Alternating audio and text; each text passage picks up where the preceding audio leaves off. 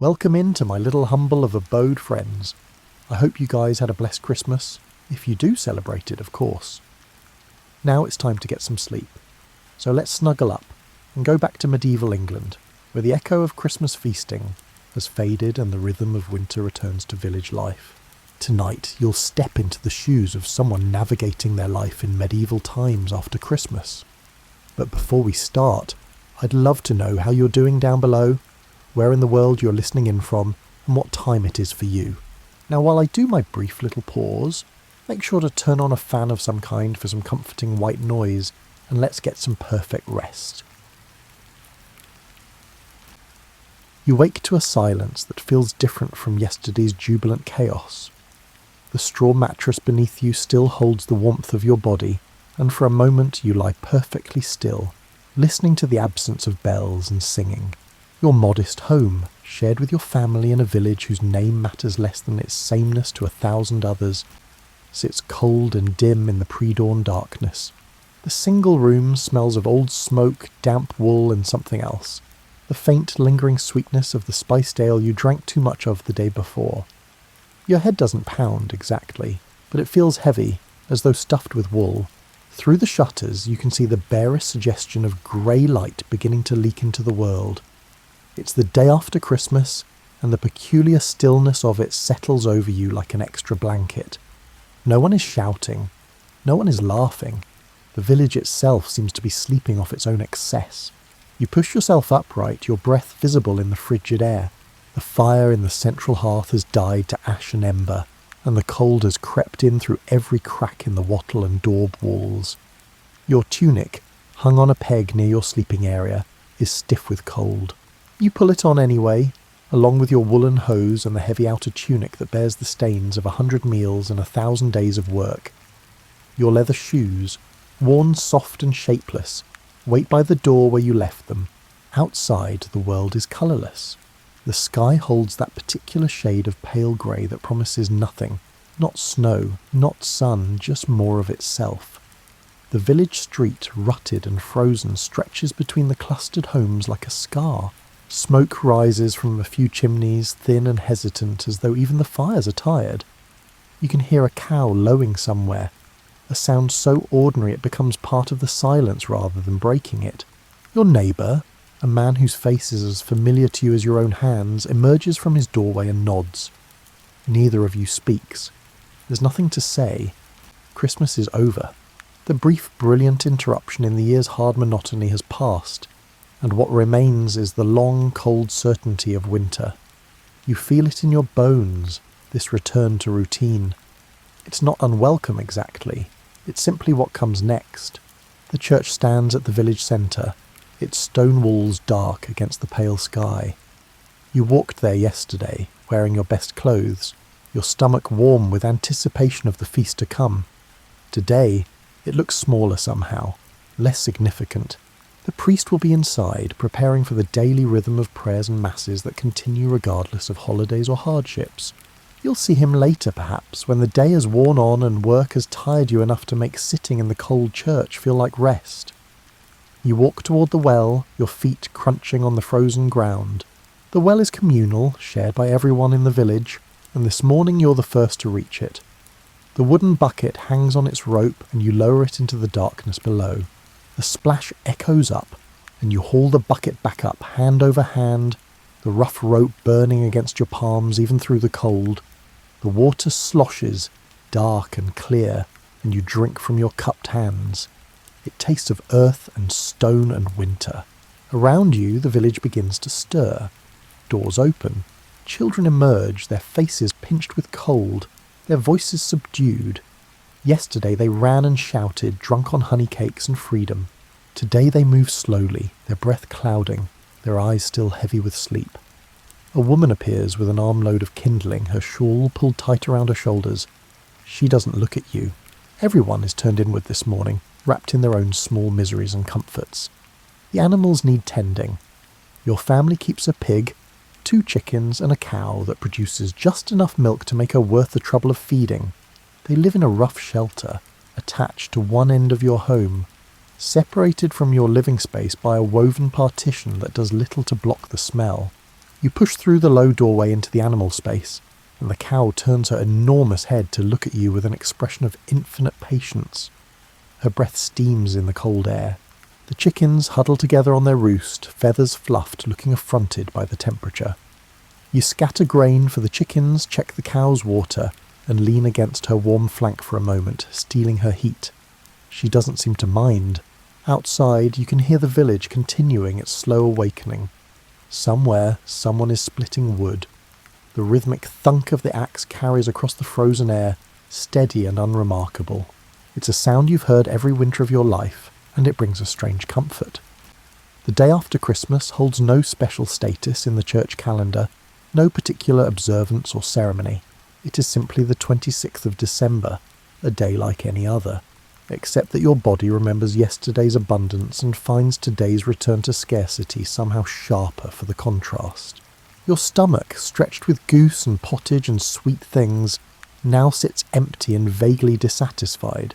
You'll eat later, something simple and plain, and it will taste like disappointment even though it's the same food you eat every other day of the year.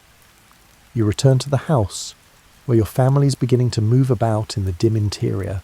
Your wife is coaxing the fire back to life, adding straw and small sticks to the glowing embers, blowing gently until flames lick upward. Your children are pulling on their own layers, preparing for whatever small tasks the day will demand of them. No one speaks much. The house feels crowded and empty at the same time, full of bodies but devoid of the festive energy that animated it just yesterday. Through the single window you watch the light strengthen from grey to a slightly paler grey. This is winter in its truest form, not the dramatic depths of January or February, but this peculiar in-between time, neither feast nor famine, neither celebration nor crisis. Just the slow, steady continuation of life at its most basic level. You'll work today, though not as hard as usual. You'll eat, though not as well as yesterday. You'll pray, though perhaps with less fervour than you managed when the Christmas spirit was fresh. And somehow, in the quietness of it all, there's a kind of peace. The pressure of celebration has lifted. No one expects anything special from you today. You can simply exist, moving through the familiar patterns of an ordinary day, wrapped in the knowledge that this is what most of your life consists of. Not the bright moments of feast and festival, but the long, gentle stretches of sameness in between. The work that waits for you is not the work of summer or harvest time. There are no fields to plough, no crops to gather, and no desperate rush against weather and season. Winter work is different, slower, harder in some ways, and easier in others. It's the work of maintenance and survival, of keeping things from falling apart until spring returns and real labour begins again. You walk out into the village common, where several other men have already gathered near the woodpile. The pile is smaller than it was a week ago, diminished by the Christmas fires that burned bright and wasteful for one glorious day. Now you'll need to replenish it, slowly and steadily through the weeks ahead. The forest lies beyond the village fields, a dark smudge against the pale sky, and that's where you're headed. The walk to the forest takes longer in winter. The ground is frozen solid, uneven, and treacherous where puddles have hardened into ice. You carry an axe, its handle worn smooth by years of use, its blade sharp enough to bite but not sharp enough to make the work easy. Nothing about winter work is easy. That's not the point of it. The point is simply to do it, day after day, until winter ends. The forest in December is a study in stillness. The trees stand bare, their branches black against the sky, creating patterns that seem almost deliberate in their complexity. The underbrush is dead and brown, crackling beneath your feet. Somewhere in the distance a crow calls out, its voice harsh and lonely. You pick your way through the undergrowth, looking for deadfall. Trees that have fallen naturally, killed by age or disease or storm. The lord of the manor is particular about which trees can be cut. Living timber is his, preserved for his own uses, but the dead and dying wood belongs to the village, to anyone willing to do the work of harvesting it. You find a fallen oak, its trunk thick and solid despite its death. The bark has already begun to peel away in places, revealing the pale wood beneath. You test it with your axe, a few exploratory taps to gauge its soundness. It's good wood, dry enough to burn well but not so rotted as to be useless. You begin the work of sectioning it, cutting it into lengths that can be carried back to the village. The rhythm of the axe swinging becomes meditative. Lift, swing, strike. Lift, swing, strike. The blade bites into the wood, sending chips flying. Your breath comes harder, visible in the cold air. Sweat begins to prickle beneath your layers despite the temperature. This is honest work, the kind that empties your mind of everything except the immediate task. There's no room for worry or planning or remembering yesterday's feast. There's only the wood and the axe and the steady, repetitive motion. Around you, others are doing the same work. You can hear their axes, a scattered percussion through the trees. Occasionally you catch a glimpse of movement. Another man bent to his task, another tree falling with a crack and crash that echoes through the forest. But mostly you work alone, in your own small clearing surrounded by the winter-stripped trees and the pale, indifferent sky. The work is hard on your hands. Even through the cold you can feel blisters forming, hot spots of friction where the axe handle rubs. Your shoulders ache from the repetitive motion. Your lower back begins to protest. A deep, dull pain that you'll carry home with you and into your bed tonight. But this is normal. This is expected. Winter work leaves its marks on everyone. By midday, you've cut enough wood to make the journey back worthwhile. You gather the sections into a bundle, binding them with rope, and hoist the load onto your back. The weight settles across your shoulders like a yoke. The walk back to the village is slower than the walk out. You have to stop twice to rest, lowering your burden to the frozen ground and standing bent over, hands on your knees, waiting for your breathing to steady. The village appears gradually through the trees, smoke rising from chimneys, the church tower visible above the clustered roofs. Other men are returning too, each carrying their own loads of wood. You exchange nods but don't speak. Everyone is too tired for conversation. The wood gets added to the communal pile and you stand for a moment, looking at what you've accomplished. It's not much.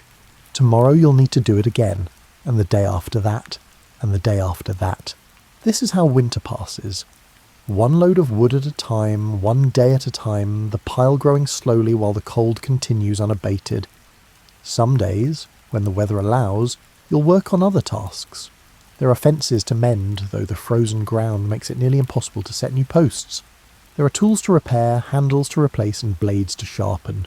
The blacksmith's forge becomes a gathering place on the coldest days, with men crowding around the fire's heat while they wait their turn to have some essential piece of equipment mended. You spend an afternoon helping to repair the thatch on a neighbour's roof. The straw is stiff and unwieldy in the cold, difficult to weave into place. You work from a ladder, your hands clumsy with cold, while below others hand up fresh bundles of thatch. The work is precarious and uncomfortable, the wind cutting through your clothes, your fingers going numb despite your attempts to keep them moving. But the roof gets fixed, eventually, and that's one less family who'll lie awake at night listening to rain drip through into their living space. The rhythm of winter work is slow, but relentless. There's always something that needs doing, some small repair or preparation that can't wait until spring. But it's never urgent in the way that harvest work is urgent. If you stop to rest, nothing catastrophic happens. The world doesn't end. The work simply waits for you to return to it.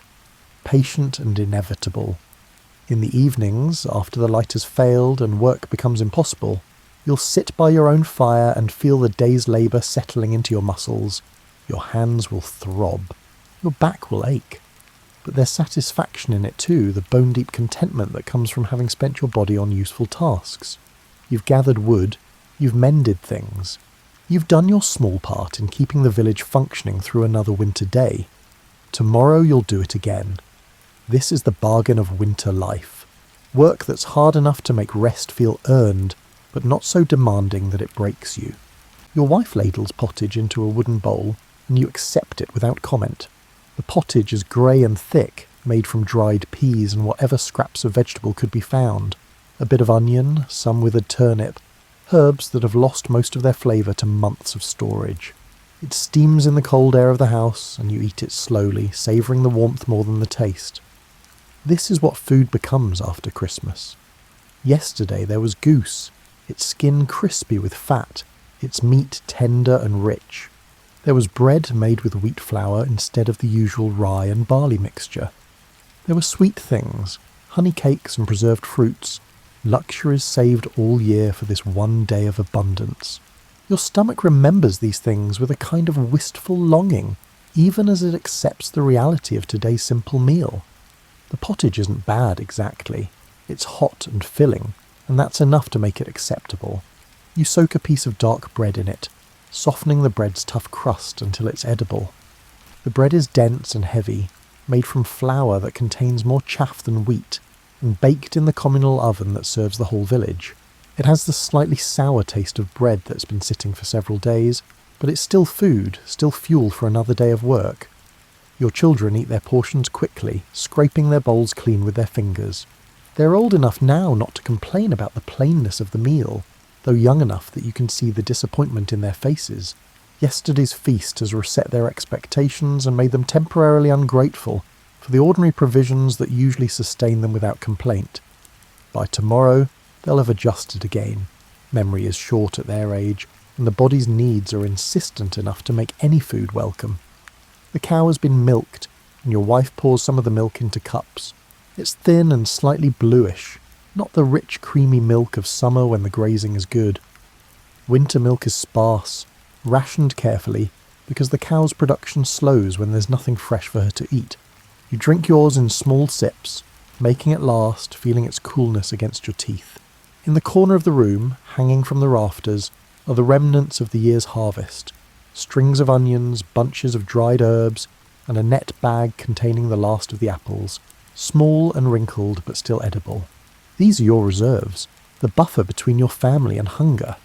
They'll need to last until spring brings fresh growth, and you're always aware of their gradual diminishment, the way the supplies shrink week by week despite your careful rationing. The pig in its pen outside is growing slowly, fed on scraps and whatever can be spared.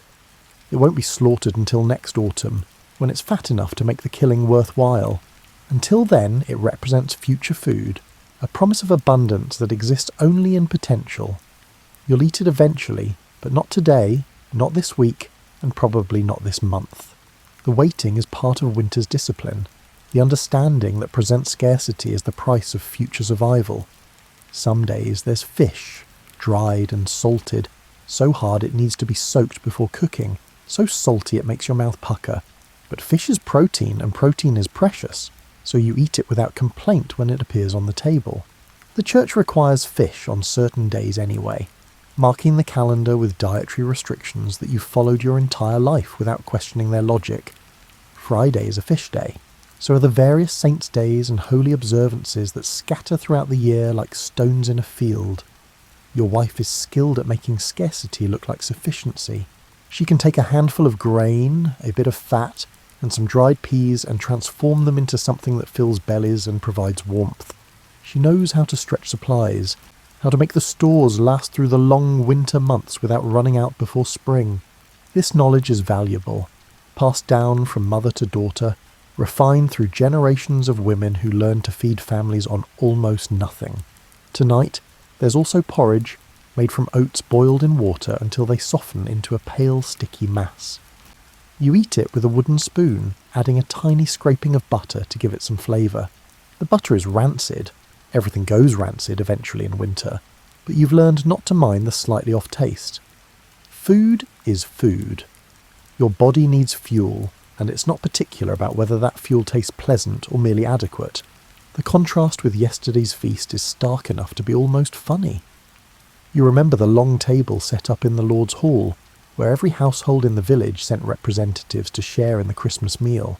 The table was crowded with dishes, roasted meats, pies filled with spiced fruit, and loaves of fine white bread that seemed to glow in the firelight.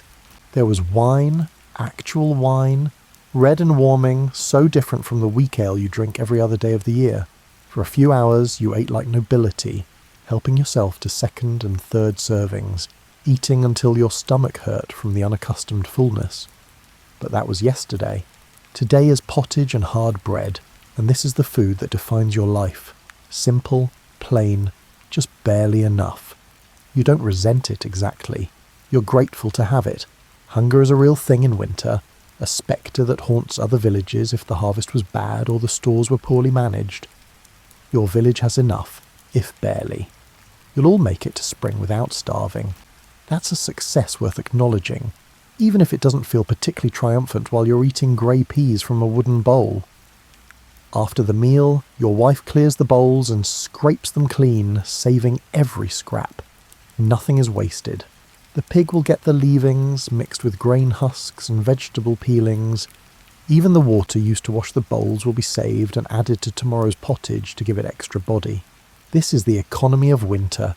Everything conserved, everything used, nothing thrown away that might have value.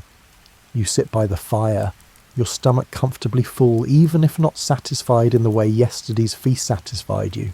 The warmth of the fire on your face, the taste of food still in your mouth, the simple fact of being fed, these things are enough. They have to be enough. This is what you have. And you've learned through long experience that wanting more than what you have is a waste of energy better spent on simply living through another day. The bell rings for Vespers, its sound carrying across the village in waves of bronze. You're expected to attend, not by force of law, but by force of habit and community expectation. Everyone goes to church. It's what you do. It's what everyone has always done. The rhythm of prayer marks the day as surely as sunrise and sunset. You pull your cloak tighter around your shoulders and step out into the late afternoon cold. The sun, what little of it managed to appear today, is already sinking toward the horizon, turning the sky a pale, washed-out orange. The temperature drops further as darkness approaches, and you can feel winter tightening its grip, the cold becoming sharper, more insistent.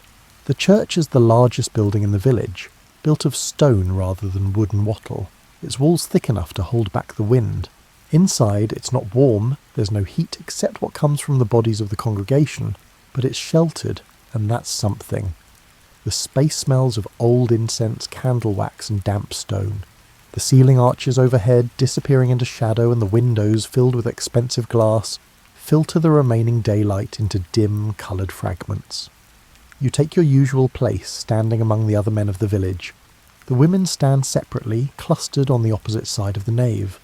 The children fidget and whisper until their mothers quiet them with sharp looks. The priest appears from the sacristy, moving with the practised efficiency of a man who's performed these same rituals thousands of times. The service is in Latin, which you don't understand beyond a few familiar phrases. Dominus vobiscum, the priest intones, and you respond with the rest of the congregation, et cum spiritu tuo, the words automatic, rising from memory rather than comprehension. The meaning of the prayers is less important than their regularity, the comfort of their unchanging nature. You've heard these same words every evening of your life in this same building, from priests who came and went but always said the same things in the same ancient language. The priest's voice rises and falls in practiced cadence, moving through the psalms and prayers with mechanical precision. You let the words wash over you, their rhythm hypnotic and soothing. Your mind wanders to tomorrow's work, to the ache in your shoulders, to the dwindling woodpile, but your body remains still, your lips moving through the familiar responses when required. There's something deeply restful about this routine. For this brief period, you're not required to work or think or make decisions. You simply stand and respond and let the familiar liturgy carry you along. The church is the one place where rich and poor stand together, or at least in proximity. The lord of the manor is here somewhere, probably closer to the altar than you are, but for this hour you're all engaged in the same activity, all subject to the same spiritual authority.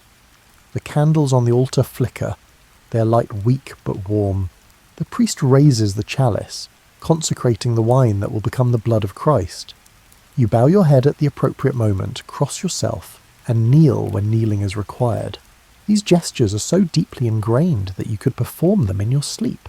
They connect you to something larger than yourself, not just to God, though that's the official purpose, but to the long chain of people who've made these same gestures in this same place, year after year, generation after generation.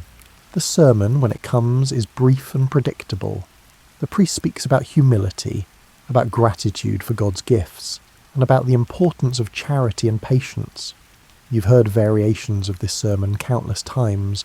The words are meant to instruct and improve you, to guide you toward better behaviour and deeper faith. Mostly they make you sleepy. The priest's voice is a pleasant drone, and the dim light and close air of the church create a drowsy atmosphere. Several people's heads are nodding. One old man in the corner is frankly asleep, his chin on his chest, his breathing audible.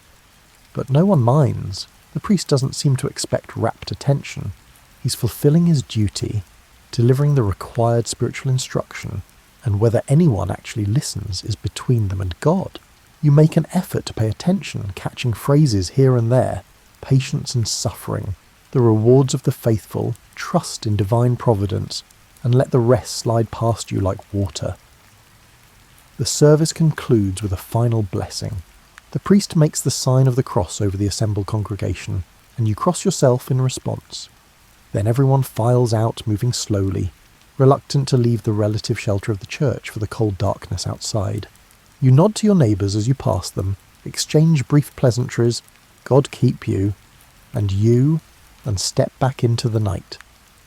The stars are beginning to appear, hard and bright in the clear winter sky. The cold hits you like a physical thing, making you catch your breath. You hurry home, following the familiar path through the darkness, your feet finding the way without conscious thought. This pattern will repeat itself tomorrow and the day after and the day after that. Morning prayers, evening prayers, and the Sunday Mass that lasts longer and requires more from you. The church's calendar structures your year.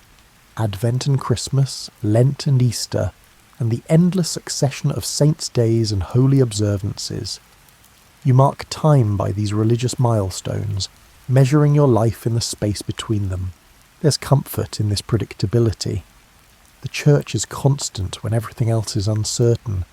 Harvests fail, people die, and the seasons turn, but the liturgy remains unchanged. The same prayers, the same rituals, the same assurance that someone somewhere is paying attention to the spiritual welfare of your immortal soul. You don't think deeply about theology or doctrine. That's not your job. Your job is to show up, to participate, and to maintain your place in the community of believers. And that you do, day after day, with the same steady reliability you bring to every other aspect of your life. The evening stretches before you, long and dark.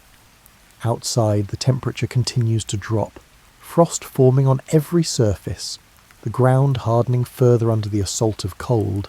Inside your home, the fire provides a small circle of warmth and light, beyond which the darkness presses close. Your wife has brought out her spindle and a basket of wool, grey and greasy, still smelling of sheep despite having been washed. She settles herself on a low stool near the fire and begins the rhythmic work of spinning, the spindle twirling as thread forms under her practiced fingers. This is how she spends most winter evenings, spinning wool into thread that will eventually become cloth, though that transformation will take months of additional work. You have your own tasks. There's a basket that needs mending, its woven sides beginning to split. You fetch it from the corner and examine it in the firelight, determining where to begin the repair. The work is fiddly, requiring more patience than strength, and your cold, stiffened fingers fumble at first with the thin strips of willow. But eventually you find your rhythm, weaving new material through old, reinforcing the weak spots. The children are huddled together on the sleeping pallet, wrapped in a shared blanket. They're not asleep yet, though they should be. You can hear them whispering, telling each other stories or secrets or nothing in particular. Their voices are a soft murmur, barely audible over the crackle of the fire. You don't tell them to be quiet. There's no harm in their whispered conversations, and they'll fall asleep soon enough when exhaustion overtakes them. The fire needs constant attention. Wood is precious, and you can't afford to let it burn wastefully. You add sticks carefully, one at a time, keeping the flames small but steady. The smoke rises toward the hole in the roof, meant to serve as a chimney, though much of it seems to linger in the room instead, adding to the general haze that makes your eyes water and your throat itch. You've lived with smoke your entire life. You don't notice it anymore except when it gets particularly thick and you find yourself coughing. Your wife begins to hum as she works, a tune without words, something she probably learned from her own mother. The sound is pleasant, blending with the other small noises that fill the evening, the pop and hiss of burning wood, the whisper of thread being spun, and the soft breathing of animals beyond the partition. These are the sounds of home, as familiar as your own heartbeat. You think about tomorrow, more wood to gather probably, perhaps some work on the fence line if the weather holds. The usual round of feeding animals, carrying water, and maintaining the small universe of your household. Nothing dramatic or exciting, just the steady continuation of tasks that never quite end. Your life is a series of these small repetitions, each day so similar to the one before that they blur together into an undifferentiated stretch of time, marked only by the changing seasons. Sometimes on evenings like this, a neighbour might visit. They'd bring their own handwork, perhaps mending to do or carving to occupy their hands, and sit by your fire for an hour or two. Conversation would be sparse and comfortable, focused on practical matters. Someone's cow has stopped giving milk. Someone else has a loose shutter that rattles in the wind. The baker's wife is sick, nothing serious, but enough to keep her in bed for a few days. This is the stuff of village life, the small concerns that seem enormous when they're your concerns, but trivial in the larger scheme of things. Tonight, though, no one visits. The cold is too severe, the darkness too complete. Everyone stays in their own homes, clustered around their own fires, doing their own quiet work. The village feels emptied out, as though everyone has retreated into themselves, conserving energy and warmth until morning makes emergence necessary again. You finish with the basket and set it aside. Your eyes are tired from working in the dim, flickering firelight.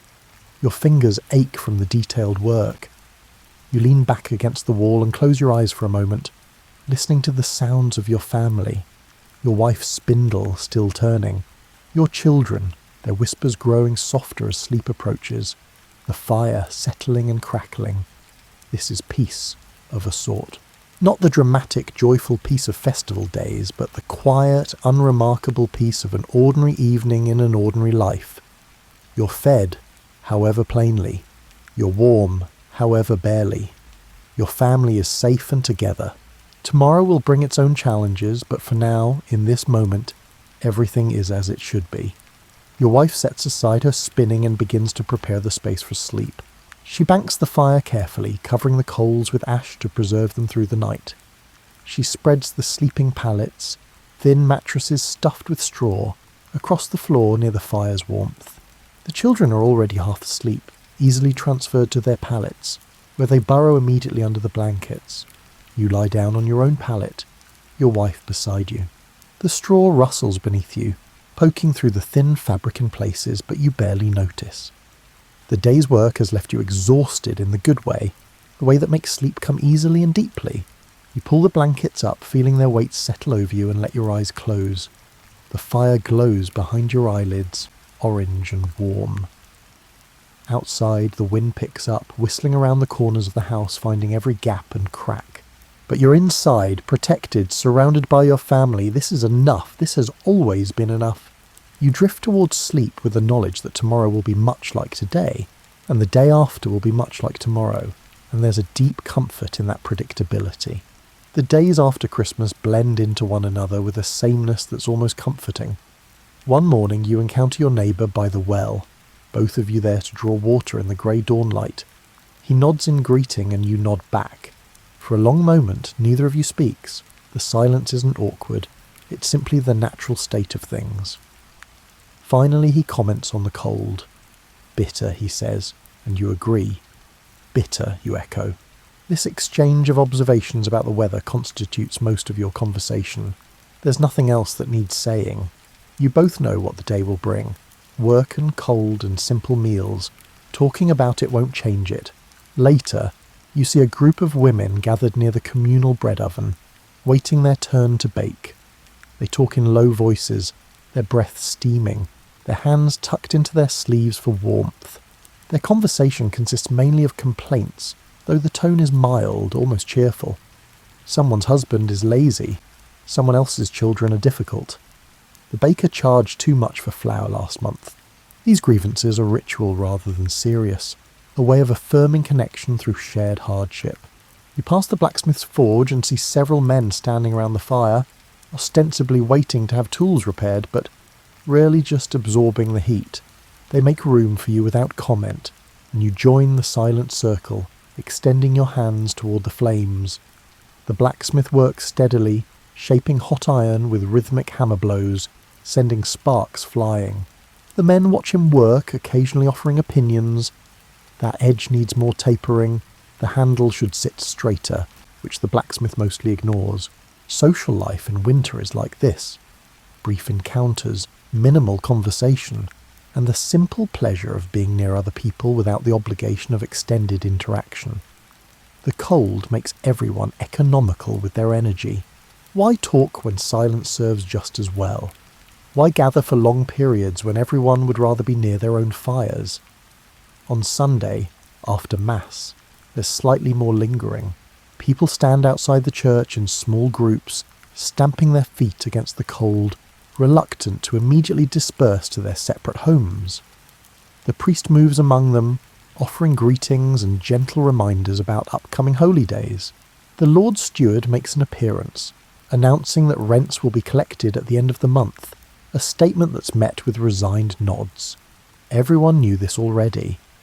The announcement is a mere formality. You exchange a few words with a man you've known your entire life. His father and your father work the same fields. His children and your children will likely do the same. There's a kind of inevitability to these relationships, a sense that you're all trapped in the same slowly turning wheel. He mentions that his wife's sister is visiting from another village 5 miles away, which counts as news. Visitors are rare in winter. Travel is difficult and dangerous when the roads are frozen and the days are short. Someone starts telling a story, something that happened years ago, a minor scandal involving someone who's long since died. Everyone has heard the story before, but they listen anyway, chuckling at the familiar parts, nodding along. The story isn't meant to inform or surprise. It's meant to fill time, to create a moment of shared attention, and to remind everyone that they're part of something larger than their individual lives. The village is small enough that everyone knows everyone else's business. Privacy is impossible when houses are clustered close together, when walls are thin, and when everyone works in sight of everyone else. You know which families are struggling, which marriages are strained, and which children are sick. This knowledge isn't gathered through gossip exactly, though gossip certainly exists. It's simply unavoidable. You live too close to each other, too dependent on each other, to maintain any real secrets. Sometimes, this intimacy feels oppressive. You're never truly alone, never able to escape the weight of community expectations and observations, but mostly it feels normal. This is how life has always been. You don't know any other way. The village is your world, and everyone in it is permanently woven into the fabric of your daily existence. In the afternoons, when work allows, some of the younger children gather in the village square, such as it is to play. Their games are simple, throwing stones at marks, chasing each other in circular patterns, and acting out battles with sticks as swords. Their laughter rings out sharp and bright in the cold air, and for a few moments the village feels less grey, less burdened by winter's weight. You watch them sometimes, remembering when you were young enough to find joy in such simple things. Age has taught you different lessons, about work and responsibility, about the way life narrows and hardens around you. But watching the children play reminds you that joy isn't gone, just transformed into quieter, less obvious forms. The warmth of your fire, the taste of hot food, the comfort of familiar faces and familiar routines. One evening the village gathers for a small celebration, someone's saint's day, though you can't quite remember whose. There's no feast, nothing approaching the abundance of Christmas. But there's ale, slightly stronger than usual, and someone has brought out a pipe. The music is simple and slightly off-key, but it's music nonetheless. A few people dance, their movements slow and dignified, more swaying than actual dancing. Others clap along, keeping rhythm, their faces relaxed and almost happy. You don't dance. You never dance. But you drink your ale and watch, and there's pleasure in that too. The gathering doesn't last long, perhaps an hour before people begin drifting home, pulled by the cold and the lateness of the hour. But for that brief time, the village feels alive in a way it doesn't during the ordinary working day. Connected, warm, almost festive, though that word seems too grand for such a modest occasion. Walking home, you pass houses where lamplight glows through shutters, where you can hear the murmur of voices, the sounds of families settling in for the night. Each house contains its own small world, its own constellation of relationships and routines, but they're all variations on the same theme. People trying to stay warm, stay fed, and stay together through the long winter. The sameness of it all is oddly reassuring. You're not alone in your struggles or your small pleasures. Everyone is living the same life, give or take a few details. The weather becomes the dominant fact of your existence. Each morning you wake and immediately assess what the day will bring. Is the sky clear or clouded? Is the wind sharp or still? Is there ice on the water in the bucket by the door? These observations determine how the day will unfold, what work is possible, and how much discomfort you'll need to endure. Some mornings, you wake to find the world transformed by snow. Not the dramatic, storm-driven snow that buries everything and makes movement impossible, but a light dusting that covers the familiar landscape in white, making everything look cleaner and somehow more peaceful. The snow muffles sound, turning the village into a quieter version of itself. Your footsteps make soft crunching noises as you walk to tend the animals, and the snow squeaks under your weight with that particular sound that only occurs when the temperature drops far below freezing. The children love the snow, of course. They pack it into balls and throw them at each other, their shouts echoing. They build small mounds and forts, their hands red with cold, their faces bright with exertion. You remember doing the same things when you were their age, though the memory is distant and blurred. Now you're the adult watching, calculating how wet they'll get, how difficult it will be to dry their clothes by the inadequate fire, and whether anyone will end up sick from the exposure. Other days bring rain instead of snow, cold, penetrating rain that finds its way through every layer of clothing, that turns the village paths into rivers of mud, that makes every task twice as difficult. You hate the rain more than the snow. At least snow is clean. Rain is just wet and miserable, and it lingers in your clothes and in the air of the house, creating a damp chill that's harder to banish than simple cold. The worst days are when the wind blows hard from the north, bringing with it a cold that seems to penetrate bones and organs, making your teeth ache and your eyes water. On those days, you work as quickly as possible, doing only what's absolutely necessary before retreating to the inadequate shelter of your home. The animals huddle in their pen, looking miserable. The chickens don't lay. The cow's milk production drops even further. Everything contracts and suffers under the assault of wind and cold. But there are also days, rare, precious days, when the sun appears. The light is thin and pale, lacking the warmth of summer sunshine, but it's still light, and that counts for something. On these days, the village comes alive in small ways. People linger outside longer than necessary. Work gets done with slightly more energy. Even the mood lifts perceptibly, as though everyone has been reminded that winter, however endless it seems, will eventually end. You learn to read the sky with the expertise born of necessity. Certain cloud formations mean snow is coming. A particular quality of light suggests the day will stay clear. The direction of the wind tells you whether the weather will worsen or improve. This knowledge is practical rather than theoretical, accumulated through years of observation and passed down through generations of people who needed to predict weather to survive. Waiting becomes a skill in itself. You wait for better weather to attempt certain tasks. You wait for the ground to thaw before you can dig. You wait for the days to lengthen, for the sun to return, and for the first signs of spring that will signal winter's end. The waiting is patient and resigned, not eager or hopeful. You know winter will last as long as it lasts, regardless of your wishes. Impatience accomplishes nothing.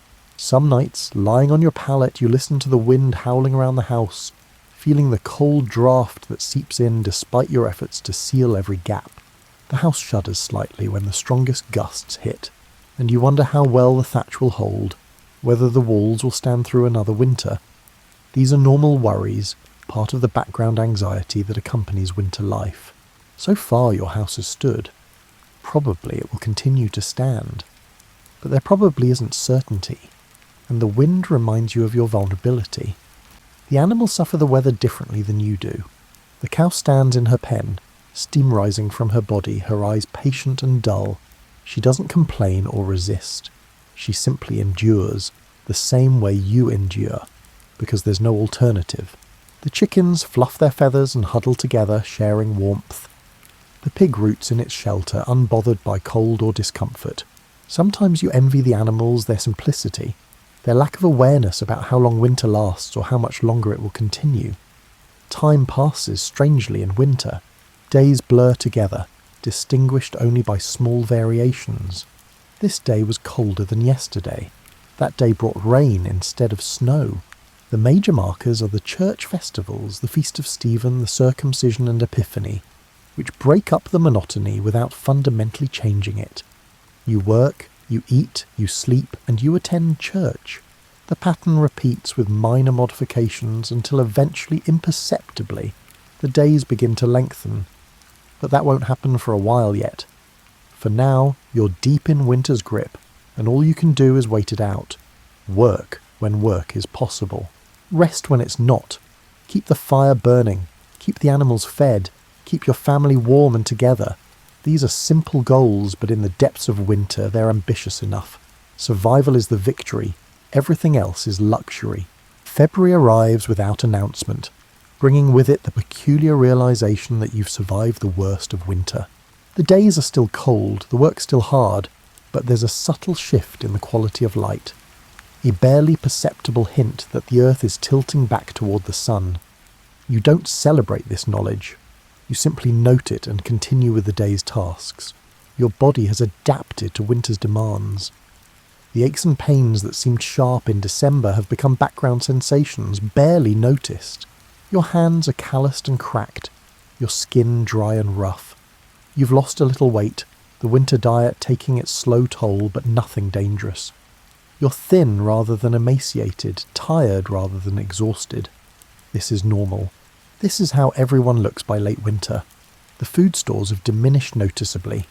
The strings of onions are mostly gone. The apples are finished. What remains are the basics: grain, dried peas, and a little preserved meat. Your meals have become even simpler, stripped down to pure sustenance. But you're not hungry, not really. Hungry would mean there's not enough. There's enough. Barely, but enough. The village has settled into a kind of hibernation.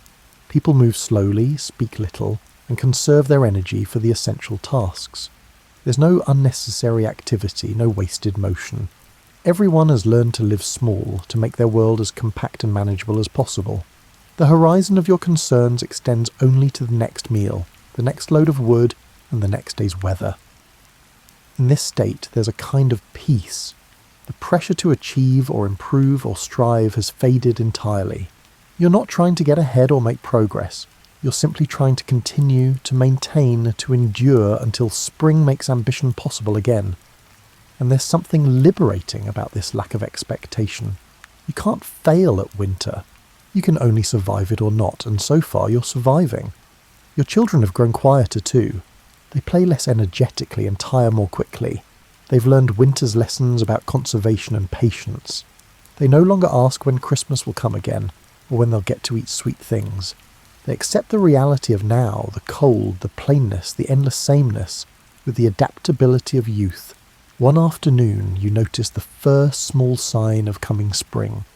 It's nothing dramatic, just a slight softening in the quality of light, a bare suggestion of warmth in the sun when it appears from behind clouds. The ground is still frozen, snow still covers the fields, but something has shifted. Some invisible boundary has been crossed. Winter is no longer advancing, it's holding steady, and soon it will begin its slow retreat. You don't mention this observation to anyone. It's too soon, too tentative. Spring is still weeks away, and much can happen in those weeks. But you carry the knowledge with you like a secret, a small piece of hope that makes the remaining cold days slightly more bearable. The work continues. Wood still needs gathering. Animals still need tending. The church bells still ring their regular summons to prayer. But now each task carries with it the understanding that you're counting down rather than simply enduring. Each day completed is one day closer to the end of winter, one day nearer to the return of warmth and growth and abundance. At night, lying in the darkness, you calculate how long the stores will last. If spring comes on schedule, you'll be fine. If it's delayed, things will get tight but not catastrophic. The village has survived worse. You've survived worse. The history of your life is a series of winters survived, each one fading into memory once spring arrives, each one teaching you that endurance is its own kind of strength. Your wife sits by the fire, her hands never idle, always spinning or mending or preparing. She's thinner too, her face sharper, her movements more deliberate, but she's endured. You've both endured, your family has endured, the village has endured. This is the victory. Not dramatic or glorious, but real nonetheless. The stars on clear nights are brilliant and cold, distant points of light that seem to promise nothing. You look at them sometimes and wonder if they're the same stars that shone over the Romans, over the ancient peoples whose names you don't know. Probably they are. The stars don't change.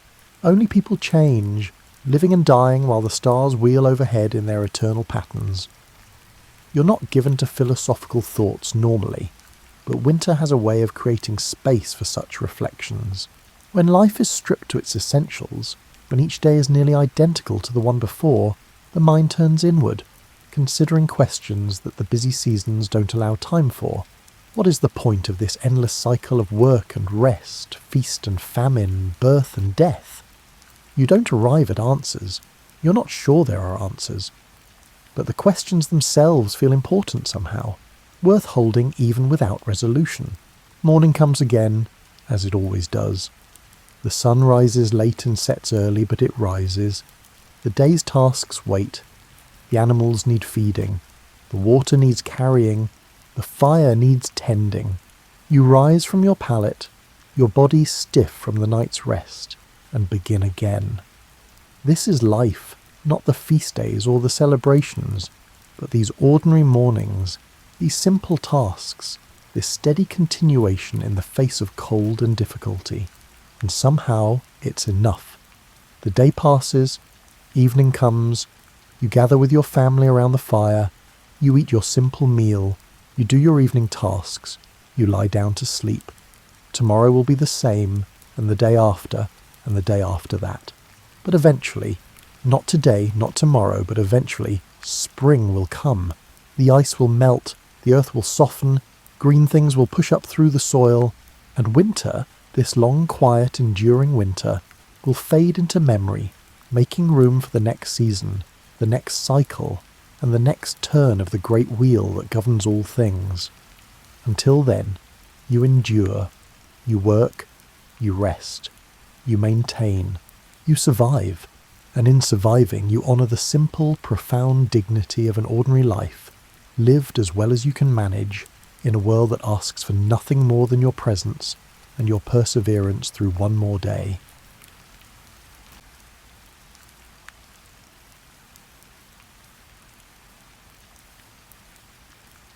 You're standing in a forest that would make any modern jungle seem almost barren by comparison. The air around you hangs thick and warm, carrying the scent of wet bark and decomposing vegetation, that rich, earthy smell intensified 100-fold. Above your head, the canopy stretches so high that the individual leaves blur into a green haze, and shafts of golden light pierce through like spotlights on a stage. This is the late Cretaceous period, about 70 million years ago, and you're witnessing an ecosystem functioning at the peak of its complexity. A herd of Edmontosaurus moves through the undergrowth to your left, their duckbills methodically stripping leaves from low-hanging branches. They move with surprising grace for animals the size of large trucks, their footfalls creating a gentle rhythm against the forest floor. One of them pauses to scratch its flank against a tree trunk, sending a shower of bark fragments tumbling down. The temperature hovers around 85 degrees Fahrenheit, consistent and stable year-round. There's no winter here, no autumn chill to prepare for. The seasons exist, but they're measured in subtle shifts of rainfall rather than dramatic temperature swings. During the wetter months, shallow seas creep inland, creating vast coastal wetlands where different communities of dinosaurs gather. In the drier times, these areas contract, but they never truly disappear. You notice a Triceratops family browsing nearby, their massive frill shields catching the dappled sunlight. The youngest one, still small enough that its horns are mere bumps, stays close to its mother's flank. They're eating cycads, those palm-like plants with thick trunks and stiff, waxy fronds. The sound of their chewing is surprisingly loud, a constant crunch and tear that forms the background music of this world. Overhead, a Quetzalcoatlus glides past, its wingspan wider than a small airplane's. It's not flapping, doesn't need to. The warm air rising from the sun-heated earth provides all the lift it requires. You watch its shadow slide across the forest floor, momentarily darkening the Edmontosaurus herd, which doesn't even bother to look up. They've seen this shadow 1,000 times before. The balance here isn't peaceful in any sentimental sense. A pack of smaller theropods, Dromaeosaurus, each about the size of a wolf, work together to separate a juvenile hadrosaur from its group. It's calculated, efficient, and over quickly. Nature's accounting system, keeping populations in check. Within an hour, a swarm of beetles and other insects will have started their work on the remains. By tomorrow, only scattered bones will mark where it happened.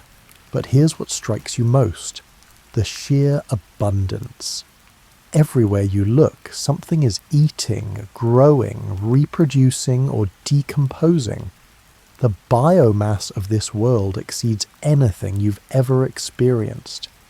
A single acre of this forest contains more animal life than 10 acres of modern rainforest.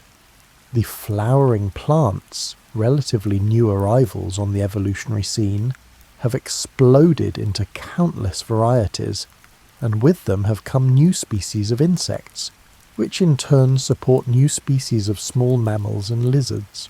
You walk to the edge of a river, its waters murky with sediment from recent rains upstream. A group of Parasaurolophus stands belly deep in the water, their distinctive curved crests creating haunting calls that echo across the landscape. They're communicating, but not in any way that suggests alarm. Just the ordinary conversation of a species comfortable in its environment. The water teems with life too. Turtles the size of coffee tables bask on half-submerged logs. Fish you can't identify from any modern species dart between the dinosaurs' legs, feeding on particles stirred up from the riverbed. A crocodilian relative, longer than your car, watches from the shallows with eyes that break the water's surface like periscopes. It's patient. It's been patient for millions of years. This ecosystem has been refining itself for longer than you can properly imagine. The ancestors of these creatures emerged in the Triassic period, more than 200 million years ago. Since then, they've survived planetary upheavals, sea level changes, and the breakup of supercontinents. They've adapted to ice ages and global hothouse conditions. They've evolved into forms that fly, swim, and dominate every terrestrial niche from pole to pole. As evening approaches, the light takes on a honey-coloured quality. The sounds shift too. Daytime species settle into roosting spots while nocturnal creatures begin their preparations. You hear the distant call of a tyrannosaur, not the Hollywood roar, but something deeper, more resonant, like an enormous drum being struck underwater. It's not hunting yet, just announcing its presence, marking territory in a language older than mountains. The stars begin to emerge, and they're different from the ones you know.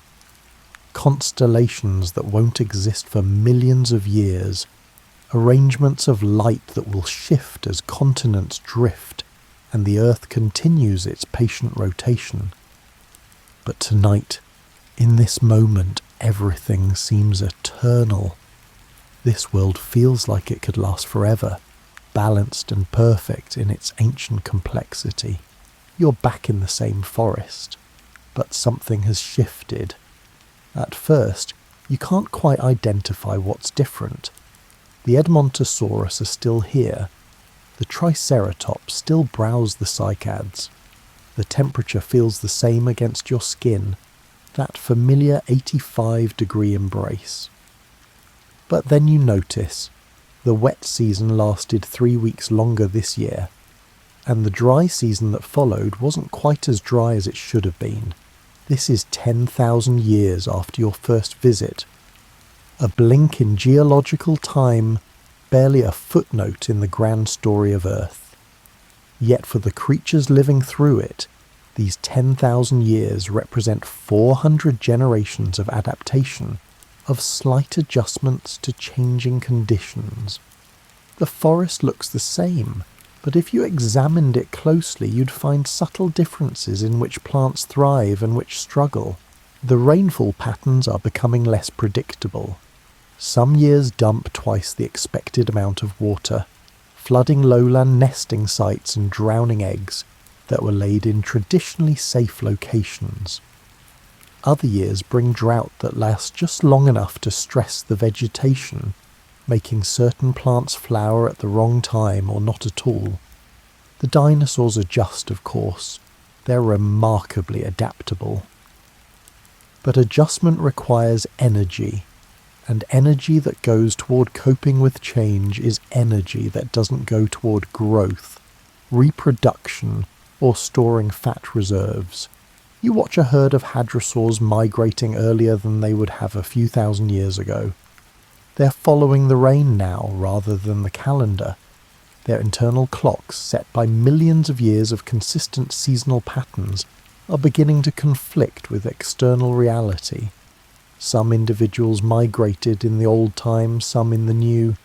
The herd fractures, becoming less cohesive. Smaller groups are more vulnerable to predators. The ocean temperatures are rising too, though the change is measured in fractions of a degree per millennium. The warm water holds less oxygen, and the great marine reptiles, mosasaurs and plesiosaurs, find themselves swimming deeper, working harder to catch fish that have also moved to cooler depths. The coral reefs that line the shallow seas begin to show signs of stress, their colours slightly less vibrant. Fast forward another 20,000 years. You're standing in what feels like the same spot, but the cycads that dominated the understory have thinned noticeably. Flowering plants have moved into the gaps, but they're different species than before, ones that tolerate more variable moisture conditions. The Triceratops are still here, still eating, but you notice they're spending more time selecting their food, passing over plants they would have eagerly consumed before. The volcanic activity has increased. Not dramatically, there's no single catastrophic eruption to point to, but across the globe, the number of active volcanoes has slowly multiplied. In what will one day be India, massive lava flows are beginning to build what geologists will call the Deccan Traps. Each eruption adds another layer of basalt, and each eruption releases gases into the atmosphere. Carbon dioxide levels are creeping upward. The greenhouse effect intensifies slightly, holding more heat close to the Earth's surface. The polar regions, which maintained ice caps for millions of years, see those ice sheets retreat. Sea levels rise incrementally, redrawing coastlines, turning peninsulas into islands, and flooding the shallow inland seas even further. You notice something odd about the light. On some days there's a haziness to the air that wasn't there before. Volcanic aerosols, tiny particles of sulfur and ash, scatter sunlight differently, creating spectacular sunsets, but also reducing the overall clarity of midday illumination. Plants photosynthesize slightly less efficiently. The difference is small, maybe 5%, but across an entire global ecosystem, 5% compounds into something significant. The large herbivores begin showing subtle changes in their behavior. They feed longer each day to compensate for the decreased nutritional value in their food.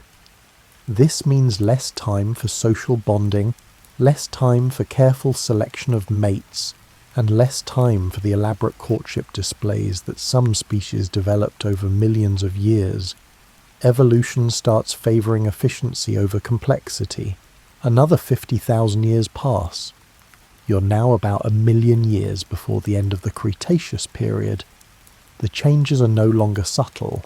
The forest around you has a different character, more open, with larger gaps in the canopy where old giants have fallen and younger trees haven't quite filled the space.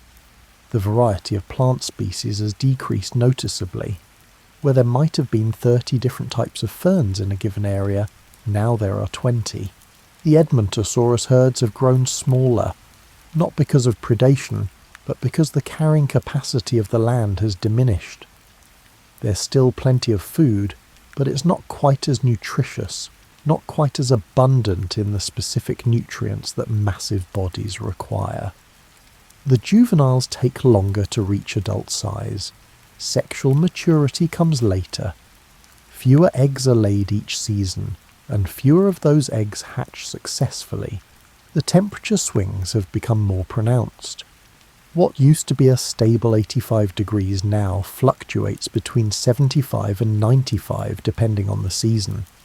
10 degrees might not sound like much, but for creatures that evolved in stability, whose metabolisms are tuned to narrow ranges, it represents a constant stress.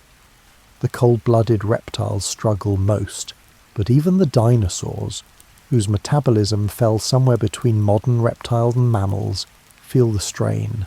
You notice that the Quetzalcoatlus you see now are slightly smaller than their ancestors. Not dramatically, but measurably. Large body size becomes a liability when food is less reliable. Evolution begins favouring individuals who can make do with less, who mature faster, and who reproduce younger. The magnificent giants who took decades to reach full size find themselves at a disadvantage. The ocean currents are shifting as the continents continue their slow dance. Cold water that used to well up along certain coasts, bringing nutrients that fed vast schools of fish, now follows different paths. The marine food chains reorganize.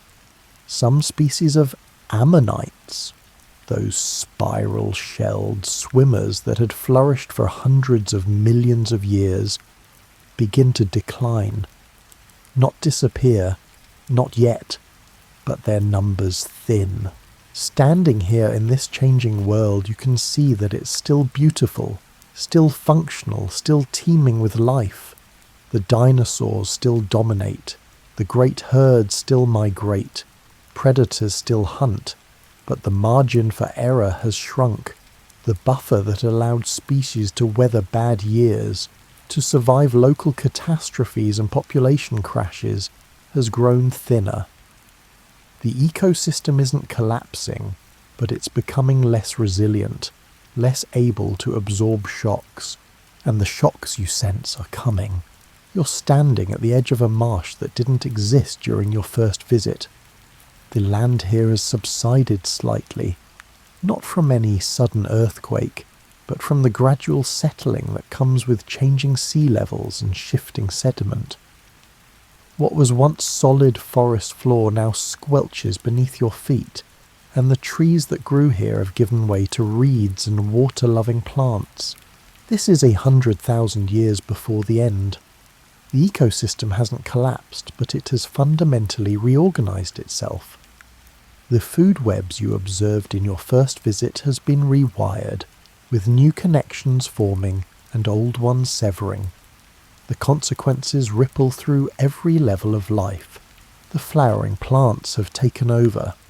Where ferns and cycads once dominated, now magnolia-like trees and primitive relatives of modern roses and lilies create the canopy. This shift happened gradually enough that herbivorous dinosaurs adapted their diets, but not all species adapted equally well. The ceratopsians, the family that includes triceratops, handle the change better than most. Their beaks and dental batteries evolved to process tough plant material, and flowers and seeds fit nicely into their dietary repertoire. But the long-necked sauropods are struggling.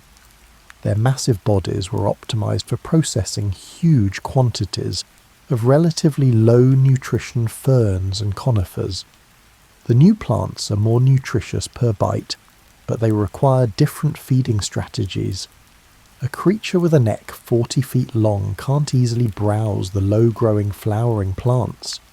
You see fewer sauropods now, and the ones you do see are smaller species, more adaptable in their feeding habits. This creates a cascade. The largest sauropods were ecosystem engineers. Their feeding habits shaped the structure of forests.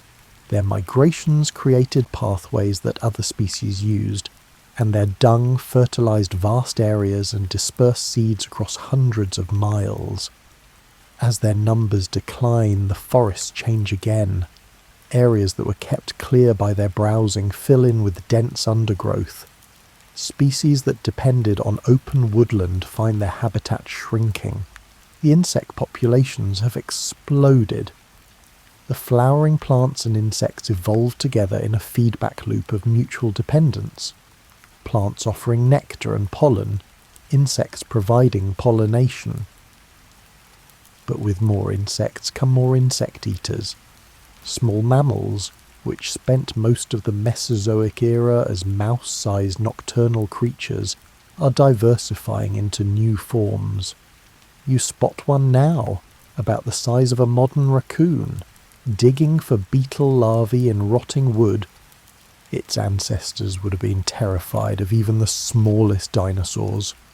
This one barely glances at the Edmontosaurus walking past. The predator-prey dynamics are shifting too. The great tyrannosaurs are still apex predators, but their hunting strategies have to adapt to changing prey distributions. Herds that once congregated in predictable locations now scatter across wider territories, following unpredictable rainfall and plant growth. Hunting success rates decline. More energy must be expended per kill. This affects their breeding success. Tyrannosaurs, like many large predators, have relatively few offspring. Each egg represents a significant investment of energy, and raising juveniles to independence takes years. When food becomes less reliable, the mathematics of reproduction shift. Fewer eggs are laid. More juveniles starve during their first year. The population doesn't crash. These are resilient animals, but it contracts slowly and steadily. You walk along the new marsh's edge and notice something else. The diversity has decreased, but the remaining species exist in greater numbers. This is a pattern you'll see throughout the ecosystem. Where there might have been 10 species of small theropods, now there are 6, but those 6 are more abundant. Evolution favours generalists who can adapt to changing conditions over specialists who excel in stable ones. The pterosaurs are perhaps the most visibly affected. Their mastery of the skies is being challenged by the earliest true birds, which evolved from small theropod dinosaurs millions of years earlier.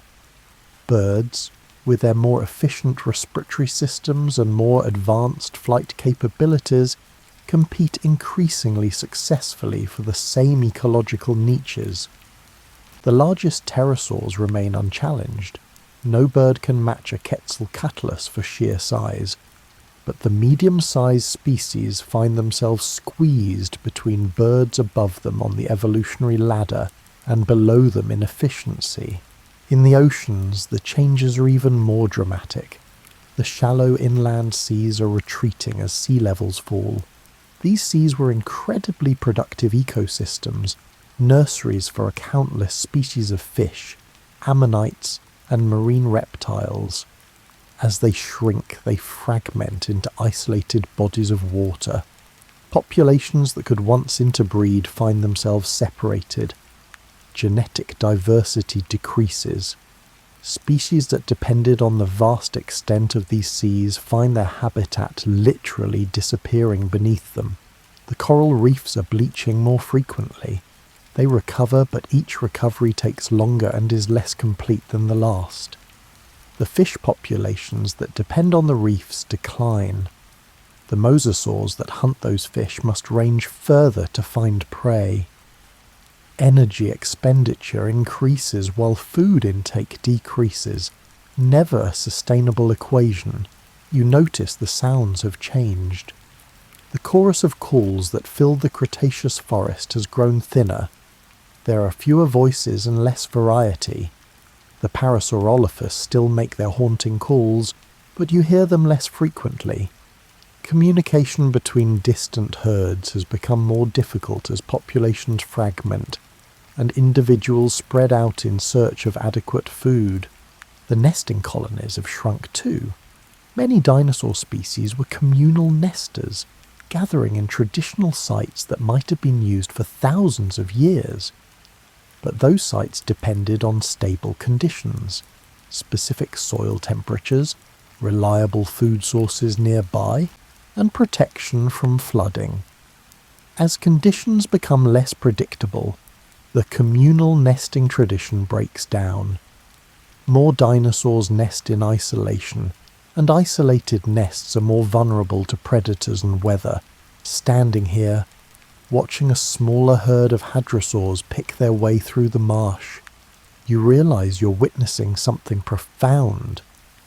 The ecosystem isn't dying. That word's too dramatic, too sudden. It's transforming, but the transformation is taking it towards simplification rather than complexity. The intricate web of relationships that took millions of years to develop is unraveling, thread by thread. The individual animals seem healthy enough. That Triceratops drinking from the marsh shows no obvious signs of distress, but the population as a whole is shrinking, fragmenting, and losing the genetic diversity that allows species to adapt to future changes.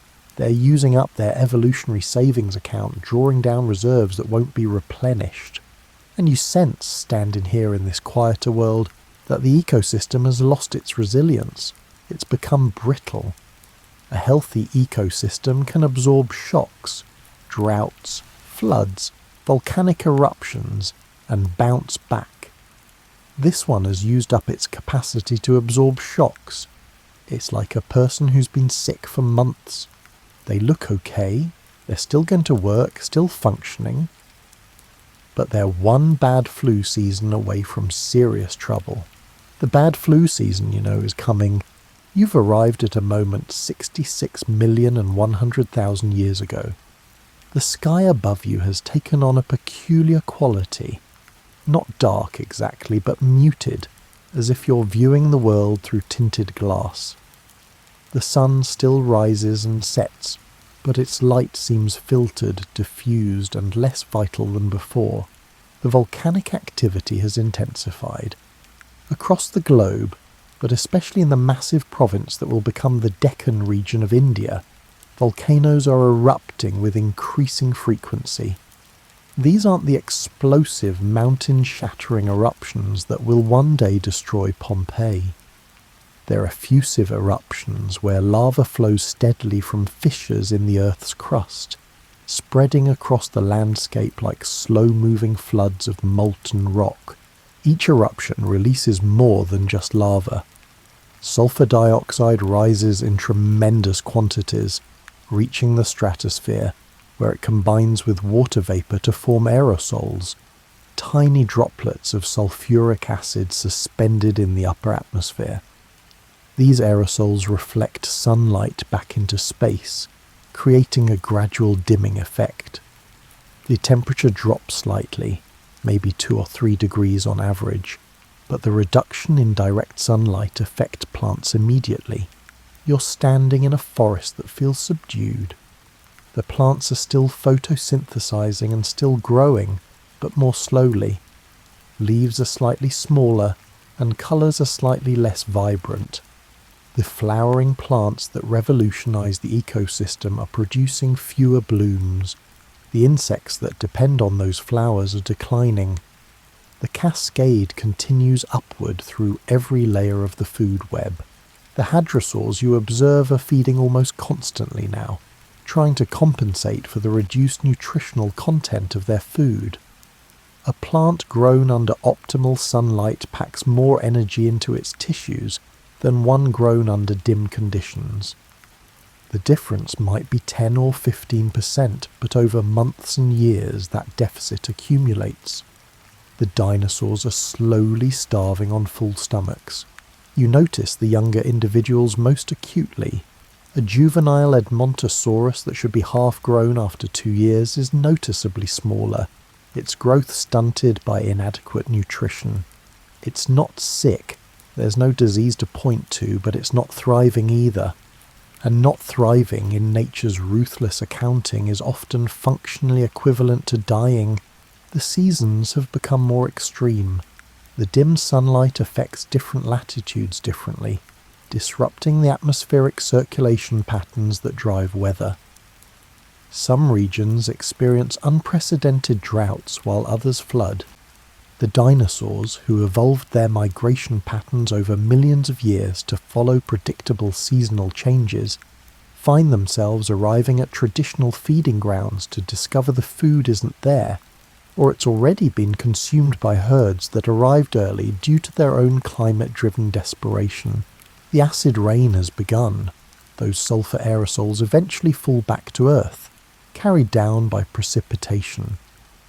The rain itself becomes slightly acidic, not battery acid caustic, but enough to affect sensitive species.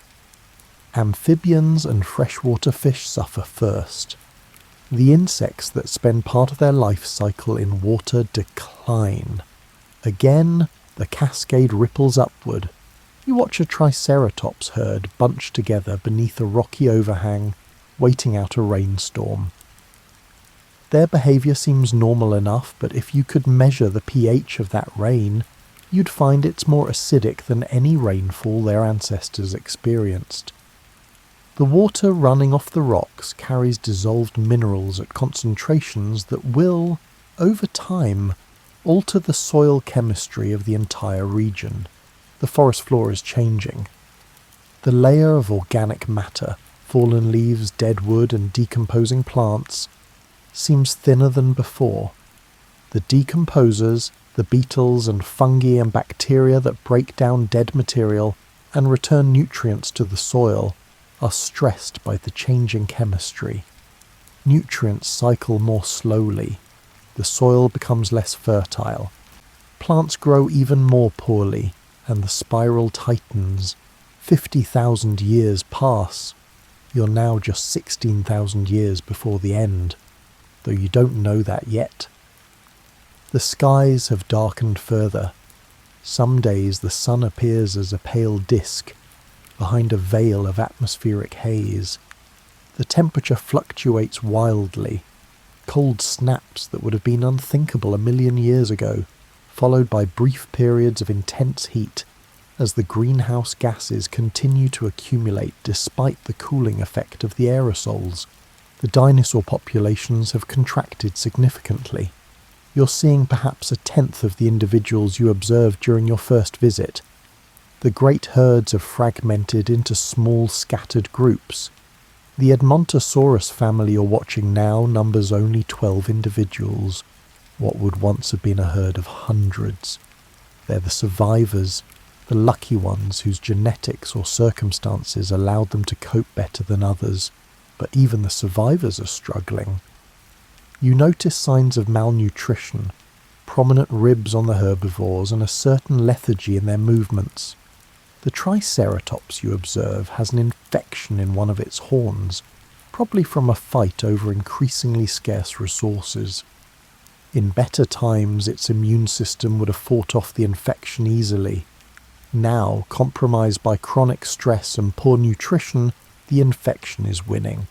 The predators are desperately hungry. A pack of Dromaeosaurus takes down a young hadrosaur, and instead of the efficient kill you witnessed during your first visit, it's a prolonged, messy affair. The predators are weak too, their reaction slower, their coordination imperfect. After the kill, they defend the carcass more aggressively than necessary, fighting among themselves over scraps. Scarcity breeds desperation. The smaller animals, the mammals, the birds and the lizards are faring somewhat better. Their lower energy requirements and faster reproductive cycles allow them to adapt more quickly to changing conditions. You spot more mammals now than you've seen before foraging in broad daylight, no longer restricting themselves to nocturnal activity. The dinosaurs, weakened and distracted by their own survival struggles, pose less threat. The pterosaurs are nearly gone. You haven't seen one in hours. The larger species, which required vast quantities of food to maintain their enormous bodies and power their flight, couldn't sustain themselves as food chains collapsed. The medium-sized species lost their competitive edge to birds. Only a few species persist, and those in dwindling numbers. In the oceans, the situation is even more dire. The marine reptiles, those magnificent mosasaurs and plesiosaurs that ruled the seas for millions of years, are starving. The fish populations they depended on have crashed as the base of the marine food web. Plankton and algae struggled under dimmed sunlight and changing ocean chemistry. The ammonites, those graceful spiral-shelled cephalopods, are disappearing. Species that numbered in the billions just 100,000 years ago are now rare finds. You stand on a beach, or what used to be a beach. The ocean has retreated, leaving behind exposed mudflats studded with the shells of dead mollusks. The smell of decay hangs heavy in the air. Small scavengers pick through the remains, but there's a furtiveness to their movements, an urgency born of uncertainty about where the next meal will come from. The light has a strange quality at sunset. The volcanic aerosols scatter light in unusual ways, painting the sky in shades of red and purple that would be beautiful if they didn't signify such devastation. You watch as a lone Quetzalcoatlus glides past, silhouetted against the crimson clouds. It might be one of the last of its kind, though neither you nor it knows that. The world hasn't ended. Life continues. The fundamental processes, photosynthesis, predation and decomposition, still function. But the abundance, the exuberance, and the overwhelming vitality you witnessed during your first visit have drained away. What remains feels like an ecosystem running on fumes, drawing down the last of its reserves with no prospect of replenishment. The dinosaurs themselves seem almost ghostly now, shadows of their former glory, persisting through momentum and evolutionary inertia in a world that has fundamentally changed around them. They're not fighting extinction. That would imply a battle, an active resistance. They're simply trying to survive one more day, one more season, in an environment that grows more hostile with each passing year. And then, on an ordinary morning 66 million years ago, the sky catches fire. You're standing in Mexico, on what will one day be called the Yucatan Peninsula. The date is precise in a way that geological time rarely allows. 66 million years ago, give or take a few thousand years. It's a morning like many others in this stressed but still functioning ecosystem.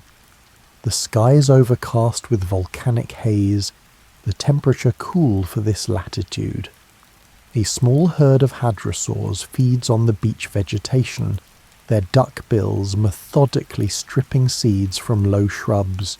Then you see it. The asteroid is visible for perhaps 30 seconds before impact, a point of light in the southern sky that brightens impossibly fast, growing from a star-like speck to a blazing sphere that hurts to look at. It's travelling at 45,000 miles per hour, a rock 6 miles in diameter that left the asteroid belt millions of years ago, and has now, through the blind mathematics of orbital mechanics, intersected with Earth's path around the Sun. The hadrosaurs notice the brightening sky. Some of them look up, a gesture that will be their last. Others continue feeding, unaware that the world they know has 30 seconds left to exist. The impact occurs offshore in the shallow sea. You don't see the moment of contact, your eyes couldn't process it even if you tried. What you experience is a flash of light brighter than 1,000 suns, and then, actually there is no "and then" for anything within 1,000 miles. The energy released exceeds all of humanity's nuclear weapons detonated simultaneously by a factor of 1,000.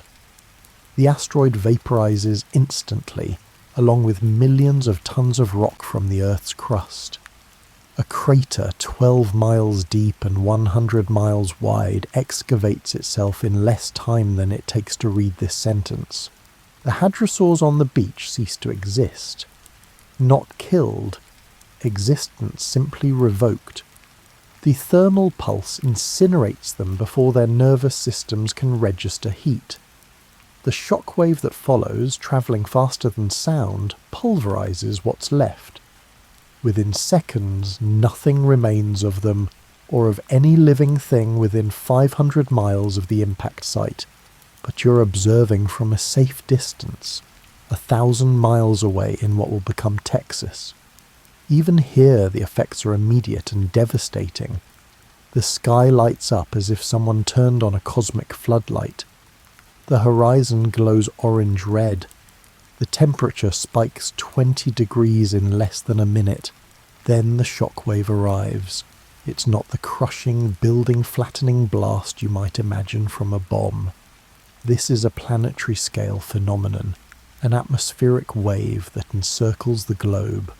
Trees bend horizontally, their trunks flexing to impossible angles before snapping. A triceratops herd are knocked off their feet like bowling pins. They try to stand, confused and terrified, as debris begins to rain from the sky. The debris is unlike anything in your experience. Molten rock, vaporized by the impact and flung into the upper atmosphere, begins to fall back to Earth. These spherules of once molten material glow cherry red, setting fires wherever they land. The forest around you ignites in hundreds of places simultaneously. Within an hour, the fires have merged into a conflagration that will eventually consume millions of square miles of forest. The triceratops herd, those that survived the initial shockwave, stampede in panic. There's nowhere to run that isn't burning or about to burn. Some plunge into a nearby river, which offers temporary refuge. Others simply flee until exhaustion or smoke inhalation drops them. The scene is replicated across continents. Animals that survived hundreds of millions of years of evolution, undone in hours.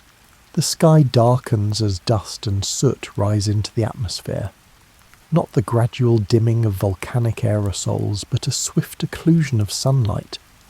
By nightfall, the darkness is absolute.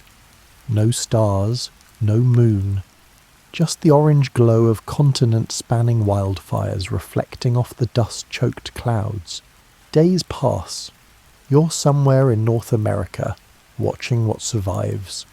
Small mammals emerge from underground burrows, confused by the extended darkness. Some dinosaurs have made it through the initial impact. Those that were in the right places, in valleys protected from the thermal pulse, near water sources, or simply lucky. A group of Edmontosaurus huddles in a ravine, their bodies pressed together for warmth as the temperature plummets. With no sunlight penetrating the dust cloud, Photosynthesis has stopped, not slowed, stopped. Plants begin to die within weeks. The herbivorous dinosaurs, already stressed by years of difficult conditions, have nothing to eat. They wander through the darkened landscape, stripping bark from trees, digging for roots, and consuming anything remotely edible. You watch an adult Edmontosaurus die. It's not dramatic.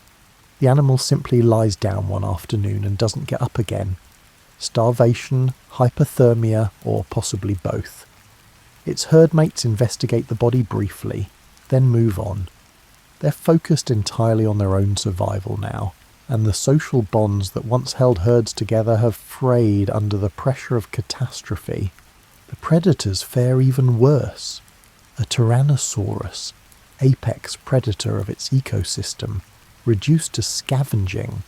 It feeds on a dead Triceratops, probably killed by the impact's aftermath. But dead prey doesn't run away, and in this new world, prey that doesn't run away is also prey that won't be replaced. Each carcass consumed brings the predator one meal closer to starvation. Months pass. The darkness persists. Some sunlight begins filtering through the upper atmosphere, but it's diffuse, weak, and unable to support the kind of photosynthesis that fuels complex food webs. The temperature has stabilized, but at a much lower level than before. Water sources freeze at night, even at equatorial latitudes. The large dinosaurs are dying, not all at once, but steadily, inexorably. You find their bodies scattered across the landscape: Triceratops, hadrosaurs, ankylosaurs, and all the magnificent megafauna that defined the Mesozoic. Some died of starvation, others froze. Some probably died of injuries sustained during the chaos following the impact or infections that their weakened bodies couldn't fight off. The smaller species persist longer. Size, which was an advantage for millions of years, has become a liability. Large bodies need large amounts of food, and there isn't any. But small mammals, eating insects and seeds and carrion, can get by on scraps. The early birds, with their high metabolisms but small size, find enough to survive. Lizards and snakes, able to enter torpor and reduce their energy needs, wait out the darkness. A year after the impact, you're standing in a landscape that would be unrecognizable to someone from the previous age. The forests are gone, replaced by a wasteland of dead trees and ash. The air smells of smoke and decay. The rivers run thick with sediment from erosion. Without living plants to hold the soil, every rainfall washes more earth into the streams. You haven't seen a living dinosaur in weeks. A few must still exist, scattered individuals in isolated pockets of marginally better conditions. But as a dominant life form, as the architects of Earth's terrestrial ecosystems, they're gone. 60 million years of evolutionary success ended not by a single blow, but by that blow's cascading consequences. The impact killed millions immediately. The darkness killed billions over months. But it's the long-term effects that truly seal the dinosaurs' fate. The acid rain persisted for years, poisoning water sources and further damaging the already devastated plant life. The greenhouse warming that followed the initial impact winter, as the dust settled but the carbon dioxide released by the impact and by burning forests remained. The ecosystem collapsed that left even the survivors with nothing to eat. Standing here in this broken world, you realize you're witnessing the border between two ages of Earth's history. Behind you lies the Mesozoic era, the age of reptiles, a time when dinosaurs shaped every terrestrial ecosystem from pole to pole. Ahead lies something different, something that will belong to other creatures, to the small mammals sheltering in their burrows and the birds roosting in the dead trees. The transition isn't clean. It's messy, tragic, and desperately unfair to the creatures who did nothing to deserve their fate except have the misfortune of existing at the wrong moment in cosmic history. But it's also complete. The world that emerges from this darkness will be fundamentally different, and that difference will make possible forms of life, including eventually a species capable of understanding what happened here that could never have evolved in the dinosaur's shadow. You're standing in the same location, but 5,000 years have passed since the impact. The sky's visible again, not the brilliant blue of the Cretaceous, but a washed-out grey blue, hazy with dust that's still settling. The sun provides light and some warmth, though not yet enough to restore the climate to its pre-impact state. The temperature hovers around 50 degrees Fahrenheit, cool but no longer life-threateningly cold. The landscape around you looks like something from an alien planet. Where there used to be dense forest, you see open terrain covered in low-growing plants. Ferns dominate. They're among the first plants to recolonize disturbed areas, their spores surviving conditions that killed seed plants. The ground is carpeted in green, but it's a monotonous green, lacking the diversity you observed before. Small mammals are everywhere. They emerge from burrows and from beneath fallen logs in numbers that would have been impossible when dinosaurs controlled the ecosystem. A creature about the size of a modern possum picks its way through the fern fronds, digging for insects. Another, slightly larger and more robust, investigates a puddle left by recent rain. These mammals aren't dramatically different from their pre-impact ancestors. Evolution doesn't work that quickly, but they're behaving differently, occupying ecological niches that were, until very recently, the exclusive domain of dinosaurs. That possum-sized animal is browsing on ferns in broad daylight, behaviour that would have been suicidally risky 5,000 years ago. Now, with no large predators, it's perfectly safe. Birds are abundant too. You hear their calls, simpler than the complex vocalizations of modern songbirds, but recognisably bird-like. A group of them works over a dead log, extracting beetle larvae with their beaks. Another species, larger and heavier bodied, walks along the shore of what was once an inland sea, but is now a shallow lake. It's probing the mud for small animals, filling the ecological role that shorebirds will perfect over the coming millions of years. You notice something moving in the ferns and freeze, some instinctive part of you expecting a dinosaur. But it's just a large lizard, probably 3 feet long, hunting the same insects the birds are after. It's not a dinosaur, not even close, but in this emptied world, it looks imposing.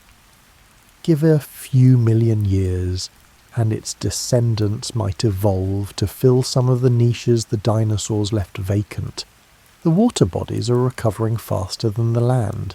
Algae bloomed within months of the impact winter ending, and with algae came zooplankton, and with zooplankton came small fish. The ecosystem is rebuilding from the bottom up, starting with the simplest organisms and gradually adding complexity. You spot a turtle, one of the few reptiles to survive the catastrophe largely intact. Turtles, with their ability to survive months without food, were well suited to endure the impact winter. A crocodilian surfaces in the lake, its eyes above water, watching you with ancient patience. Crocodilians made it through as well, their semi-aquatic lifestyle and low metabolism carrying them across the boundary between the Cretaceous and Paleocene periods. They're living fossils even now, barely changed from their pre-impact forms. But the dinosaurs, the non-avian dinosaurs, the ones that dominated the terrestrial landscape, are gone. You've searched, walked miles through this recovering ecosystem, and found nothing. No triceratops browsing the ferns, no hadrosaurs in the distance, no tyrannosaurs, no sauropods, no ankylosaurs. The largest land animal you've seen is a mammal the size of a raccoon. The fossil record tells the story clearly. In rock layers deposited before the impact, dinosaur fossils are abundant. In layers deposited after, they simply disappear. There's no gradual decline, no slow fade out. The line is sharp, absolute. Below it, dinosaurs. Above it, their absence. Tens of thousands of years pass. You're now 50,000 years after the impact, and the recovery is more evident. The fern prairies have given way to more diverse plant communities. Early flowering plants have recolonized from refugia, isolated pockets where they survived the impact winter. The forests are returning, though they look different from their Cretaceous predecessors. More open, less dense, and dominated by fast-growing species that can take advantage of disturbed conditions. The mammals are diversifying rapidly. In the absence of large dinosaurian predators, they're exploring ecological space that was closed to them for over 100 million years. You spot a creature about the size of a German shepherd, one of the largest land mammals to exist so far in the Paleocene. It's browsing on low vegetation, filling a role that would have belonged to a small dinosaur before the impact. The pace of evolution has accelerated. When dinosaurs controlled the ecosystems, they were so successful and so well adapted that they limited opportunities for other groups to diversify. Their extinction opened up those opportunities. Mammals, birds, and even some fish and reptile groups are radiating into new forms at an unprecedented rate. You find a fossil from before the impact, a triceratops frill partially weathered but still recognizable. It's embedded in a rock layer that's now at the surface, erosion having removed the sediments deposited on top of it. You run your hand over the bone, feeling the texture of something that was alive just 50,000 years ago. A blink in geological time. Near the fossil, ferns wave in the breeze. A small mammal burrows beneath them, building a nest. An early songbird calls from a nearby shrub. Life has moved on. The world doesn't mourn the dinosaurs, doesn't mourn anything. It simply fills the empty spaces they left behind. 100,000 years after the impact, you're standing in an early Paleocene forest. The trees are taller now, 30 or 40 feet, creating a closed canopy in places. The plant diversity has increased dramatically. Dozens of flowering plant species and various ferns and horsetails growing near water sources. The ecosystem looks functional, productive and alive, but it's different in character from the Cretaceous forests. Quieter somehow. The largest herbivores are mammals weighing maybe 50 pounds. The predators are proportionally small.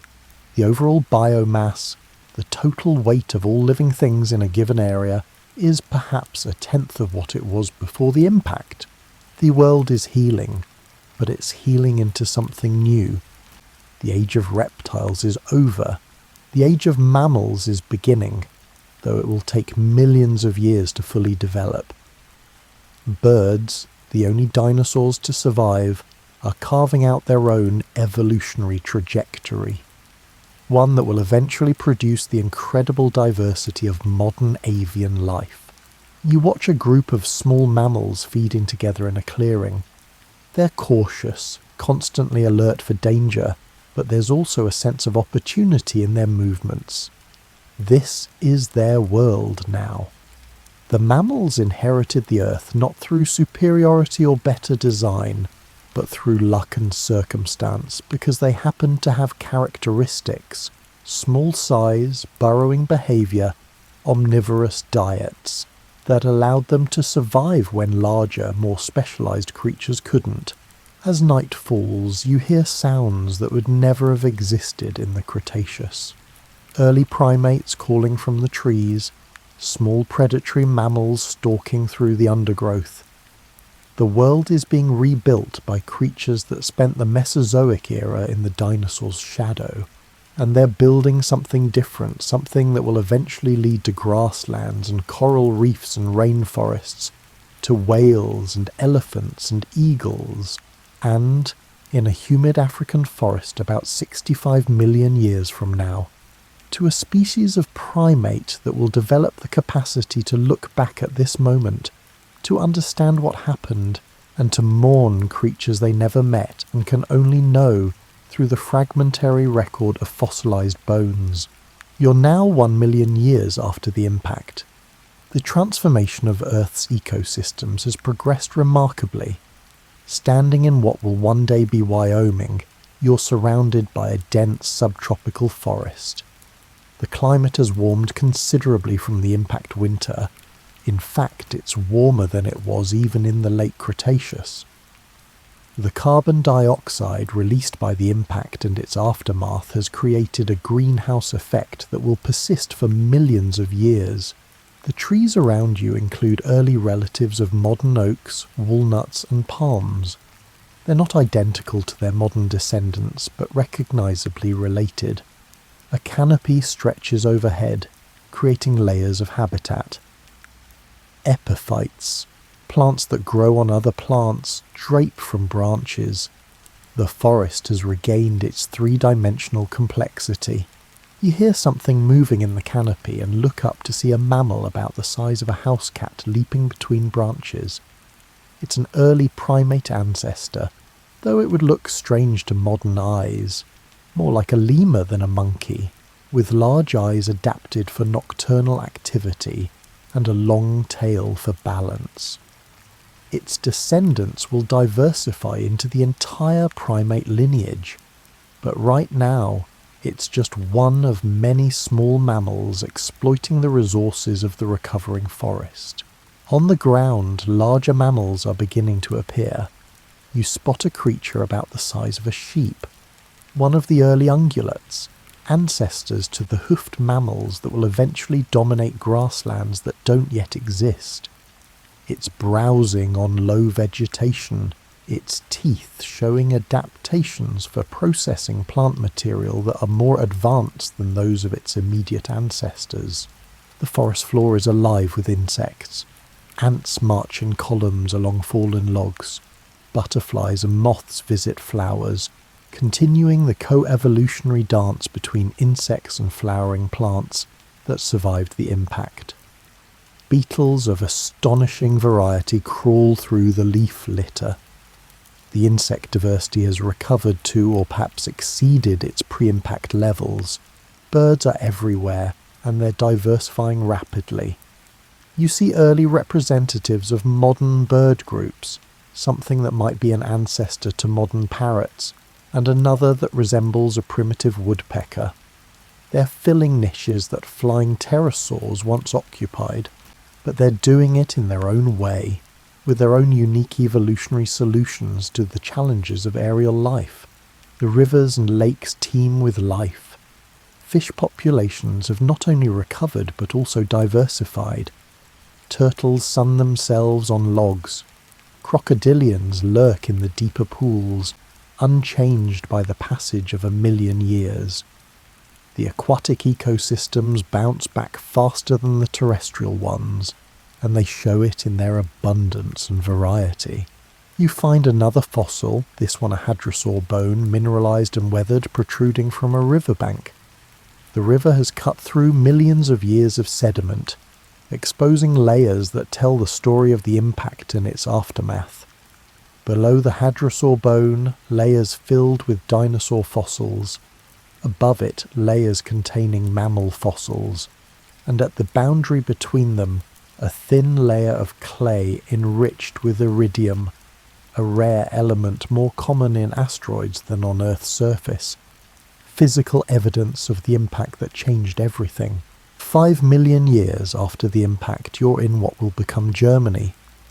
The climate has cooled slightly from the post-impact peak, settling into a warm, wet regime that supports vast rainforests. The forests stretch from horizon to horizon, unbroken except by rivers and lakes. The diversity of life is staggering.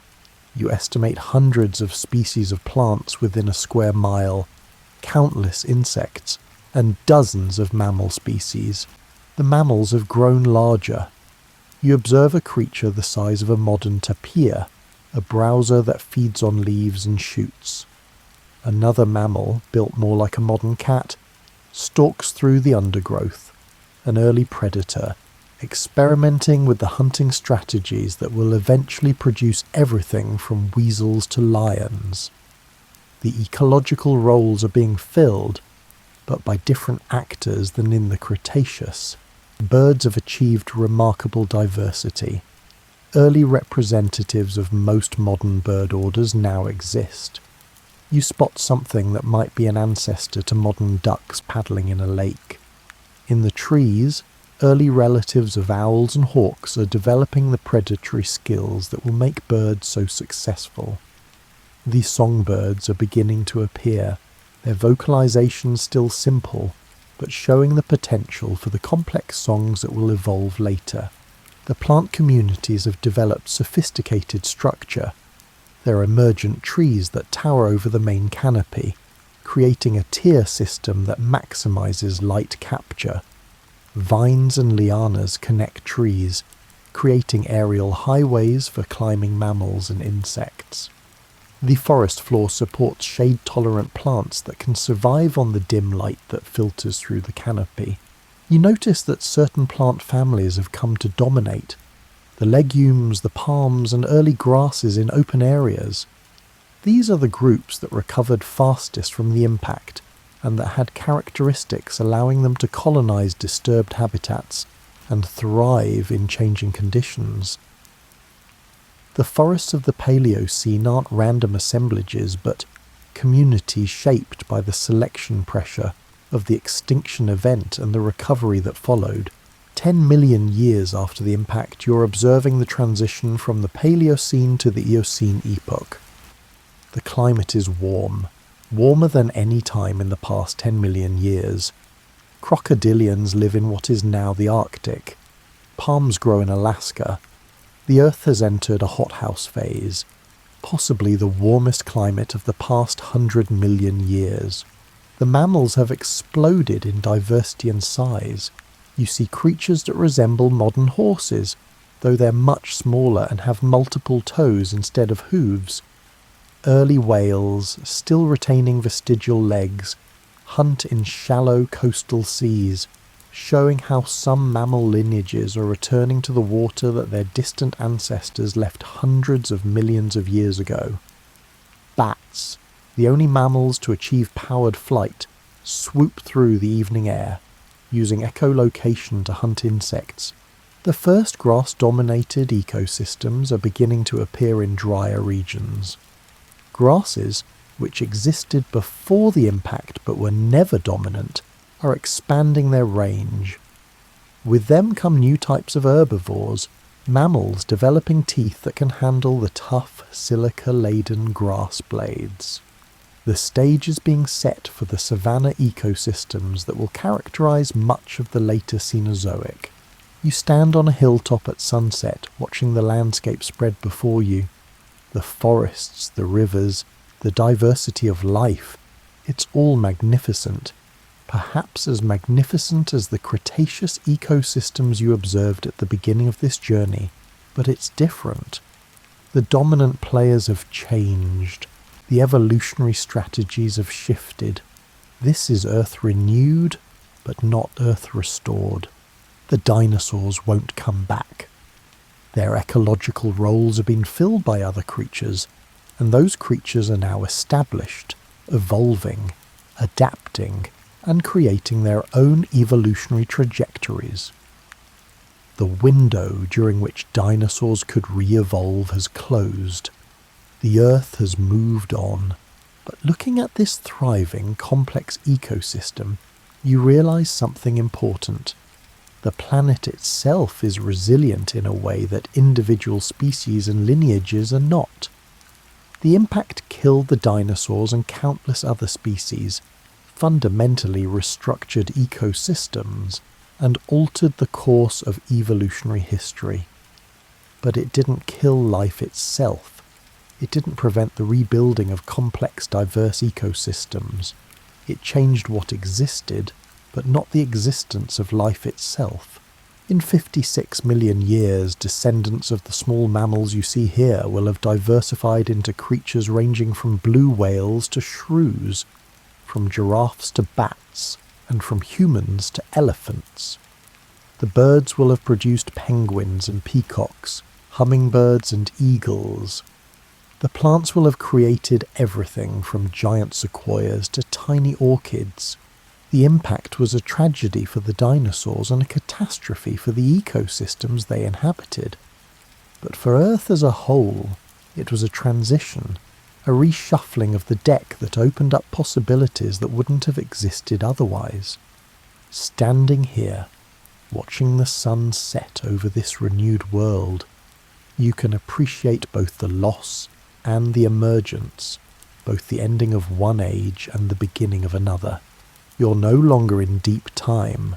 You're standing in a museum in the present day, looking at a fossilized triceratops skull. The bone is mineralized, turned to stone over 66 million years, but it retains the shape and texture that it had in life. The eye sockets stare at nothing. The beak, which once stripped vegetation from plants that no longer exist, is frozen in permanent stillness. Behind you, a group of children clusters around a full T-Rex skeleton. Their excitement is palpable. They've grown up with dinosaurs in their imaginations, these creatures from deep time made familiar through books and movies and museum visits. But the skeleton before them represents something more than entertainment. It represents one of the greatest detective stories in scientific history.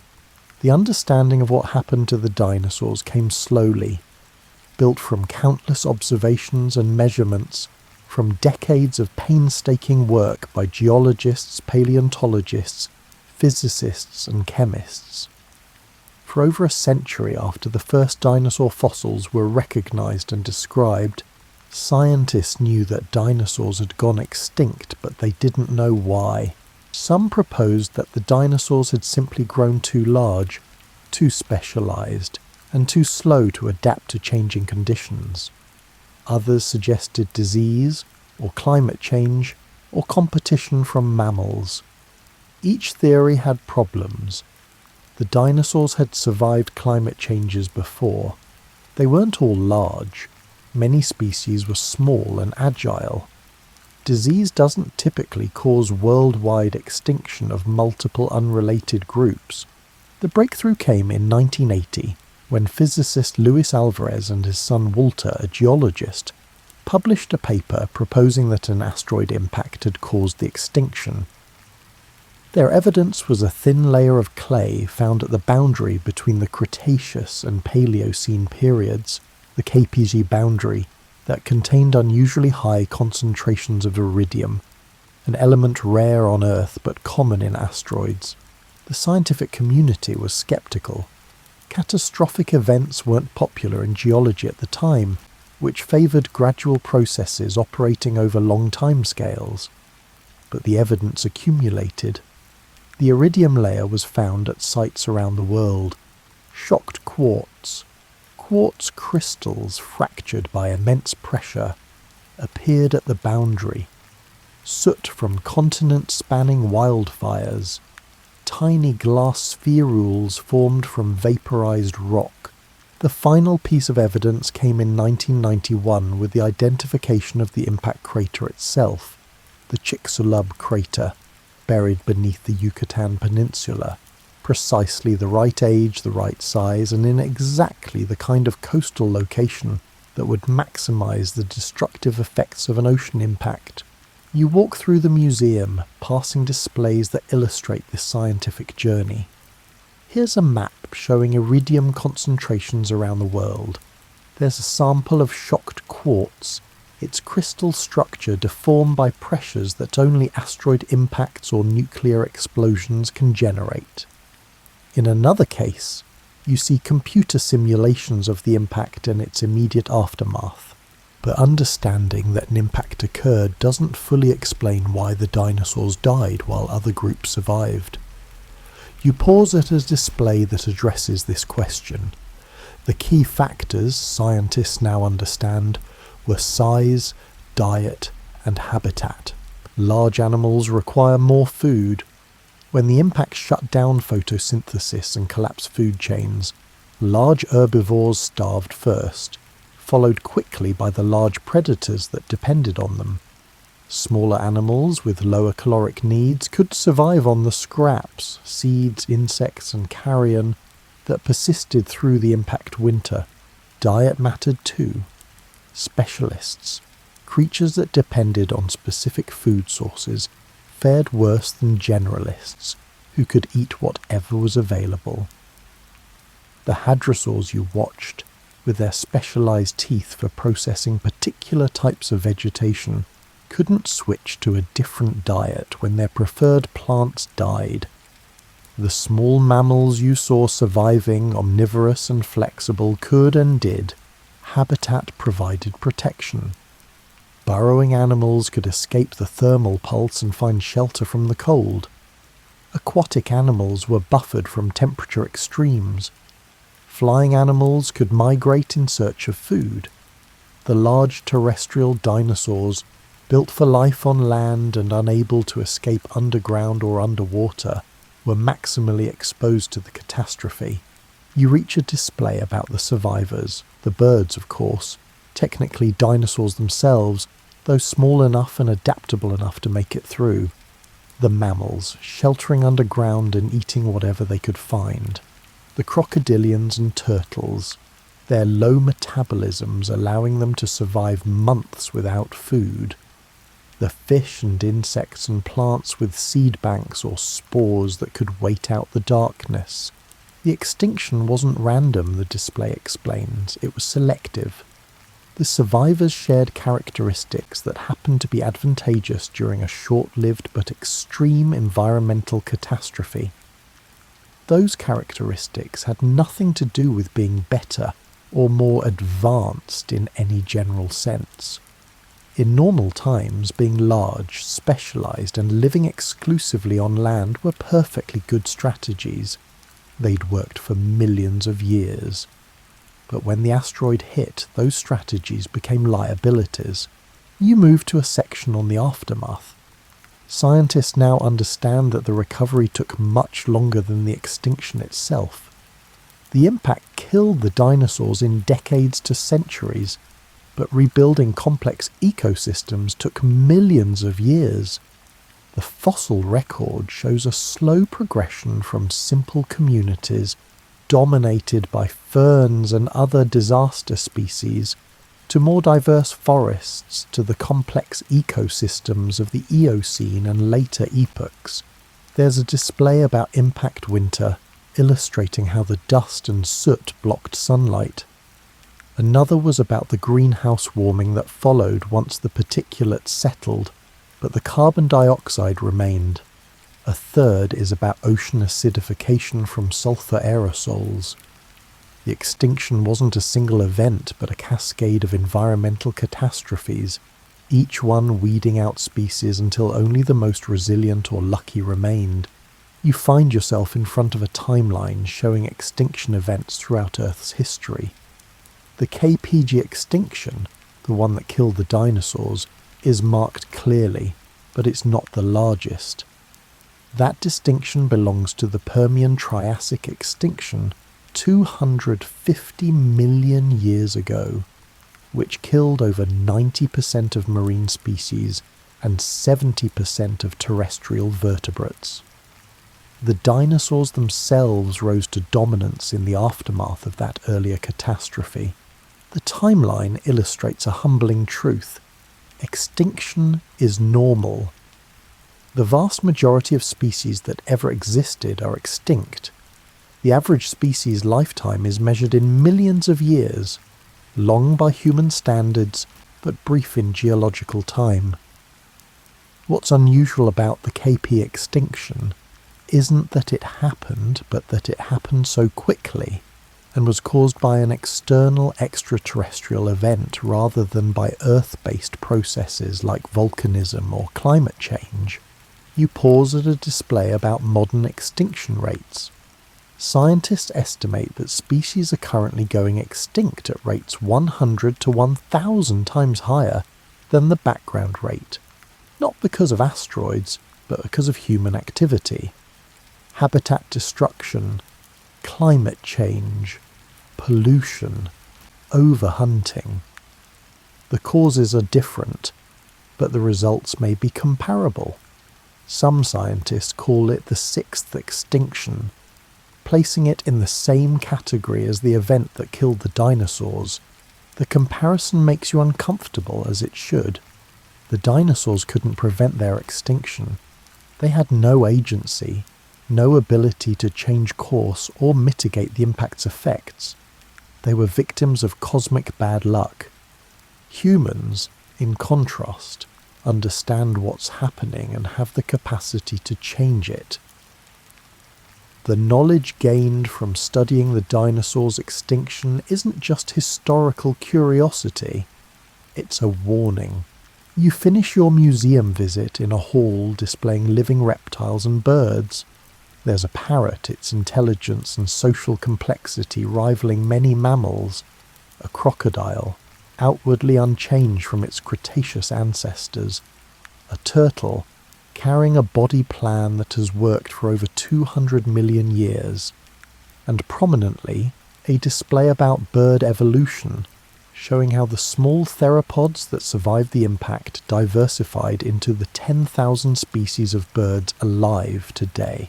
Looking at that parrot, descendant of dinosaurs, inheritor of their genetic legacy, proof that not all the dinosaurs died, you realize that the story of dinosaur extinction is more nuanced than simple death and disappearance. The non-avian dinosaurs are gone, yes. The massive sauropods, the horned ceratopsians, and the tyrannosaurs, all extinct. But the dinosaur lineage persists in birds, still successful, still evolving, still filling ecological niches around the world. The scientific understanding of dinosaur extinction is one of humanity's great intellectual achievements. It required insights from multiple disciplines, observations from around the world, sophisticated analytical techniques, and decades of dedicated work. It revealed both the fragility and the resilience of life, the power of catastrophic events to reshape evolutionary history, and the importance of understanding our planet's past to navigate its future.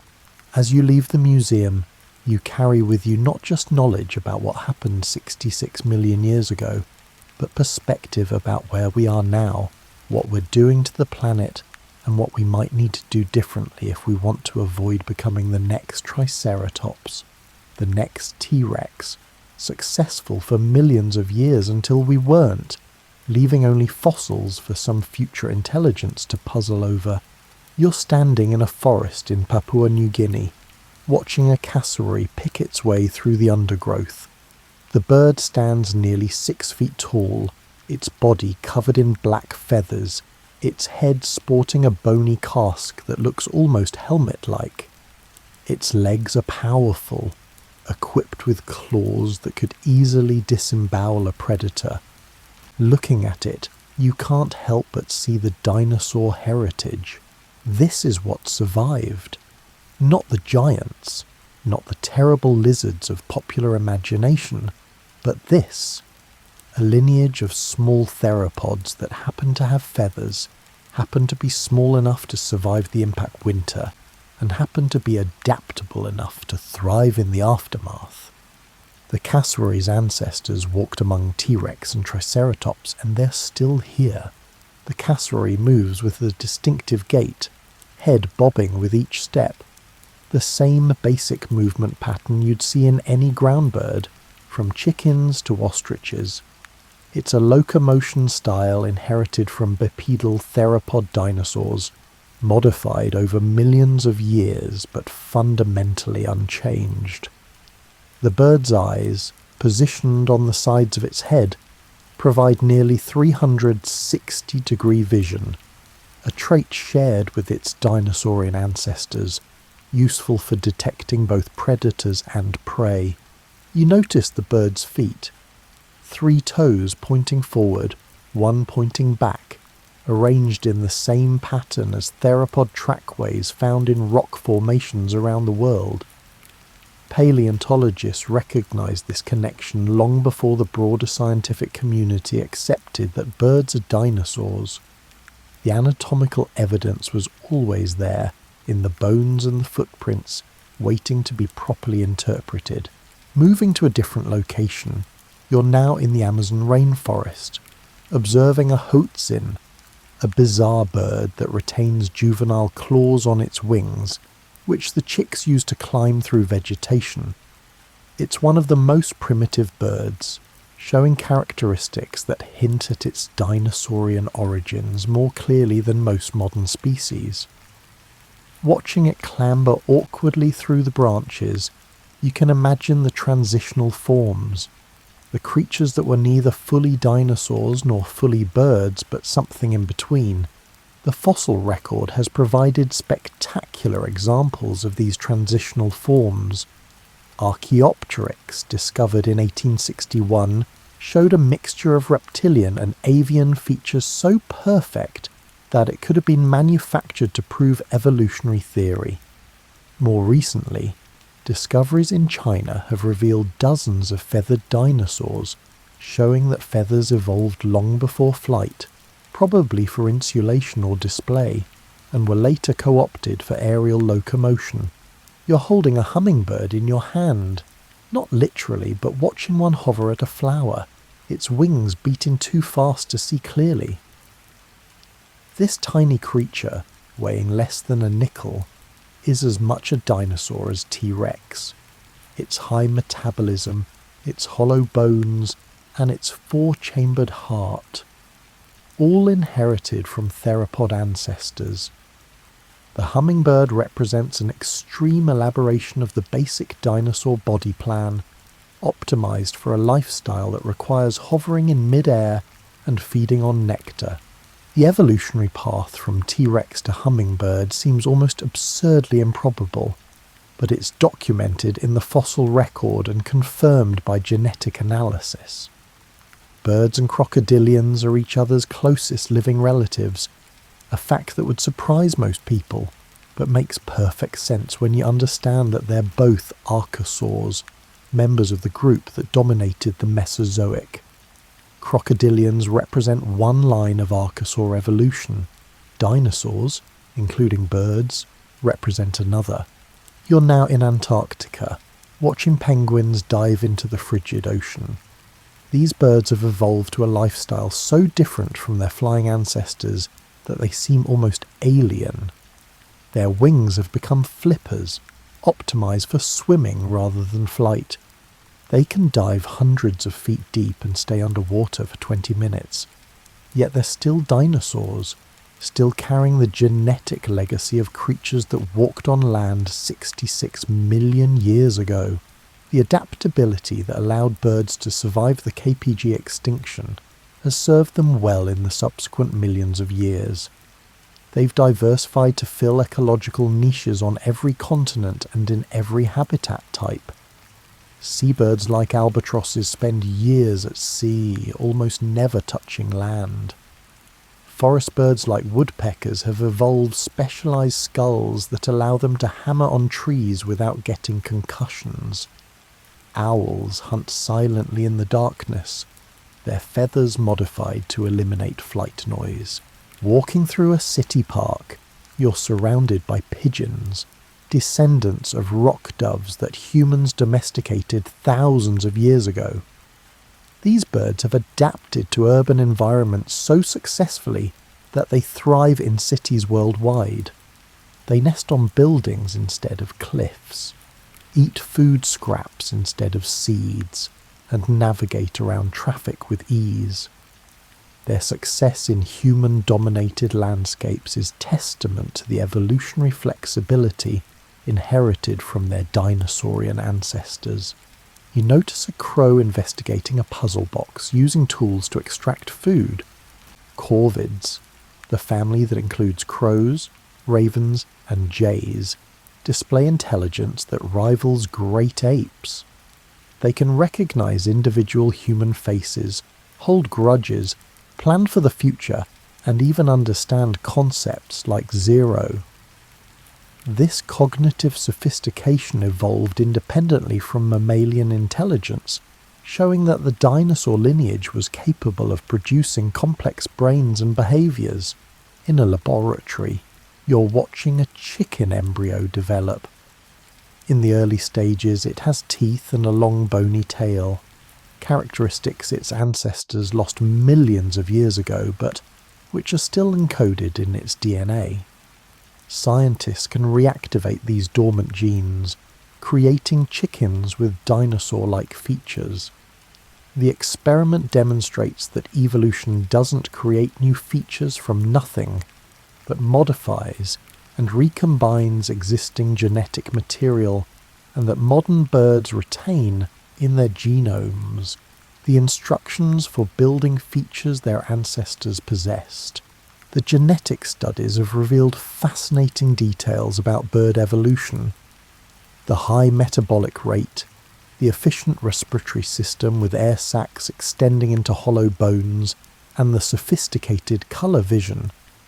All of these appear to have been present in at least some theropod dinosaurs before the KPG extinction. Birds didn't invent these features, they inherited them and then refined them over millions of years. You're in Madagascar, observing elephant birds, or rather, looking at their bones in a museum since they went extinct only a few hundred years ago, hunted to extinction by humans. These flightless giants stood 10 feet tall and weighed half a ton, the largest birds ever to exist. Their extinction illustrates that dinosaurs, avian dinosaurs, are still vulnerable to environmental catastrophes, especially those caused by a species capable of rapidly transforming ecosystems. In New Zealand, the story is similar. Moas, giant flightless birds that evolved in the absence of mammalian predators, thrived for millions of years until humans arrived. Within a few centuries, all moa species were extinct. The parallel to the non-avian dinosaurs is sobering. Evolutionary success measured in millions of years offers no protection against rapid environmental change. But most bird species are still thriving, at least for now. You're in a tropical rainforest at dawn, experiencing what biologists call the dawn chorus. Dozens of bird species calling simultaneously, creating a wall of sound that's almost overwhelming. Each species has its own song, its own acoustic niche. Songbirds evolved their sophisticated vocalizations about 50 million years ago, and they've been refining them ever since. The ability to produce complex sounds required specialized anatomy. A syrinx, the avian vocal organ, which allows some species to produce 2 different notes simultaneously. Lyrebirds can mimic almost any sound they hear, including chainsaws and car alarms. This vocal flexibility may have evolved from the same neurological substrate that allows for complex communication in many dinosaurs. We know from fossilized skulls that some hadrosaurs had elaborate nasal passages likely used for vocalization. You finish your journey in a backyard watching common birds at a feeder. Sparrows, finches and cardinals. These unremarkable birds, so familiar they're almost invisible, represent one of evolution's greatest success stories. They're dinosaurs, refined by 66 million years of natural selection, adapted to thrive in a world utterly different from the one their ancestors knew. They survived the asteroid, the impact winter, and the millions of years of ecosystem reorganization that followed. Looking at them, you realize that the question isn't just what killed the dinosaurs, but what allowed some dinosaurs to survive. The answer lies in the characteristics birds inherited and refined: small size, high metabolism, adaptable diet, and the ability to move quickly across changing landscapes. These traits served their ancestors well in the Cretaceous, but they became absolutely crucial when the world ended and had to be remade. The dinosaurs didn't disappear. They transformed. They adapted.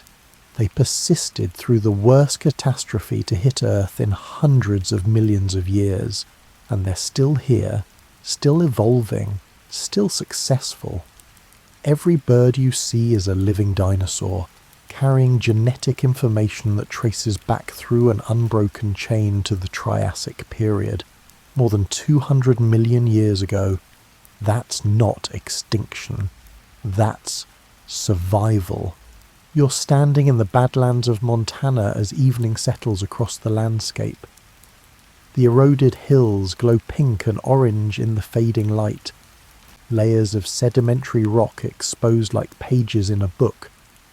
Each layer represents a slice of time, and somewhere in these rocks lies the thin dark line that marks the KPG boundary, the moment everything changed. A paleontologist works carefully at an excavation site, brushes and small tools revealing bone fragments from the late Cretaceous. Each fossil tells a story, but it's a story that ends abruptly. Above the boundary layer, no more triceratops, no more hadrosaurs, no more tyrannosaurs. Just the quiet testimony of absence. The legacy of the dinosaurs isn't loud or dramatic. It's subtle, woven into the fabric of the modern world in ways that aren't immediately obvious. The birds in the trees are the most direct legacy, but there's more. The flowering plants that the dinosaurs helped spread through their feeding and migration now dominate terrestrial ecosystems. The small mammals that survived in the dinosaurs' shadow have inherited the earth and diversified into forms the dinosaurs could never have imagined. You think about the lessons embedded in this story. The first is humility. The dinosaurs were successful beyond measure. They dominated terrestrial ecosystems for over 160 million years. Humans, in our current form, have existed for perhaps 300,000 years. Our civilizations are younger still, measured in mere thousands of years. By any objective measure, the dinosaurs were more successful than we've been so far. Yet success over millions of years didn't protect them when circumstances changed catastrophically. The second lesson is about the nature of extinction. It's not always dramatic. Yes, the asteroid impact was violent and sudden, but what killed most dinosaurs wasn't the impact itself. It was the slow starvation, the gradual cold, and the accumulating stresses of an ecosystem that had stopped functioning. Most species die not with a bang, but with a whimper. Populations dwindling over generations until the last individual dies somewhere, unnoticed and unremembered except as a gap in the fossil record. The third lesson is about resilience and adaptation. The dinosaurs that survived, the birds, weren't necessarily superior to those that died. They were lucky in their characteristics, fortunate that the traits they happened to possess aligned with what was needed to survive the catastrophe. Evolution doesn't produce better creatures in any absolute sense. It produces creatures well suited to their current environment. When that environment changes radically, the well-adapted can become the extinct. You're walking now through a modern forest.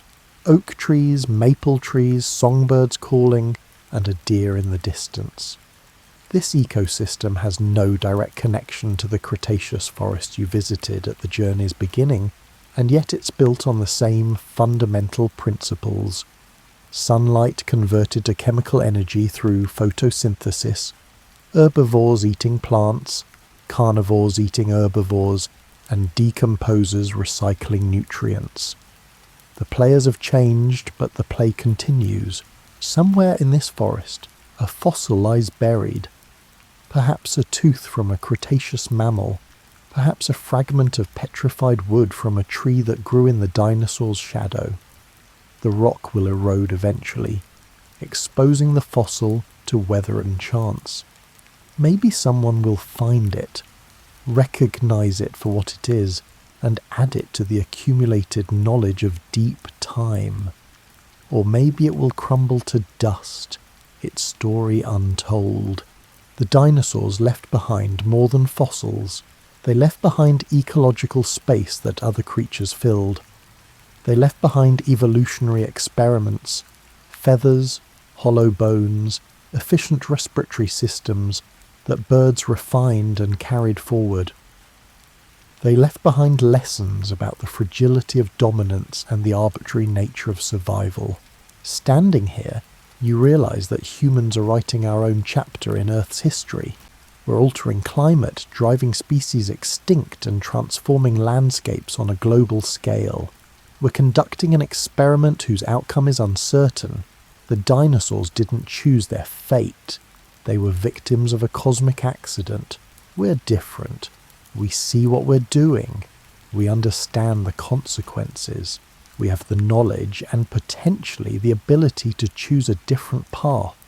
The question is whether we will. The night has fully fallen now. Above you, stars appear. Different stars than the dinosaurs saw. Constellations that have shifted over 66 million years as Earth orbits the Sun and the solar system moves through the galaxy. But they're fundamentally the same stars, burning the same nuclear fires, following the same physical laws. You think about time, about the vast stretches of it that separate you from the Triceratops you watched browsing cycads, from the Edmontosaurus herds, and from the Quetzalcoatlus gliding on warm Cretaceous air. 66 million years, a number so large it defeats comprehension.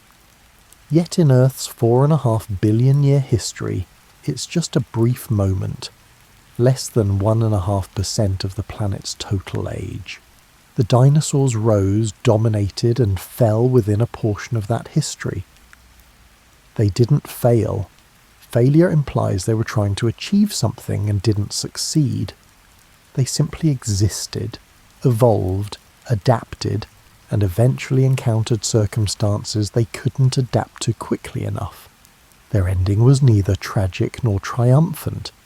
It was simply what happened. And now, in this quiet evening, their legacy surrounds you. In the birds roosting in the trees, in the fossil fuels we burn, created from organisms that lived in the dinosaurs' world. In the limestone buildings of cities, made from the shells of marine creatures that lived and died while dinosaurs walked the earth. In the scientific knowledge accumulated from decades of studying their remains. In the wonder they inspire in children and adults alike, bridging millions of years to create connections between modern minds and ancient lives.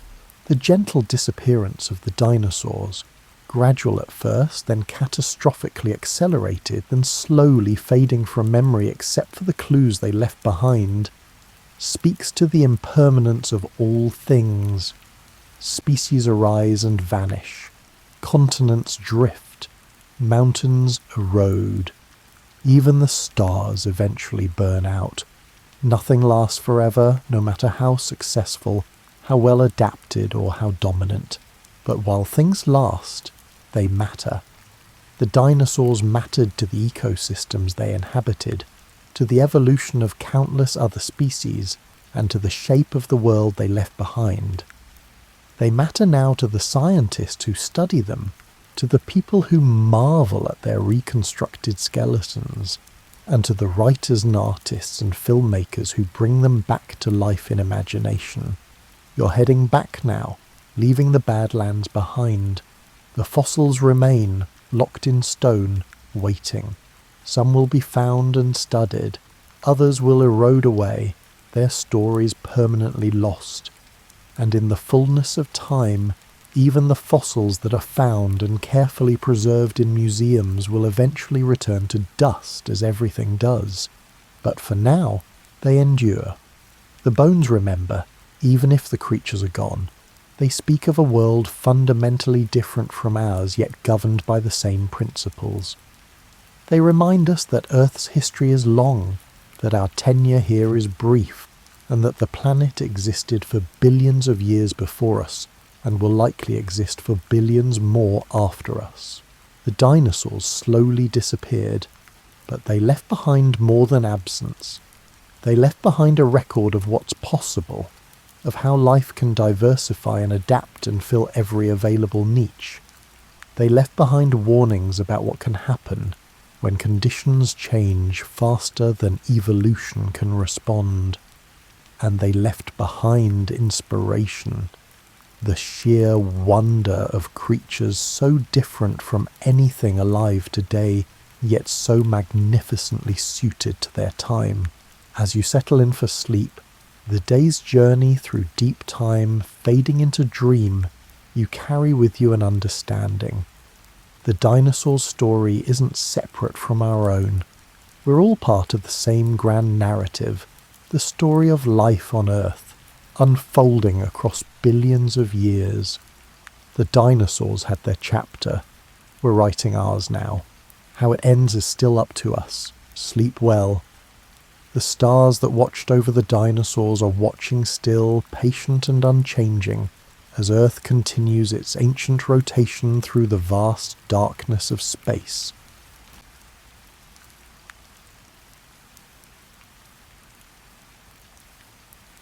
Margaret Holloway had always prided herself on being the sort of person who read instruction manuals. Particularly for toasters, her insurance company continued to mention the incident from 19 years ago in hushed, traumatised tones. So when she inherited her great-aunt Millicent's peculiar collection of antiques, including what appeared to be a medieval astrolabe made of suspiciously modern materials, she naturally assumed there would be documentation. There wasn't. What there was, tucked behind the device like a guilty afterthought, was a post-it note reading, "Don't touch the blue bits when Mercury is in retrograde. M." Margaret, who possessed both a master's degree in library science and a healthy scepticism toward astrological nonsense, promptly touched the blue bits.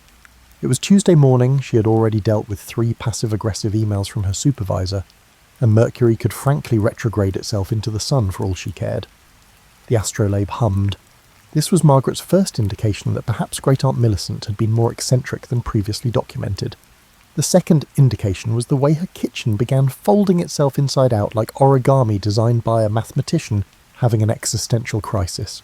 "Oh, bollocks," and Margaret said, which were destined to be the last words spoken in her ranch-style home in suburban Ohio for approximately 700 years. The world transformed into a pretzel, infused with cosmic salt, and offered itself to the universe, accompanied by temporal displacement. Margaret found herself lying face down in what smelled suspiciously like a combination of horses, unwashed humans, and regret. When she lifted her head, she discovered she was wearing a brown woolen dress that itched in places she didn't know could itch, and her sensible flats had been replaced by leather things that appeared to have been crafted by someone who had only heard footwear described second-hand. Around her, a medieval village conducted its morning business with the sort of casual chaos that suggested this was perfectly normal Tuesday behaviour. A man chased a pig while shouting what Margaret assumed were medieval profanities. A woman emptied a chamber pot from a second-story window with the practised aim of someone who had clearly done this before. Children played in the dirt with sticks, apparently finding the activity the height of entertainment. Margaret sat up slowly, her librarian instincts immediately cataloguing the historical inconsistencies. The architecture was wrong for any specific period she could identify. The clothing was a mixture of styles spanning roughly 3 centuries. Was the man over there wearing what appeared to be a digital watch? "Is this your first time?" asked a voice behind her. Margaret turned to find a woman in her 50s, wearing robes that managed to look both authentically medieval and suspiciously well-tailored. Her smile was knowing, and her teeth were far too straight for someone living in the pre-dental era. "May I ask for your pardon?" Margaret asked. Margaret asked, then immediately regretted it. In her experience, begging anyone's pardon in an unfamiliar situation typically led to complications. "Time travel," the woman clarified. as if the solution were obvious. "You've got that look. You've recently realised that physics is more of a suggestion than a law. I'm Sister Agatha, formerly Dr. Agnes Whitmore, of the Cambridge Medieval History Department. And you're clearly not from around here, temporally speaking." Margaret stared. "This is impossible." "Oh, honey," Sister Agatha laughed, a sound that carried distinct notes of hysteria carefully controlled through years of practice. "Impossible was last Tuesday.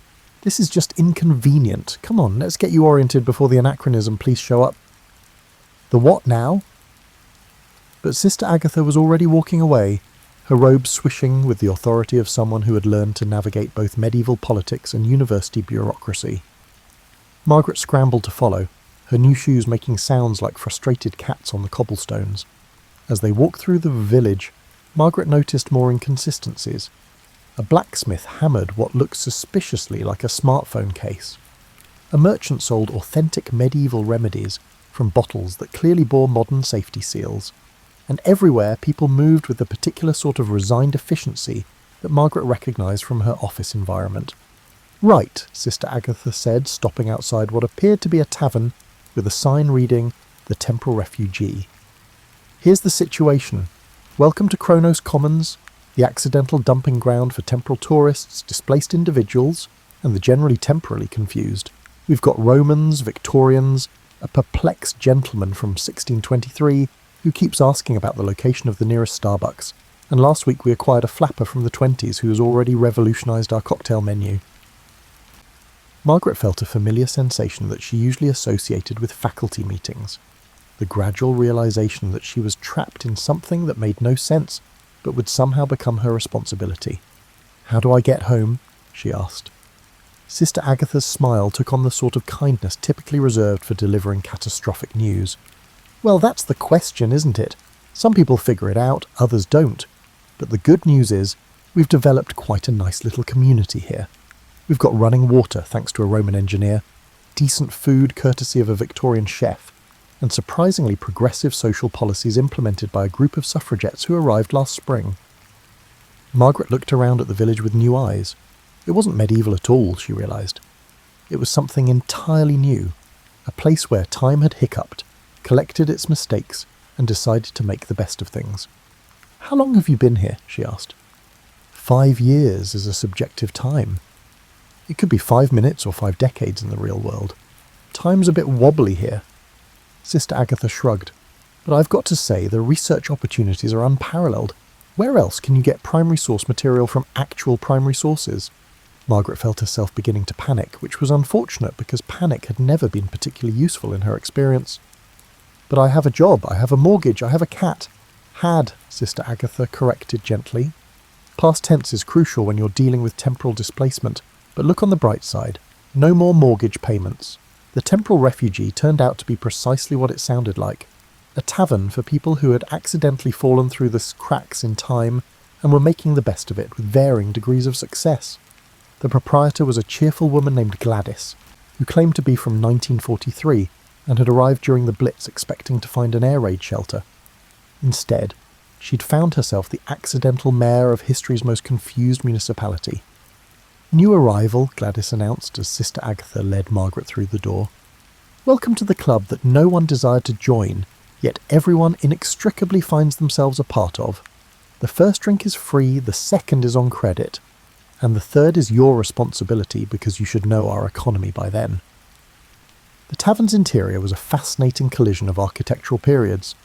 Tudor beams supported what appeared to be Art Deco light fixtures, while Roman mosaics decorated floors laid with Victorian tiles. The overall effect was like walking into time and having an identity crisis. At a corner table, a man in what looked like 18th century clothing was engaged in animated conversation with a woman wearing a 1960s mod dress, and a Roman centurion who had apparently decided to keep his armour but update his attitude. Their discussion appeared to centre around the best methods for organising a democratic government when your citizenry spanned roughly 2,000 years of political evolution. "That's our steering committee," Sister Agatha explained. "We found that representative democracy works surprisingly well when everyone's equally confused about the present situation. Thomas, who hails from the year 1776, arrived shortly after signing a document he describes as terribly important, which is why he has strong opinions about governance. Veronica, who is from 1967, holds strong opinions on a wide range of topics. Marcus has strong opinions about military organisation, primarily suggesting that all disputes should be settled through combat. Margaret accepted a drink from Gladys that tasted like it had been invented by someone who remembered alcohol fondly, but had to work with medieval ingredients.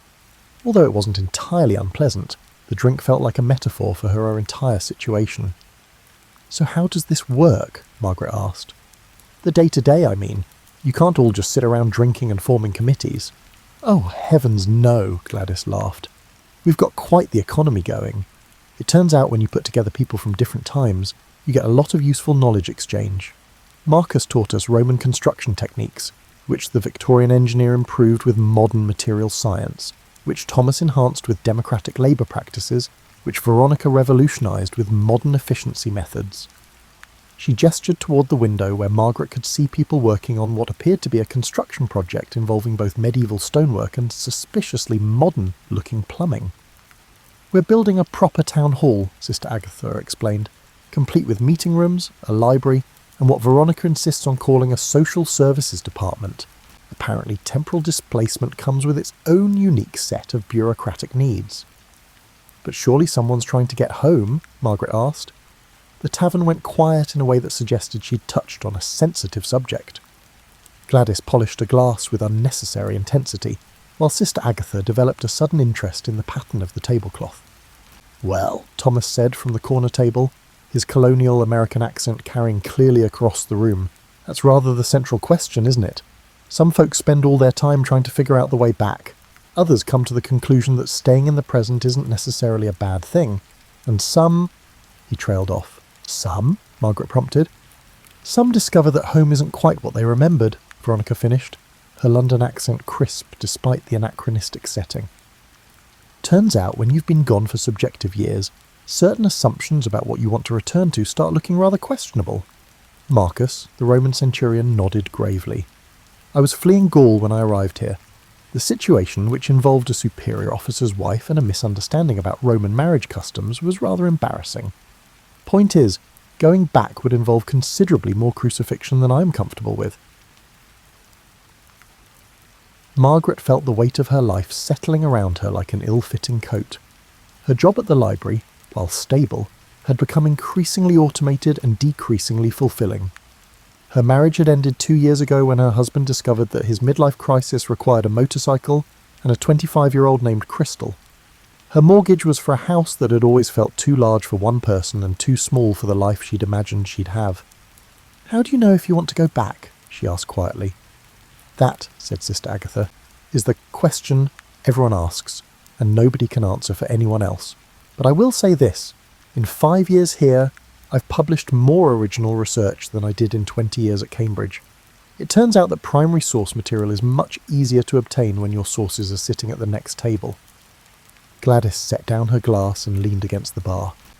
"I've been thinking about that night in London when I ended up here. The sirens were going off, bombs were falling, and I was more terrified than I'd ever been in my life.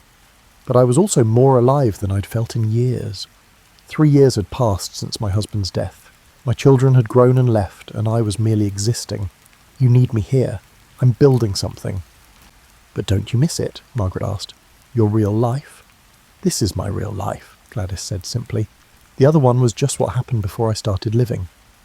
The tavern door abruptly opened, suggesting either extreme urgency or poor door maintenance. A young man stumbled in wearing clothes that looked like a confused merger between medieval peasant wear and what Margaret was beginning to recognise as the standard-issue temporal refugee uniform. "Emergency committee meeting," he announced breathlessly. "We've got anachronism police incoming, and they're asking about unauthorised timeline modifications." The tavern erupted into organised chaos. Thomas immediately began drafting what he called emergency protocols for democratic crisis management. Veronica started organising people into what she termed efficiency groups. Marcus began discussing defensive strategies that involved words like phalanx and tactical retreat. "Anachronism police," Margaret asked Sister Agatha about the commotion. "Time travel's governing body," Sister Agatha explained grimly.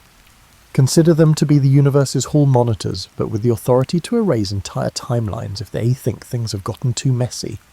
They don't like places like this. Too many variables, too much potential for paradox. What do? Best case scenario, they relocate us to approved temporal zones. Worst case scenario, they decide we're too much of a risk, and Sister Agatha made a gesture that could be interpreted as either poof or obliteration. Margaret felt that familiar librarian instinct kicking in, the one that appeared whenever someone threatened to reorganise her carefully maintained systems without consulting her first. It was the same feeling she got when patrons tried to return books to the wrong shelves, or when her supervisor suggested improving efficiency through methods that would clearly make everything worse. Right, she said, surprising herself with her decisiveness. What actions are necessary? The emergency committee meeting took place in what Gladys optimistically called the community centre, which was actually the tavern with the tables pushed together and everyone trying to look official, although half of them were drinking ale at 10 in the morning.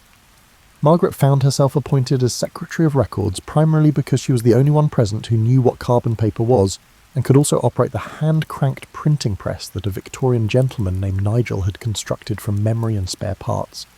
Right then, Thomas said, calling the meeting to order, with the sort of gravitas that suggested he'd had practice at this sort of thing. Jeremiah, report. Jeremiah, the young man who'd brought the news, stood up and consulted what appeared to be notes written on bark. 3 anachronism police officers arrived this morning via what looked like a temporal vortex disguised as a travelling merchant's wagon. They are staying at the inn and asking questions about unauthorised timeline modifications and dangerous temporal accumulations. Dangerous temporal accumulations, Sister Agatha repeated thoughtfully. That's what they call places like us. We have an excessive number of individuals from various eras residing in one place. We're apparently creating what they term chronological instability. Bollocks, said Veronica firmly. We're creating a chronological community. There's a difference. Marcus nodded approvingly. In Rome we had a saying, when the bureaucrats arrive, hide the wine and sharpen the swords. We're not hiding wine or sharpening swords, Thompson said quickly. We're civilised people having a civilised discussion about how to handle a bureaucratic situation through proper democratic channels. Have you met bureaucrats? Gladys asked dryly. In my experience, proper democratic channels work about as well for people in London during the Blitz as they do now. That is, not at all, and you mostly have to muddle through and hope for the best. Margaret found herself taking detailed notes, partly out of professional habit and partly because writing things down helped her think. As she wrote, patterns began to emerge. The anachronism police seemed concerned about their community's effect on the timeline, but from what she could gather, they hadn't actually done anything to affect it. They were just living their lives in a place that technically shouldn't exist. What exactly is the timeline we're supposedly affecting? She asked. The room went quiet. Margaret was beginning to recognise this particular type of silence. It was the same one that occurred in library staff meetings when someone asked obvious questions that revealed fundamental problems with the entire system. Well, Sister Agatha said slowly, that's rather complicated. See, technically none of us should be here. We should all be in our original times, living our original lives, making our original contributions to history. But we're not affecting our original times, Margaret pointed out. We're not there. If anything, our absence should have more impact than our presence here. Ah, said Nigel, the Victorian engineer, speaking up for the first time. That's where it gets intriguing. My research, which I've dedicated a significant amount of time to, indicates that our disappearances have received compensation. Compensated how? Thomas asked. Replacements, Nigel said simply. The timeline has generated substitute versions of us to fill the gaps we left behind. My wife believes I died in a factory accident. Sister Agatha's university believes she took early retirement. Margaret's library believes she moved to Florida to care for an elderly relative. Margaret felt a chill that had nothing to do with the medieval heating system. So there's another version of me living my life? A timeline-generated approximation, Sister Agatha confirmed. Close enough to maintain continuity, but not actually you. Think of it as temporal autocorrect. That's deeply unsettling, Margaret said. Welcome to time travel, Gladys said cheerfully. Nothing about it makes sense, and the more you think about it, the more you realise that sense was always overrated anyway. The meeting continued for another hour. with various committee members proposing solutions that ranged from diplomatic negotiation, Thomas, to strategic misdirection, Veronica, to trial by combat, Marcus predictably. Margaret found herself thinking about the other version of herself living in her house, doing her job, and presumably feeding her cat. Was that version of her fulfilled?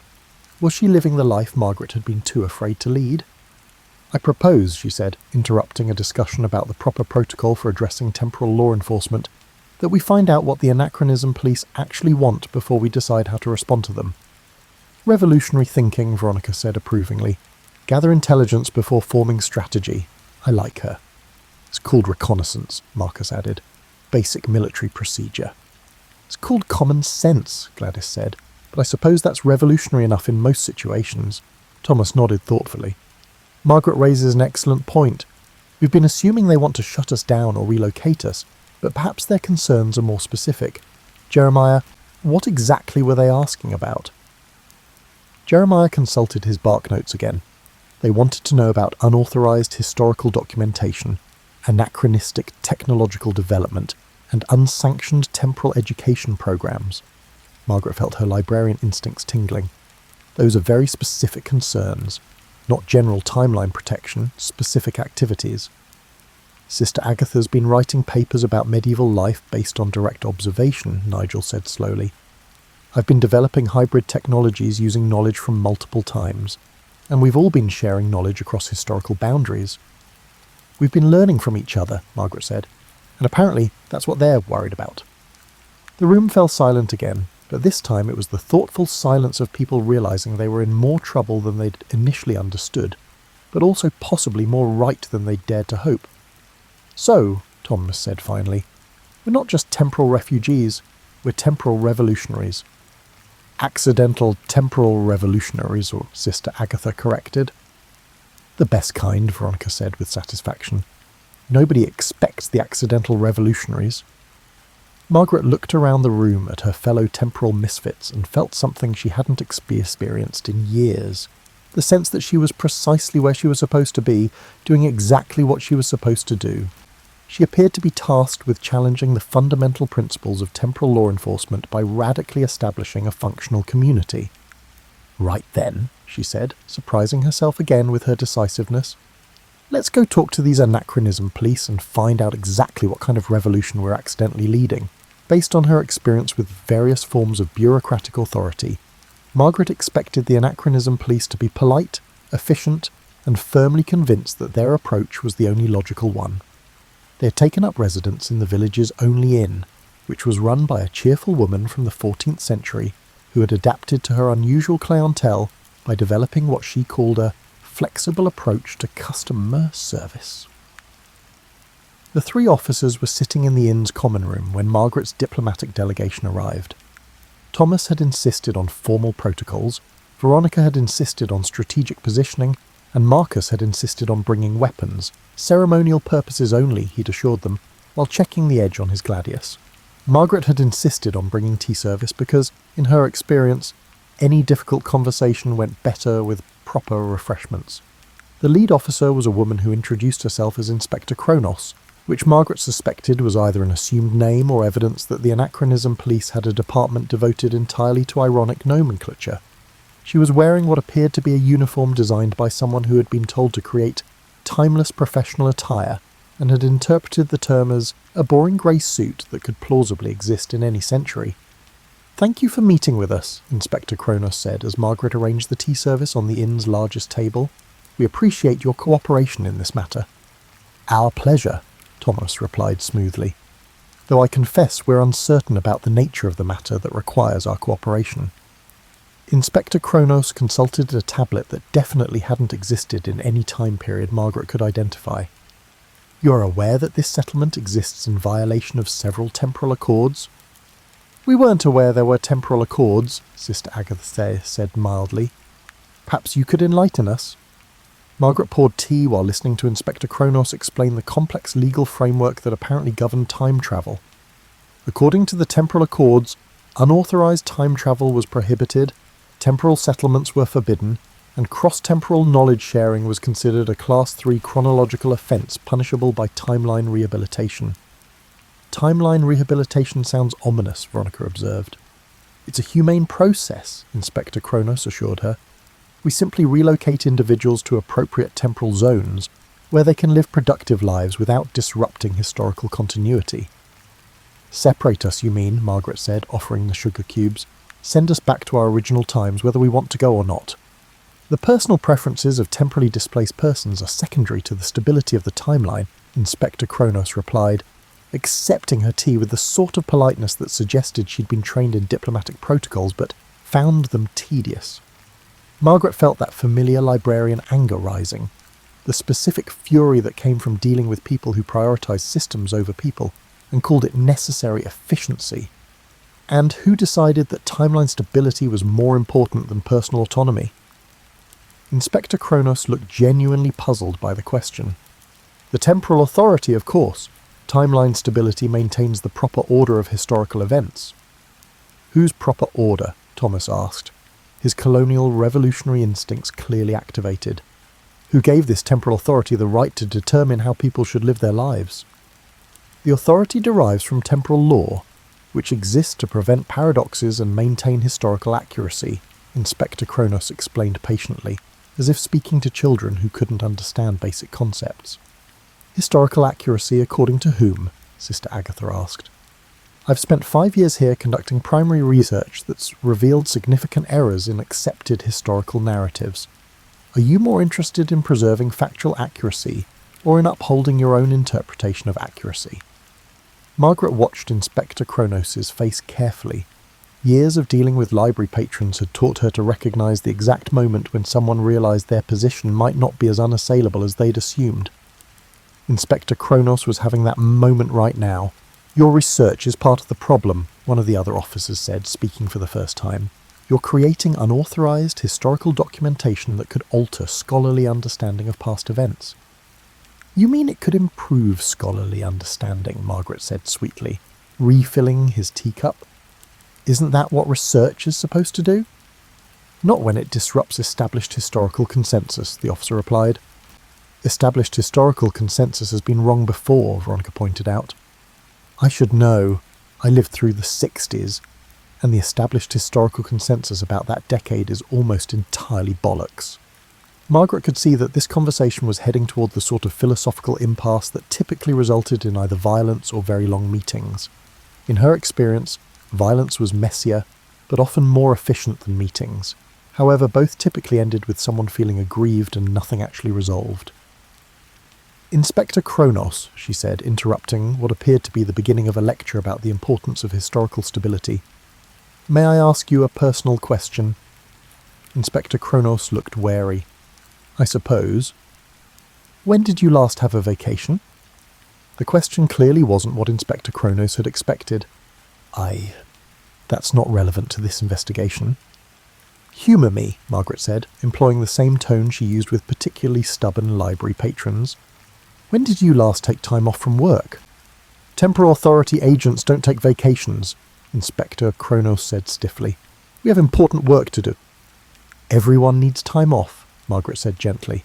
Otherwise work becomes the only thing that gives life meaning, and that's not healthy for anyone. Trust me, I speak from experience.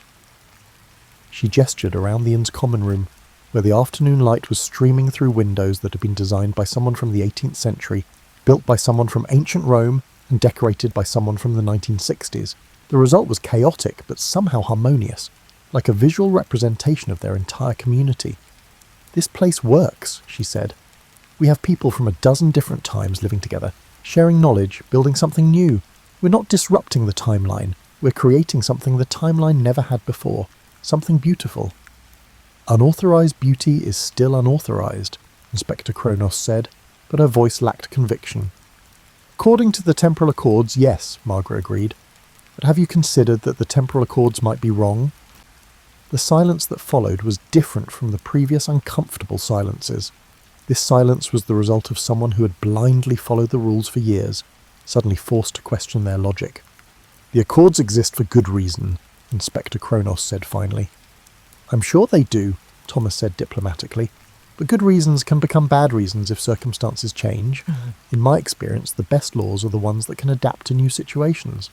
What if, Sister Agatha suggested carefully, instead of shutting us down, you studied us? We could be a pilot program for controlled cross-temporal community development. Think of the research opportunities. Margaret could see Inspector Kronos wavering. Years of bureaucratic training were warring with what appeared to be genuine curiosity, and possibly the first intriguing conversation she'd had in decades.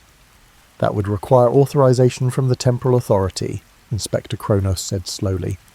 Then let's get authorization, Margaret said briskly. I assume there's some sort of application process? Inspector Kronos stared at her. You want to apply for legal recognition as an experimental temporal community? Why not? Margaret shrugged. We're already here, we're already functioning, and apparently we're already breaking the rules. Might as well break them officially. Applying for legal recognition as an experimental temporal community turned out to involve approximately 17 different forms, each of which had to be filled out in triplicate using writing implements appropriate to the time period of the person filling them out. Margaret found herself wielding a quill pen for the first time in her life, while cursing whoever had decided that bureaucracy should be deliberately difficult. This is ridiculous, Veronica muttered, struggling with what appeared to be a form designed to assess cross-temporal cultural integration protocols. They want to know our policy for resolving conflicts between Roman law and Renaissance banking practices. We don't have conflicts between Roman law and Renaissance banking practices, Thomas pointed out, working his way through a form about democratic governance in multi-period communities with the sort of methodical precision that suggested he'd had experience with colonial paperwork. Exactly, Sister Agatha said. Marcus handles military justice, Nigel handles infrastructure disputes, you handle governance issues, and Gladys handles everything else because she's the only one who's actually good at managing people. Margaret looked up from Form 47B, Justification for Temporal Cohabitation, and realised something important. They hadn't just accidentally created a community, they'd accidentally created a functioning government. And not just any government, but one that actually worked because everyone involved was too confused and too practical to waste time on politics. We need to document this, she said suddenly. Document what? Inspector Kronos asked. She had remained at the inn to oversee the application process, but Margaret suspected that her primary reason for staying was her interest in their community, which she found far more engaging than her usual assignments. This is how we govern ourselves, Margaret explained, reaching for a fresh sheet of paper. If we're applying to be an experimental community, we need to show that our experiment actually produces results. Over the next several hours, Margaret found herself doing what she did best, organising information. With input from the others, she documented their decision-making processes, their conflict resolution methods, their resource allocation systems, and their integration protocols. What emerged was a picture of a community that had organically developed solutions to problems that political scientists spent decades debating. This is extraordinary, Inspector Kronos said, reading over Margaret's documentation. You've created a functional multi-temporal democracy with built-in cultural sensitivity protocols and adaptive governance structures. We've muddled through, Gladys corrected, bringing them all another round of tea. We've made the best of it, just like anyone else who finds themselves in an unexpected situation. But that's precisely the point, Inspector Kronos said, excitement creeping into her voice for the first time since Margaret had met her. Most temporal displacement results in psychological trauma, cultural isolation, and eventual breakdown. You've created something that not only works, but actually enhances the lives of everyone involved. Margaret looked around the inn's common room, where their impromptu government session had attracted an audience of curious community members. Marcus was explaining Roman military organisation to a group that included a Viking warrior, 2 medieval merchants, and what appeared to be a flapper who had arrived just that morning. Nigel was sketching engineering diagrams on a napkin, while a Renaissance artist offered suggestions about aesthetic improvements. Thomas and Veronica were deep in discussion about the practical applications of democratic theory, with a gentleman who claimed to be from the court of Louis XIV. It works because we need it to work, Margaret said. We can't go home, so we have to make this place home, and that means figuring out how to live together even when we come from entirely different worlds. The temporal authority should see this, Inspector Kronos said. They've been trying to solve the problem of temporal displacement for centuries, and you've accidentally discovered the solution. What's the problem with temporal displacement? Sister Agatha asked. Displaced persons typically suffer from severe temporal culture shock, Inspector Kronos explained. They can't adapt to their new time, but they can't return to their original time either. Most end up in specialised care facilities or isolated temporal reservations. Margaret felt a chill. Temporal reservations? Quarantine zones where displaced persons can live out their lives without affecting the timeline, Inspector Kronos said, apparently not noticing the horror on everyone's faces. It's considered the most humane solution. Humane? Thomas repeated flatly. You isolate people from society and call it humane. It's better than the alternative, Inspector Kronos said defensively. Uncontrolled temporal displacement can cause paradoxes, timeline disruptions, and even reality cascades. Has that actually happened? Margaret asked. Or is it theoretical? Inspector Kronos paused. Well, theoretical. But the risk is theoretical, Margaret finished. Meanwhile, the reality is that you're condemning people to isolation based on theoretical risks.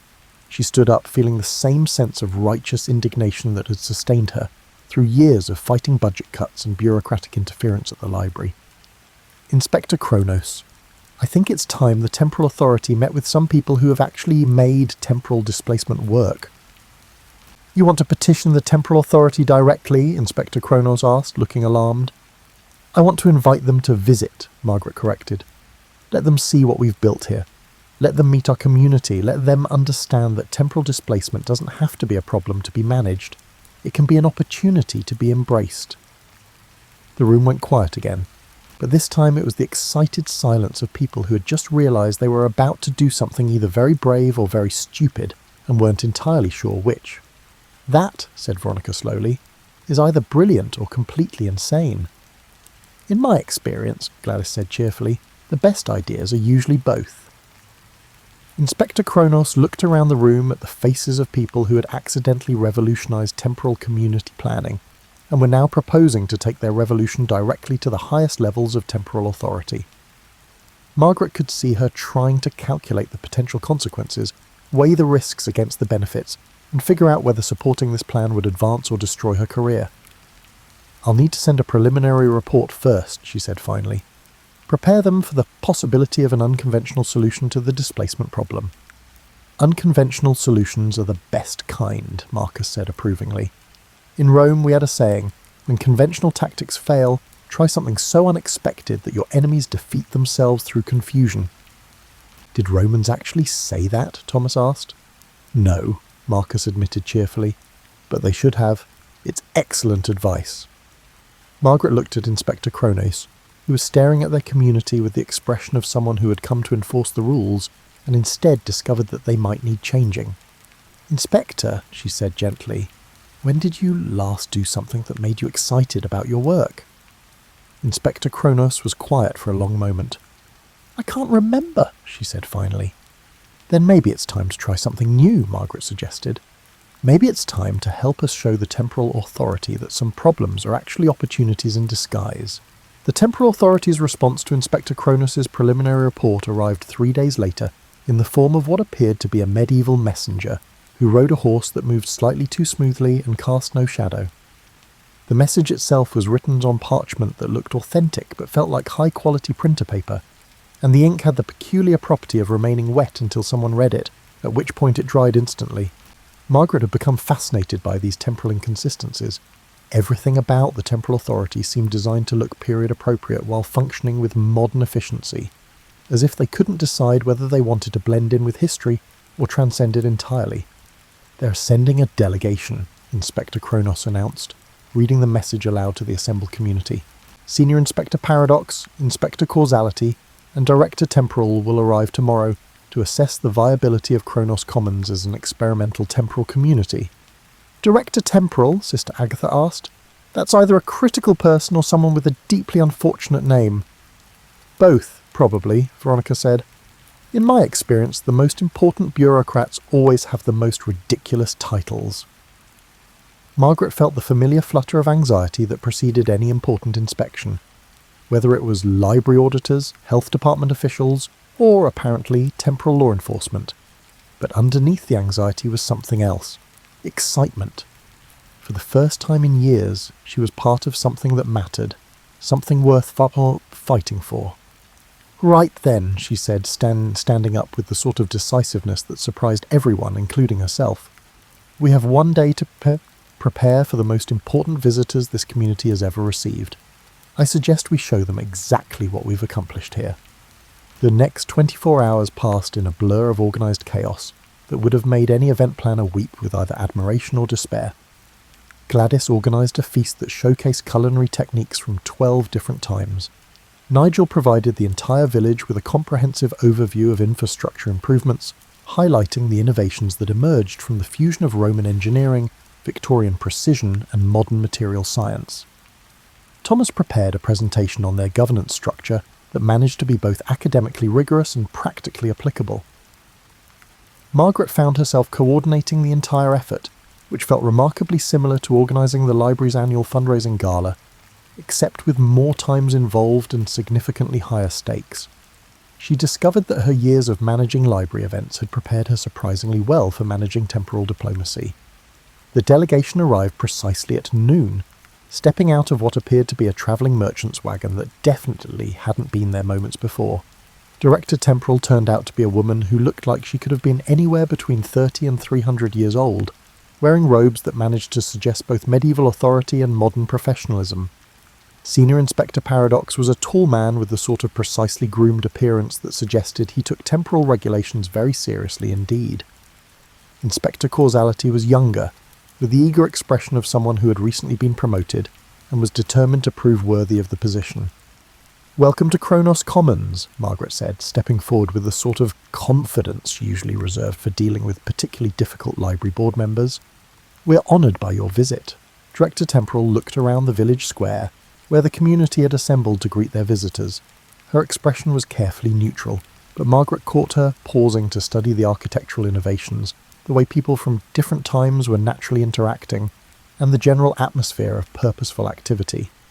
Inspector Kronos has submitted a preliminary report suggesting that this community represents a viable alternative to traditional temporal displacement protocols, Director Temporal said. "We're here to assess the accuracy of that assessment." "We'd be delighted to show you around," Thomas said, stepping forward with colonial diplomatic charm. "Perhaps we could begin with our governance centre." What followed was the most unusual tour Margaret had ever participated in. They showed the delegation their democratic decision-making processes, their conflict resolution methods, their resource allocation system, and their integration protocols. At each stop, community members demonstrated not just how their systems worked, but why they worked. "The key insight," Sister Agatha explained as they stood in what had become their informal research centre, "is that temporal displacement doesn't have to mean cultural isolation. When you put people from different times together, they don't just adapt to each other, they enhance each other." She gestured to a wall covered with research notes, engineering diagrams, artistic collaborations, and what appeared to be a detailed analysis of democratic theory, written in 4 different languages by authors from 4 different centuries. "We're not just preserving historical knowledge," she continued. "We're creating new knowledge by combining historical perspectives in ways that have never been possible before." Inspector Causality was taking in emailed notes, while Senior Inspector Paradox maintained an expression of professional skepticism. Director Temporal, however, was studying the research wall with the sort of intense focus that suggested she was seeing something she hadn't expected. "This is unprecedented," she said finally. "Cross-temporal knowledge synthesis on this scale. The implications are extraordinary." "The implications are what we live with every day," Gladys said cheerfully, appearing with a tray of refreshments that somehow managed to appeal to taste preferences from across the centuries. "Turns out when you stop worrying about the implications and start focusing on the practicalities, most problems solve themselves." The tour continued through the afternoon, with the delegation observing everything from Marcus's conflict resolution sessions, which involved more shouting than Margaret was comfortable with but seemed to work, to Nigel's engineering workshops, which had produced innovations that probably shouldn't have been possible with available materials. However, Margaret was aware that the evening feast would determine the success or failure of their argument. As the community gathered around tables that had been built by combining Roman construction techniques with Victorian craftsmanship and modern ergonomic principles, she watched the delegation observe something that couldn't be documented or measured: the simple fact that their community was genuinely happy. "I have a question," Director Temporal said as the meal wound down. What happens when someone wants to leave? The question lingered in the air, akin to an uncomfortable truth that everyone had been evading. Margaret felt her stomach clench because this was the one aspect of their community they hadn't fully addressed. Well, Thomas said slowly, that's rather complicated. We haven't actually figured out how to leave, even if someone wanted to. But would you, Inspector Cosiletti asked? Want to leave, I mean? If you could. Margaret looked around the table at faces that had become more familiar to her than her family. These people had become her colleagues, her friends, her chosen community in a way that her old life had never provided. I think, she said carefully, that's the wrong question. The right question is, would we want to go back to the lives we were living before we came here? And the answer to that question, Director Temporal asked. Margaret smiled. Ask me tomorrow. The Temporal Authority's decision came in the form of an official proclamation that somehow managed to be both bureaucratically precise and genuinely revolutionary. Kronos Commons was granted experimental status as the first authorised cross-temporal community development project, with funding, legal recognition, and most importantly, official permission to continue existing. Congratulations, Director Temporal said, presenting Margaret with a document that looked like a medieval charter, but contained clauses about innovative temporal integration methodologies and sustainable anachronistic community planning. You've accidentally solved a problem we've been working on for centuries. You've accidentally solved several problems, Veronica corrected. Temporal displacement, cross-cultural integration, sustainable community development, and Margaret's midlife crisis. Margaret laughed because it was true. Somewhere between organising emergency committee meetings and negotiating with temporal bureaucrats, she had discovered that her midlife crisis hadn't been about her age or her circumstances. It had been about the fact that she hadn't been living a life that felt like her own. So what happens now? She asked. Now, Director Temporal said, you become a model for other temporal displacement situations. We'll be sending observers, researchers, and probably a few more accidental time travellers your way. You're going to be busy. We're already busy, Gladys pointed out. But we're good at busy. Busy is what happens when you're doing something that matters. As the Temporal Authority delegation prepared to leave, Inspector Kronos approached Margaret privately. I've submitted a request for reassignment, she said. I'd like to stay here as a permanent liaison between the community and the authority. Why do you want to be reassigned? Margaret asked, though she suspected she knew the answer. Because for the first time in decades I'm engaged in work that feels significant, Inspector Kronos stated plainly.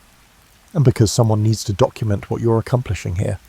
Future temporal communities are going to need guidance, and you've already figured out most of the answers. Margaret nodded. We'll need help with the paperwork anyway. Temporal bureaucracy is even more complicated than regular bureaucracy. That evening, as the community gathered for what had become their traditional end-of-day meeting, Margaret reflected on the strange journey that had brought her here. 6 months ago she had been living a life that felt too small, too predictable, and too much like settling for less than she deserved. Now she was helping to pioneer a new form of human community that existed outside normal time and space. Any regrets? Sister Agatha asked, settling into the chair beside her. Margaret considered the question seriously. Did she miss her old life?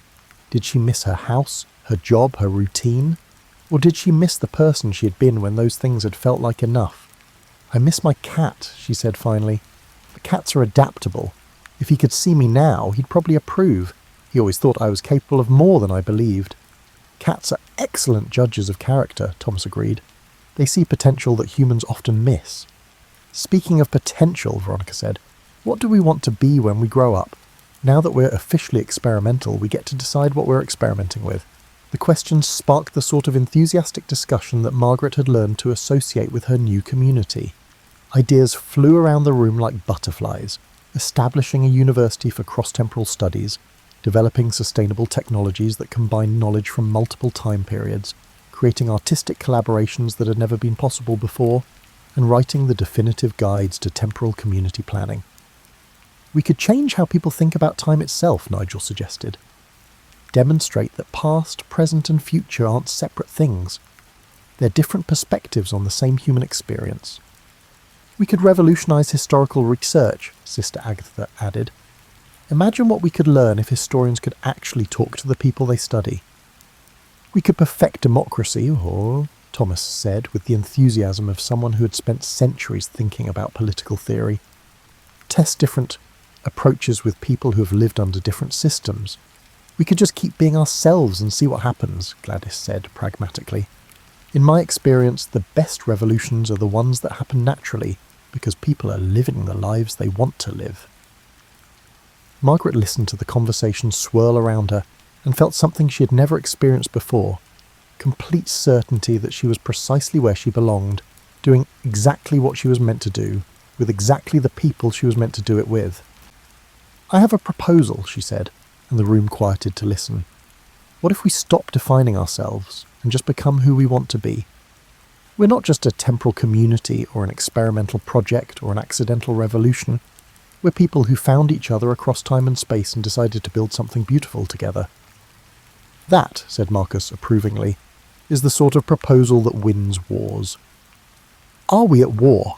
Inspector Causality asked, looking alarmed. We're at war with the idea that people have to accept the lives they're given instead of creating the lives they want, Margaret said. We're at war with the notion that different is dangerous instead of wonderful. The belief that the future must mirror the past, simply because it's the norm, is what we're fighting against. Revolutionary wars are the best kind, Veronica said with satisfaction, especially when you win them by accident. As the meeting wound down and people began drifting back to their homes that had been built by combining architectural knowledge from across the centuries, decorated with art created through cross-temporal collaboration, and filled with the sort of contentment that came from living in a community where everyone belonged, Margaret stepped outside to look up at stars that had witnessed all of human history.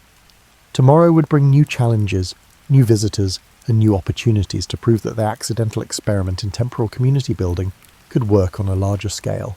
There would be more paperwork, more bureaucracy, and more negotiations with authorities who still weren't entirely convinced that rules were meant to be broken.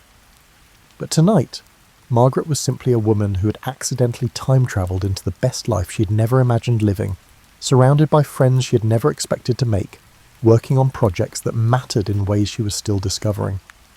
She thought about the other version of herself, living in her old house, working at her old job, probably wondering why life felt so unsatisfying. Margaret had been awaiting approval to pursue her desired life.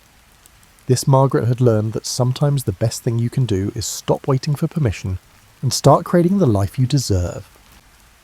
The stars looked exactly the same as they had in her time, which somehow made everything else feel possible.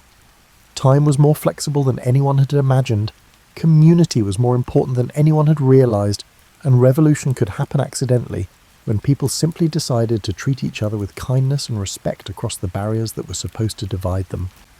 Margaret smiled and went inside to help Gladys plan tomorrow's menu, because even accidental revolutionaries had to eat, and someone needed to coordinate the logistics of changing the world one shared meal at a time. After all, she was still a librarian at heart, and librarians understood that the most important revolutions were the ones that happened quietly, one person at a time, through the simple act of helping people find exactly what they were looking for, even when they hadn't known they were looking for it.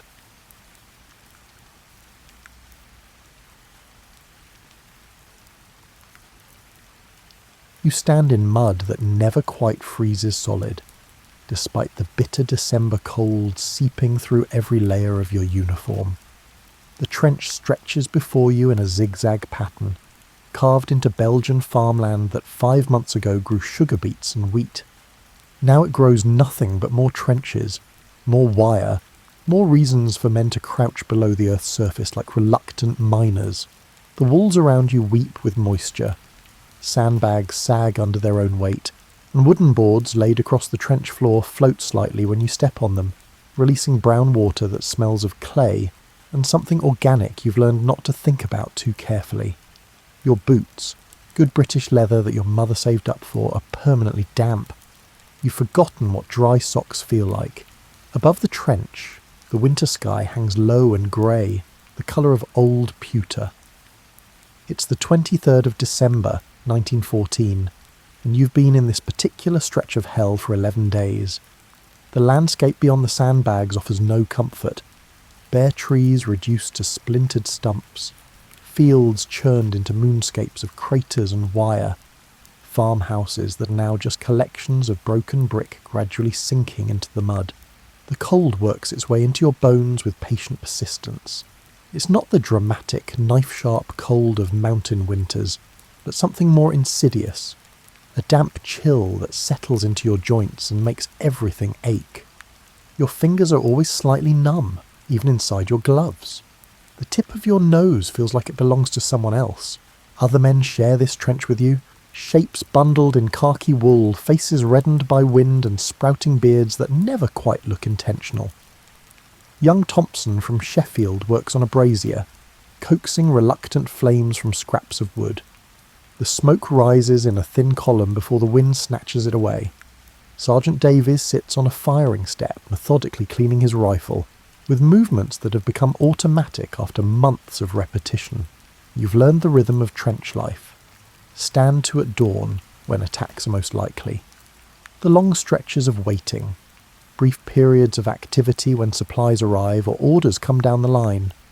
The constant gnawing awareness that a few hundred yards away, other men in different uniforms are doing exactly the same things in trenches that mirror your own. The war itself has become something strange and static. In August, everyone moved quickly.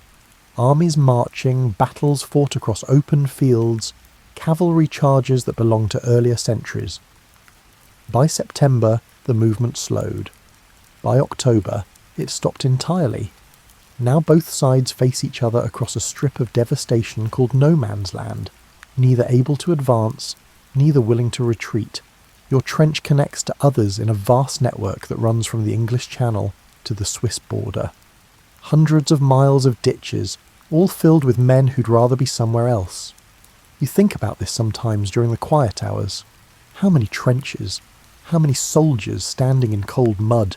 How many families waiting at home? The Germans occupy similar trenches across the way. You can't see them directly, but you know they're there. Sometimes you hear them, voices calling back and forth, the clank of equipment, the same sounds you make. At night, if the artillery falls silent, you can hear their work parties reinforcing positions, the scrape of shovels against frozen earth. Someone started calling them Fritz, though you've never met a German soldier named Fritz. They probably call you something equally generic. The propaganda posters show monstrous Huns, but you've seen German prisoners being marched to the rear, young men who look tired and cold and remarkably like the fellows in your own trench. The front line here runs through what was once farmland. Before the armies came, Belgian farmers worked these fields, grew crops, raised families. You found a child's toy soldier in the mud last week, a little painted figure wearing a uniform from some earlier war. You kept it in your pocket, though you're not sure why. Your trench has a name, Piccadilly, because some officer with a sense of humour thought the trenches should sound like London streets. Other sections are called Regent Street, Bond Street, Leicester Square. As if giving them familiar names might make them less foreign, less terrible. It doesn't work, but the name's stuck anyway. The daily routine provides structure. Morning stand to when the grey light creeps across no man's land and everyone mans the firing step, rifles ready, waiting for an attack that usually doesn't come. Breakfast afterward, tea that tastes of the iron Dixie it's brewed in, bread that's often stale, sometimes jam. The bread arrives in sandbags, which strikes you as funny in a grim sort of way. Everything arrives in sandbags. During the day, there are tasks. Repairs to the trench walls where rain has collapsed the earth.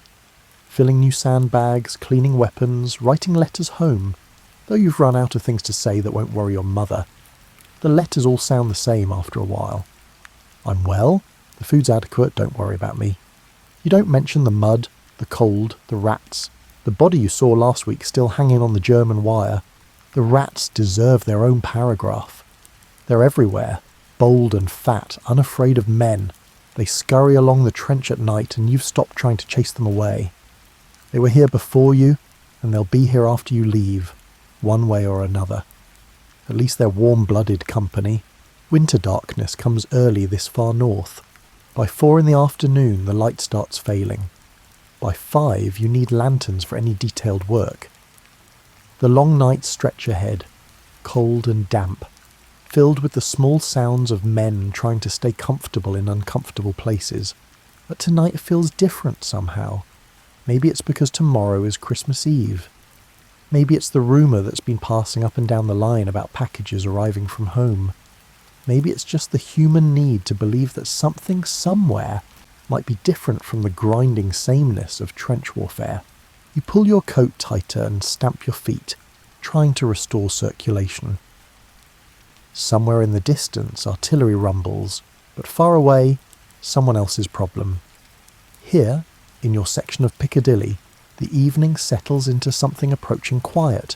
The first stars appear in the darkening sky, faint at first, then brighter as night deepens. You've always liked stars. They look the same whether you're in a trench in Belgium or standing in your backyard in England. The war hasn't changed them. The packages arrive on the afternoon of Christmas Eve, carried up the communication trenches by men who curse the weight and the mud in equal measure. Word spreads quickly down the line. Mail's here. Parcels from home. You watch as the bundles get distributed, each man's name called out, the careful exchange of soggy cardboard boxes wrapped in string.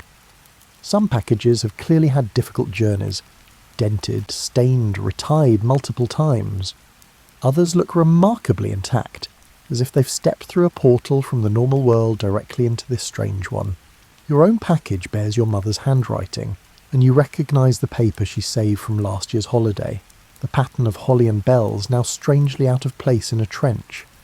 Your hands shake slightly as you untie the string, not from cold this time, but from something else. This box travelled from your kitchen table to your hands, crossing the distance between peace and war. Inside, a knitted scarf in blue wool, still smelling faintly of home, that particular combination of soap and cooking and the lavender your mother keeps in drawers, a tin of her shortbread, somehow unbroken despite the journey, a letter in her careful script, a small Christmas pudding wrapped in cloth, a packet of real tobacco, the good kind, socks, 3 pairs, thick and warm, a bar of chocolate. You're not embarrassed by the tears that blur your vision. Around you, other men open their own packages with similar expressions. Thompson unwraps something knitted by his sweetheart. A scarf in regimental colours, slightly uneven in the way that proves it was made by hand with love. Davies receives a fruitcake from his sister, hard as brick but precious nonetheless. The packages transform the trench temporarily. For a brief period the war recedes, and you're connected again to kitchens and parlours and people who remember you as something other than a soldier. The trench fills with the smell of cake and chocolate and tobacco, scents that belong to peacetime. Some men receive packages from strangers. The Tobacco Fund, organised by ladies in London, charitable organisations that send gifts to boys at the front. These contain practical items, cigarettes, socks, small tins of meat. They also contain handwritten notes. From a grateful nation, God bless you, come home safe. The notes are signed by people you'll never meet, but somehow that makes them more touching, not less. The officers receive packages too, though they open them with more restraint, conscious of maintaining dignity. Still, you see Lieutenant Carey's face soften as he unwraps something from his wife. A photograph, you think, though he tucks it away quickly. The Christmas pudding your mother sent is small but rich, studded with raisins and candied peel. You decide to save it for tomorrow, for the actual day. The shortbread, however, you share with the men nearby.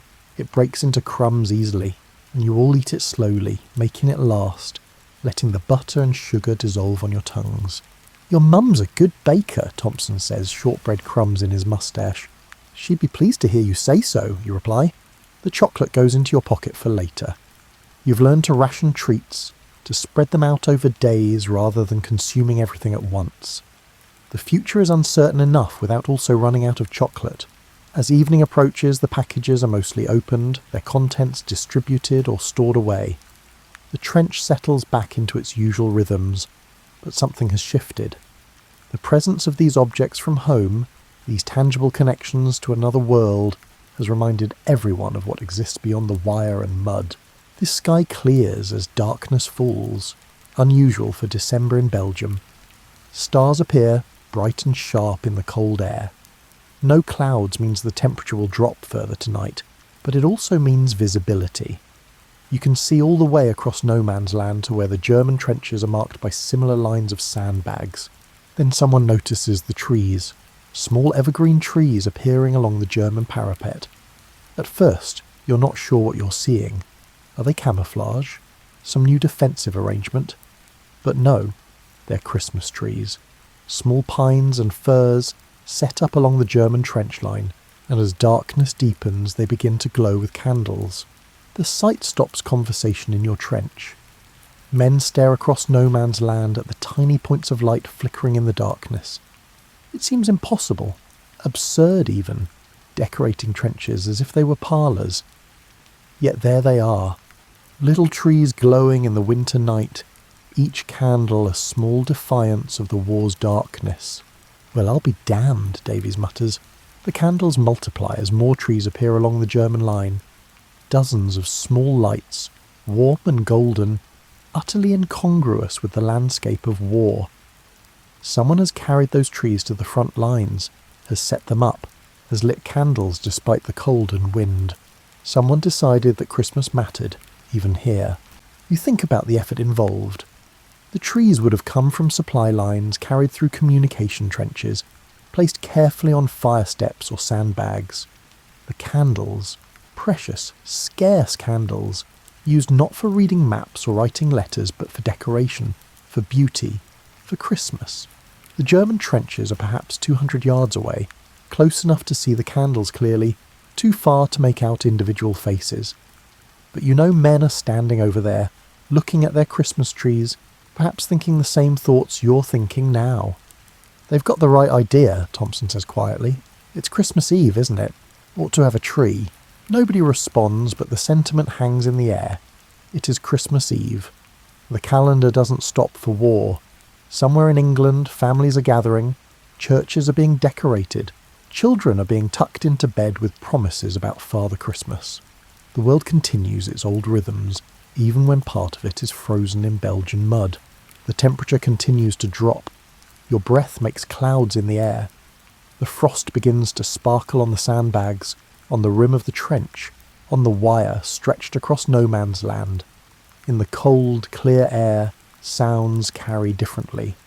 You can hear the Germans moving about in their trenches, hear their voices. Then, across the frozen distance, someone begins to sing.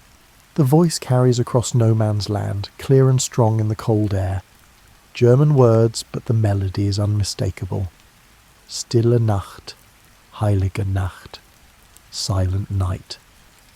The singer has a good voice, trained perhaps, and the notes rise pure and true into the winter darkness. Other German voices join in, creating harmony. The song flows over the frozen ground, over the wire and the shell holes, over all the machinery of war. You've heard this carol since childhood, sung it in church on Christmas Eve, but never like this. Never with such weight behind it. When the Germans finish their verse, silence falls. Then, from somewhere down your own trench line, a British voice takes up the melody in English. Silent night, holy night. More voices join, hesitant at first, then stronger. You find yourself singing too, the words coming automatically from years of Christmas services. The two sides trade verses, German and English. The same prayer in different languages floating up toward the cold stars. It feels dreamlike, impossible. Men who spent the day preparing to kill each other now sharing a Christmas carol across the space between their trenches. Other songs follow. The Germans sing O Tannenbaum, and some of your comrades know it as O Christmas Tree and sing along. Someone with a mouth organ plays the first Noel, and the reedy notes carry surprisingly well in the still air. A German voice, clear and young, sings something you don't recognise. A carol in German, beautiful despite the language barrier. You realise you're smiling. Around you, other men are smiling too. Davies has his eyes closed, listening. Thompson sways slightly, keeping time with the music. Even the officers have stopped their rounds to listen to this strange, spontaneous concert. The singing continues for over an hour. Carols you know and carols you don't. German voices and British voices, sometimes separate, sometimes blending together when the melodies match. No one seems to be organising it. The songs just flow from one to the next, as if the trenches themselves are having a conversation. Between songs you hear cheering and applause from both sides. When a particularly good singer finishes a solo, both British and German voices shout appreciation. It's absurd and wonderful and deeply strange, applauding the enemy's Christmas carols. The cold deepens, but nobody suggests going below to the dugouts. This moment feels too precious, too fragile. Everyone seems to sense that moving might break the spell, might remind the universe that this shouldn't be happening. A German voice calls out in English, thickly accented but clear. "Happy Christmas, Tommy!" "Happy Christmas, Fritz," someone from your trench calls back. Laughter ripples along both lines. The tension that's been constant for months seems to ease slightly, like a held breath being released. More shouts are exchanged. "How is your Christmas?" "Cold." Here, also, cold. This gets more laughter. The shared misery of winter warfare becomes briefly a joke both sides understand. Someone from the German side shouts, "We have beer, you have beer." "Only rum," a British voice responds. "Rum is good also." This exchange somehow seems hilarious, and laughter echoes across no man's land. The idea that you're comparing beverages with men you might be shooting at tomorrow should be disturbing, but instead it just feels human. The moon rises, nearly full, turning the frost-covered ground between the trenches into something almost beautiful. In the moonlight you can see no man's land more clearly.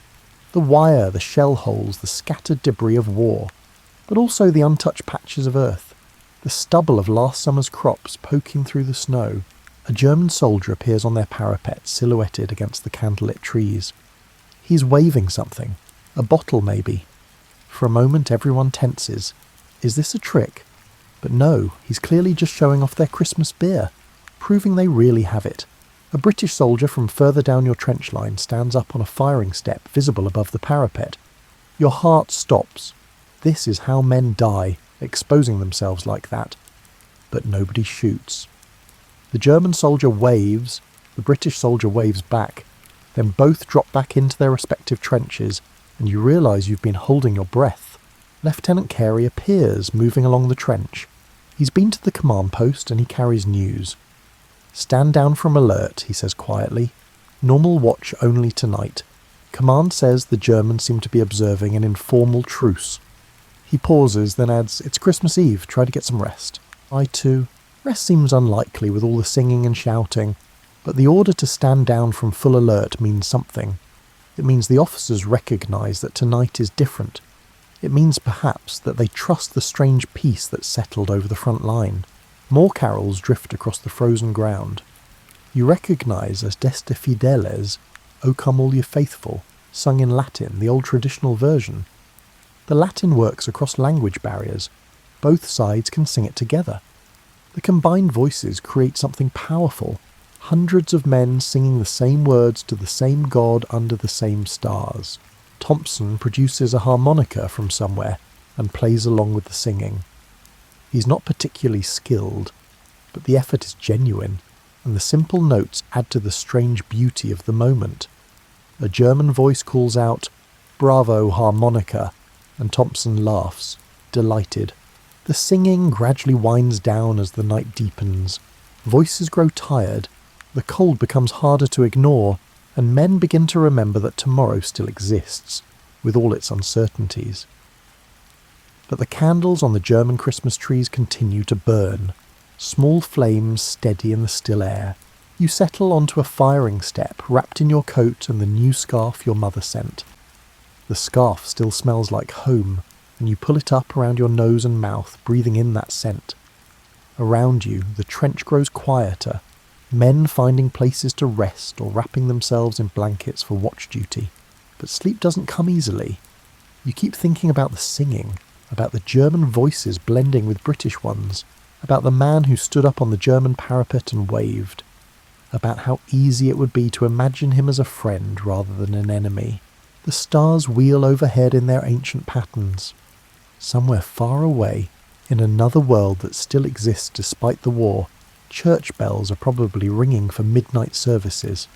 Here, the bells are replaced by silence, a profound, unusual silence, as if the earth itself is holding its breath.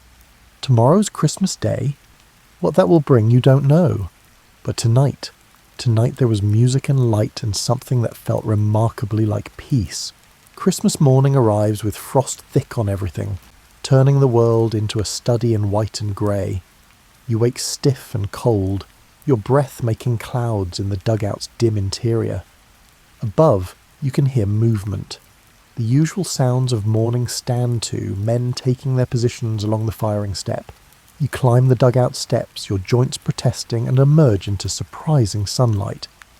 The sky is cleared completely, bright blue and cloudless, the kind of winter morning that makes everything sharp and clear. Ice crystals sparkle on the sandbags. No man's land looks almost peaceful in the morning light, the horrors of war temporarily softened by frost and sunshine. The German trenches are quiet but visibly occupied. You can see men moving about on their side, going through their own morning routines. The Christmas trees from last night are still there. Candles unlit now, but the evergreen branches still green against the brown earth. Then something extraordinary happens. A figure appears above the German parapet. A man, standing fully exposed, his hands raised above his head in clear view. He's not armed, you can see that clearly. He stands there, waiting, as if testing whether the peace of last night will survive the daylight. Nobody shoots. The German soldier begins walking forward, across no man's land, stepping carefully between shell holes. He's young, you can see that now, probably about your age. He's wearing a grey uniform that looks as mud-stained and worn as your own khaki. Lieutenant Carey appears beside you. "Hold your fire," he says quietly, though nobody seems inclined to shoot anyway. The entire trench watches as the German soldier walks closer, hands still visible, clearly unarmed. The soldier stops about halfway across no man's land, perhaps 100 yards from each trench. He stands there, waiting. It's an invitation, you realise. A question being asked across the frozen ground. "Permission to go out there, sir?" you hear yourself asking. Kerry looks at you, then out at the waiting German, then back at you. Something passes across his face. Concern, calculation, and then a kind of resignation. "If you're going, you're not going alone," he says. "I'll come with you." Others volunteer immediately. Thompson, Davies, half a dozen more. Carey nods. Right then, no weapons. Hands visible, slow and steady. You climb up the side of the trench, your heart hammering. This is how men die, standing in the open, exposed to enemy fire. Every instinct screams at you to get back down, to find cover. But you think of the singing last night, of the candles on the Christmas trees, and you keep climbing. The ground of no man's land is rough under your feet. Frozen mud, shell holes, tangles of wire. You've only seen this landscape through periscopes or in brief, terrifying moments during raids. Walking across it in daylight feels surreal, like breaking a fundamental rule of the universe. The German soldier waits as you approach. You can see his face now. Young, yes, with light hair and a thin moustache. He looks nervous but determined. When you're close enough to speak, he smiles uncertainly. "Guten Morgen," he says. "Good morning, Merry Christmas." "Merry Christmas," you reply. His smile strengthens. He reaches into his coat and produces a small flask. "Schnapps," he offers. "For Christmas?" Lieutenant Carey accepts the flask, takes a small sip and passes it around. The alcohol burns going down but warms you from within. When it comes to your turn, you drink and pass it back to the German soldier, who takes a sip himself before offering it again. More soldiers are emerging from both trenches now, tentatively at first, then with more confidence. Germans and British walking out into no man's land, meeting in the middle like delegates at some bizarre conference.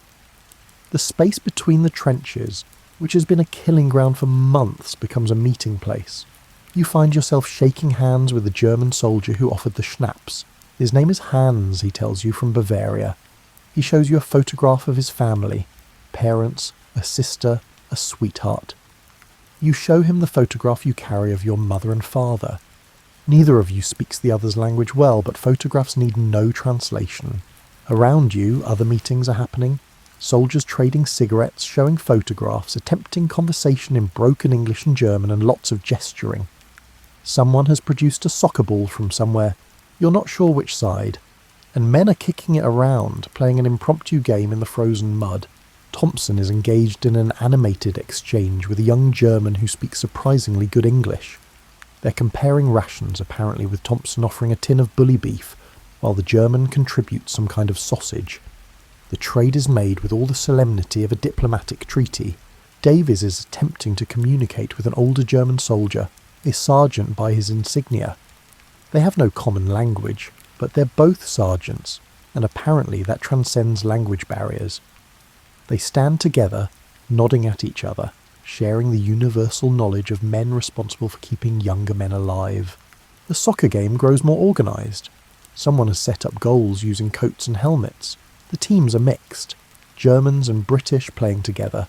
Nationality forgotten in the simple joy of kicking a ball around. You haven't played football since before the war, and your legs are stiff from trench life. But you join in anyway, laughing as you slip on the frozen ground. The ball is leather, old and scuffed, and it skips unpredictably on the rough terrain. Someone kicks it into a shell hole, and 3 men, 2 British, 1 German, climb down together to retrieve it, helping each other up the muddy sides. The absurdity of it makes you laugh. Yesterday that shell hole was something to be avoided, part of the landscape of death. Today it's just an obstacle in a football match. The sun climbs higher, and despite the cold the exercise warms you. You're breathing hard, your face flushed, and for a brief span you forget where you are. You could be back home, playing football on the village green, instead of in no man's land between armies. The game ends when someone kicks the ball into a particularly deep crater filled with water, and everyone agrees it's too cold to fish it out. Men stand around, panting and grinning, British and German soldiers together, looking remarkably similar in their mud-stained uniforms and genuine smiles. Hans finds you again. He's been talking with Lieutenant Carey, apparently showing him something. When you approach, Carey has a strange expression on his face, sad and amused at the same time. Hans here is a school teacher, Carey says. Before the war, in Bavaria, taught English to children. Hans nods enthusiastically. Yes, English literature. I teach Shakespeare to students. Very difficult Shakespeare, he laughs. Hamlet is German, I think. All the worrying, this gets a laugh from the British soldiers within earshot. The idea of a German schoolteacher teaching Shakespeare to Bavarian children, now standing in a frozen Belgian field wearing a soldier's uniform, it highlights the strangeness of everything. I have brothers, Hans says, his English careful but clear. One brother also in the army. Different place. I worry for him. He looks at you. You have brothers? A sister, you reply. She's nursing in London. Hans nods seriously. Nursing is important work. Very brave nurses. You realise he's right. Your sister faces her own dangers, caring for wounded men in overcrowded hospitals. The war has scattered families across Europe, everyone in their own kind of service, their own kind of danger. More items are being traded around you. A German soldier offers cigars, real cigars, better than anything you've seen in months. British soldiers share tins of tobacco, chocolate from their Christmas parcels, whatever small luxuries they can spare. The trading has a ritual quality, each exchange a small act of trust and goodwill. Someone has found a camera. A British soldier who works in the battalion's signal section has brought his personal camera to the front, and now he's taking photographs. Groups of soldiers pose together. Germans and British, arms around each other's shoulders, grinning at the camera. You wonder what these photographs will look like later, whether anyone will believe them. You pose with Hans and Thompson, and a young German soldier named Karl who speaks no English but smiles constantly. The camera clicks, capturing this impossible moment. Enemies standing together, treating each other like friends. The morning wears on, surreal and peaceful. Men sit in small groups, sharing food and cigarettes, attempting conversation despite language barriers. Someone has produced a mouth organ and is playing Christmas carols. A few men sing along, the same songs from last night, but stranger in daylight, sung by mixed groups of soldiers who theoretically should be killing each other.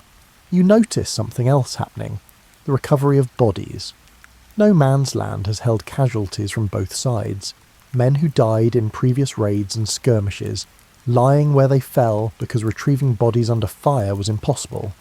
Now, British soldiers are collecting their dead while Germans collect theirs, working separately but in parallel, each side respectfully ignoring the other's grim task. You help carry one body back toward your trench, a British soldier you didn't know, dead for perhaps a week, frozen in the December cold. It feels right to recover him, to bring him back, to let him have a proper burial instead of lying in the frozen mud forever. The Germans are doing the same with their casualties, treating their dead with the same respect. The work is hard and sad, but there's a strange comfort in it. These men will be buried, prayers will be said, their families will eventually be notified. It's a small dignity in an undignified war. By midday, the recovery work is mostly complete. The dead lie in rows behind each trench line awaiting burial. It's sobering, a reminder of what this place usually is, what it will be again. But for now, the living remain in no man's land, still talking, still trading, still refusing to acknowledge that this can't last. The afternoon sun, pale and winter weak, hangs low in the sky. You sit on the edge of a shell crater with Hans and 2 other German soldiers, sharing the remains of your mother's shortbread and a tin of German cheese that tastes sharp and strange. The conversation flows in broken English and even more broken German, supplemented with gestures and drawings in the frost. One of the German soldiers, older than the others with grey threading through his dark hair, sketches a house in the ice crystals coating a flat piece of shrapnel. He points to it, then to himself. "Mein Haus," he says. "My house." He adds figures. A woman, 3 children, his family. You understand without needing more words. He's showing you what he's fighting for, what waits at home. Or perhaps he's just reminding himself that such things still exist, that somewhere beyond the trenches and the wire, normal life continues. Thompson has found another English speaker, a German soldier who spent 2 years working in Manchester before the war. They're engaged in an animated discussion about football, proper football, not the impromptu game from this morning. Thompson supports Sheffield United. The German fellow supported Manchester City. They're arguing about a match from 1912 with the passion of men who have something normal to talk about, something that has nothing to do with war. The ref was blind, Thompson insists. No, the call was correct, the German responds, grinning. Your defender was offside. It's absurd and wonderful. 2 men who might be trying to kill each other tomorrow, arguing about a football match from before the war, as if refereeing decisions matter more than artillery barrages. You notice Lieutenant Carey standing at the edge of the gathered soldiers, talking with a German officer. Both men look serious, but not hostile. They're discussing something, gesturing back toward their respective lines.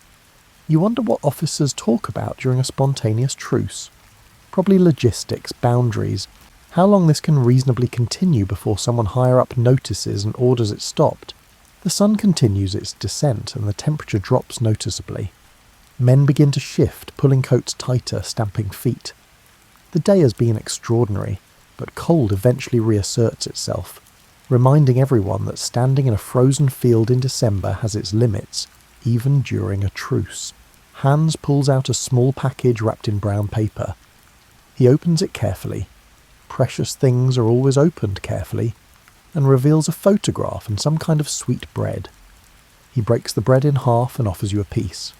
It's dense and rich, studded with dried fruit, still fresh enough to be soft. My mother makes this, he says. For Christmas, she sends it to me. He smiles. Like your mother sends you things, yes? You nod, accepting the bread. It tastes of cinnamon and raisins and something else you can't identify. It tastes like someone's kitchen, like care and attention and normalcy. You pull out the photograph of your own mother and show it to Hans. She's pretty, he says politely, though your mother would laugh at being called pretty. She's practical and sturdy and kind, but not what anyone would call pretty. Still, you appreciate Hans's kindness. The photograph Hans showed you is of a young woman with fair hair and a serious expression. Mina Verlobte, he says. My. Engaged. The woman I will marry. Your fiancée, you offer. Yes, fiancée, thank you, I forget the word. He looks at the photograph with obvious affection. After the war, we marry, she waits for me. You think about all the people waiting. Mothers, fathers, sisters, fiancées, wives. On both sides, people waiting for men to come home. People checking casualty lists with dread. People trying to maintain normal life while part of their family is absent. Maybe forever. The war, Hans says quietly, looking across no man's land, is stupid. You're not sure how to respond to that. It feels like dangerous territory, criticising the war. But Hans isn't wrong. Sitting here, sharing bread with a German soldier who teaches English literature to children, who has a mother who bakes for him, and a fiancé waiting, the war does seem stupid. Stupid and vast and beyond the control of any individual soldier to stop or change. Stupid, you agree quietly. Hans nods, satisfied that you understand. The light is fading now, the brief winter day drawing to a close. Men are beginning to drift back toward their respective trenches, the day's strange peace winding down. There's a reluctance in the movement, a slowness, as if nobody really wants to go back to being enemies. You stand, your joints stiff from sitting on cold ground. Hans stands too, and you shake hands formally like businessmen concluding a transaction. "Merry Christmas," Hans says. "Merry Christmas," you reply. He hesitates, then adds, "Maybe. Maybe after the war you visit Bavaria. I show you the mountains. Very beautiful, the mountains." The idea of visiting Bavaria after the war seems almost impossible to imagine. The war ending, life returning to something resembling normal, travel for pleasure instead of military orders. But you nod anyway. "I'd like that," you say, and you mean it. You watch Hans walk back toward the German lines, joining other grey-clad figures heading home to their trenches. Thompson appears beside you, his breath making clouds in the cold air. "Strange day," Thompson observes. "Very strange," you agree. You both start walking back toward your own trench, picking your way across the uneven ground. No man's land is emptying out, soldiers returning to their positions as daylight fails. Behind you, the space between the trenches will soon be just that again. No man's land. Empty and dangerous. A place of wire and mud and death. But for now, you can still see footprints everywhere. British boots and German boots all mixed together, evidence of the day's impossible peace. When you reach your trench, climbing down feels like returning to a different world. The familiar damp walls, the smell of earth and sandbags, the narrow confines after the relative openness of no man's land. Other soldiers are climbing in, settling back into positions, resuming the routines of trench life. Sergeant Davies is organising the burial detail for the recovered bodies. They'll be buried properly with prayers and marked graves, the least that can be done. The German dead have been left in no man's land, but close to their own trenches, where their comrades can retrieve them easily. Lieutenant Carey gathers the officers for a brief meeting. You're not privy to what they discuss, but you can guess.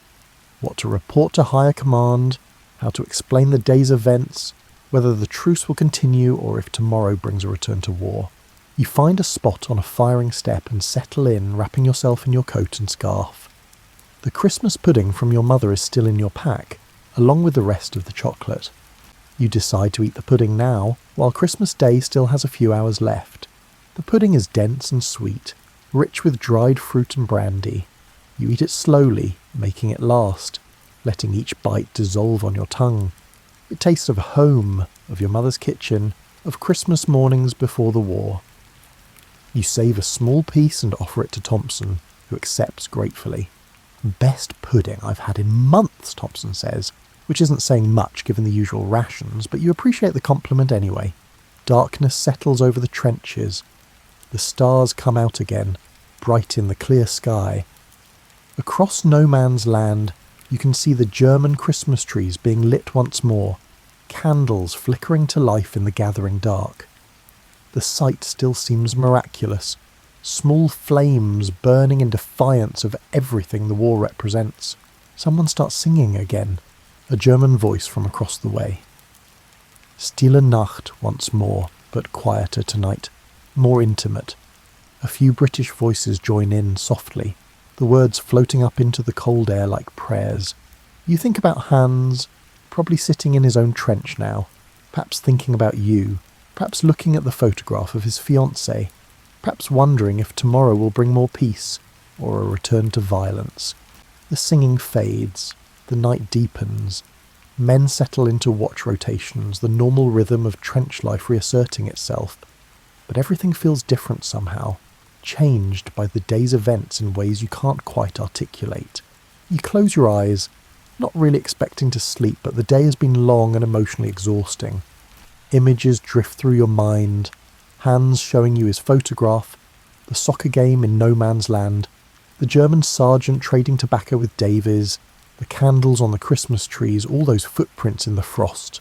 Tomorrow will bring what it brings. But today there was peace. Today there was singing and laughter and shared food and handshakes between enemies. Today, for a little while, the war paused. That's worth something. You're not sure what exactly, but it's worth something. You wake to the sound of rain, soft at first, then harder. The clear weather has broken, and water drips from every surface, turns the trench floor to deeper mud, soaks through every layer of clothing. The 26th of December arrives cold and wet and grey. The mood in the trench has shifted overnight. Men are quieter, more withdrawn. Yesterday's extraordinary peace feels distant now, almost dreamlike. You wonder if it really happened, or if the whole thing was some kind of shared hallucination brought on by cold and loneliness and Christmas longing. But then you see Thompson carefully tucking away a German cigar, wrapped in cloth to keep it dry. You see Davies wearing a scarf that looks suspiciously German in its weave. You see the photographs people received, the extra tins of food traded across the lines. It happened. All of it happened.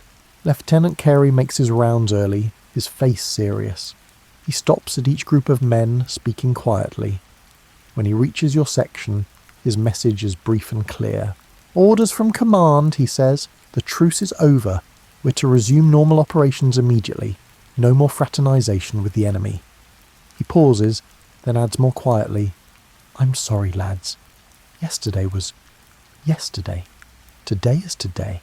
Nobody argues. You all knew this was coming. Yesterday was a gift, an anomaly, a brief suspension of the war's reality. But the war itself hasn't gone anywhere. The same trenches, the same wire, the same guns, all still here, all still waiting. The rain continues, steady and cold. You stand watch with water dripping from your helmet, running down your neck, soaking through your gloves. Across no man's land, the German trenches look the same as they did before Christmas. Sandbags and wire, and the occasional glimpse of grey uniforms. The Christmas trees are gone, you notice. Taken down during the night, perhaps. Or maybe the rain put out the candles and someone decided there was no point keeping them up. Either way, the German parapet looks ordinary again, functional and hostile and empty of decoration. The day passes slowly. Normal routines resume. Stand to at dawn and dusk. The usual watch rotations, the usual maintenance of equipment and trenches. The rain makes everything harder, turning the clay walls slippery, filling shell holes with water, transforming the duckboards into floating hazards. Around midday, the rain stops, but the clouds remain low and heavy. In the afternoon you hear artillery fire in the distance, not close, someone else's sector, but a reminder that the war continues along the rest of the front. The sound carries in the wet air, dull thuds that echo across the landscape. No shots are fired in your sector, though. Not yet. The officers on both sides seem to be maintaining a quiet understanding. No shooting unless someone starts it. It's not peace exactly, but it's not quite war either. It's something in between, uncertain and temporary. Thompson sits beside you during a break in watch duty, cleaning his rifle with movements that have become automatic. "Think we'll see them again?" he asked quietly. "The Fritz lads from yesterday?" You shrug. "Maybe. We're not going anywhere. They're not going anywhere. That Hans fellow you were talking to," Thompson says, "seemed nice. Funny that. Nice Fritz. He's a school teacher, you say? In Bavaria. Teaches Shakespeare." Thompson absorbs this. "My brother's a teacher," he says. "Primary school in Sheffield. Wonder if they get along, him and Hans." You wonder the same thing. You wonder about a lot of things. Whether Hans made it back to his trench safely yesterday. Whether he's standing watch right now in the rain just like you. Whether he's thinking about the same things you're thinking about. The afternoon wears on. Rations arrive. The usual stew, bread, tea. You eat mechanically, not really tasting anything. The food is warm at least, which matters more than flavour when you're cold and wet. As darkness approaches, men prepare for another night in the trenches. The routine is so familiar now, checking weapons, arranging equipment, settling into positions for the long, dark hours ahead. You've done this 100 times. You'll probably do it 100 more, but tonight feels different. You can't quite explain why, but something has changed. Maybe it's just the memory of yesterday, the knowledge that the men across the way aren't faceless enemies, but people with names and families and Christmas pudding sent from home. The clouds break briefly as night falls, and you catch a glimpse of stars before the clouds close in again. You think about the stars being the same everywhere, in England, in Bavaria, in no man's land. The same stars looking down on everyone, indifferent to human conflicts and truces and the rain that soaks soldiers on both sides of the wire. Somewhere in the darkness you hear singing again. Just one voice this time, distant and faint, singing something German that you don't recognise. The voice is young and clear, and it carries across no man's land like a message in a bottle, reaching anyone who cares to listen. Nobody sings back. The moment doesn't feel right for it somehow. But you listen, and you think others are listening too, standing in their respective trenches, hearing that lone voice singing in the dark. The singing stops. The night settles into silence broken only by the drip of water and the occasional sound of men moving about in trenches. You lean against the wall of the trench, your rifle beside you, and close your eyes. Tomorrow will bring what it brings. Maybe the informal truce will hold. Maybe someone will fire a shot and everything will escalate back to normal warfare. Maybe orders will come down from command to resume active operations. You can't control any of it. But you had Christmas Day. You had singing and football and shared food and handshakes in no man's land. You met a German school teacher named Hans who wants to get married after the war and who thinks Shakespeare is German because of all the worrying.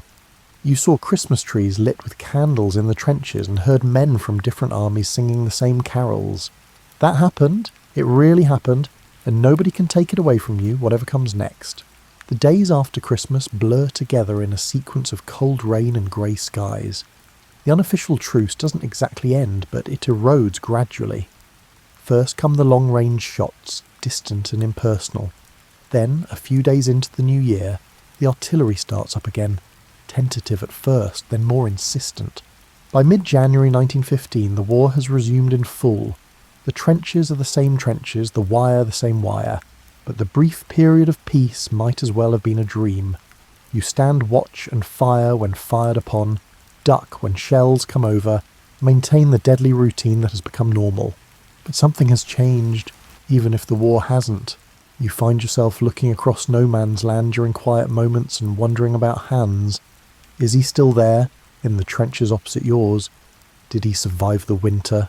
Did he get more packages from his mother, more letters from his fiancée? You'll probably never know. Thompson still has the German cigar, though he hasn't smoked it. Saving it, he says when anyone asks, for when the war ends. His tone suggests he's not entirely sure the war will end, but the cigar remains carefully wrapped and stored away, a talisman from that strange Christmas. The photographs people took during the truce get passed around, examined in quiet moments. You're in one of them, standing with Hans and Carl and Thompson, all of you grinning at the camera like old friends. Looking at it now, it seems impossible.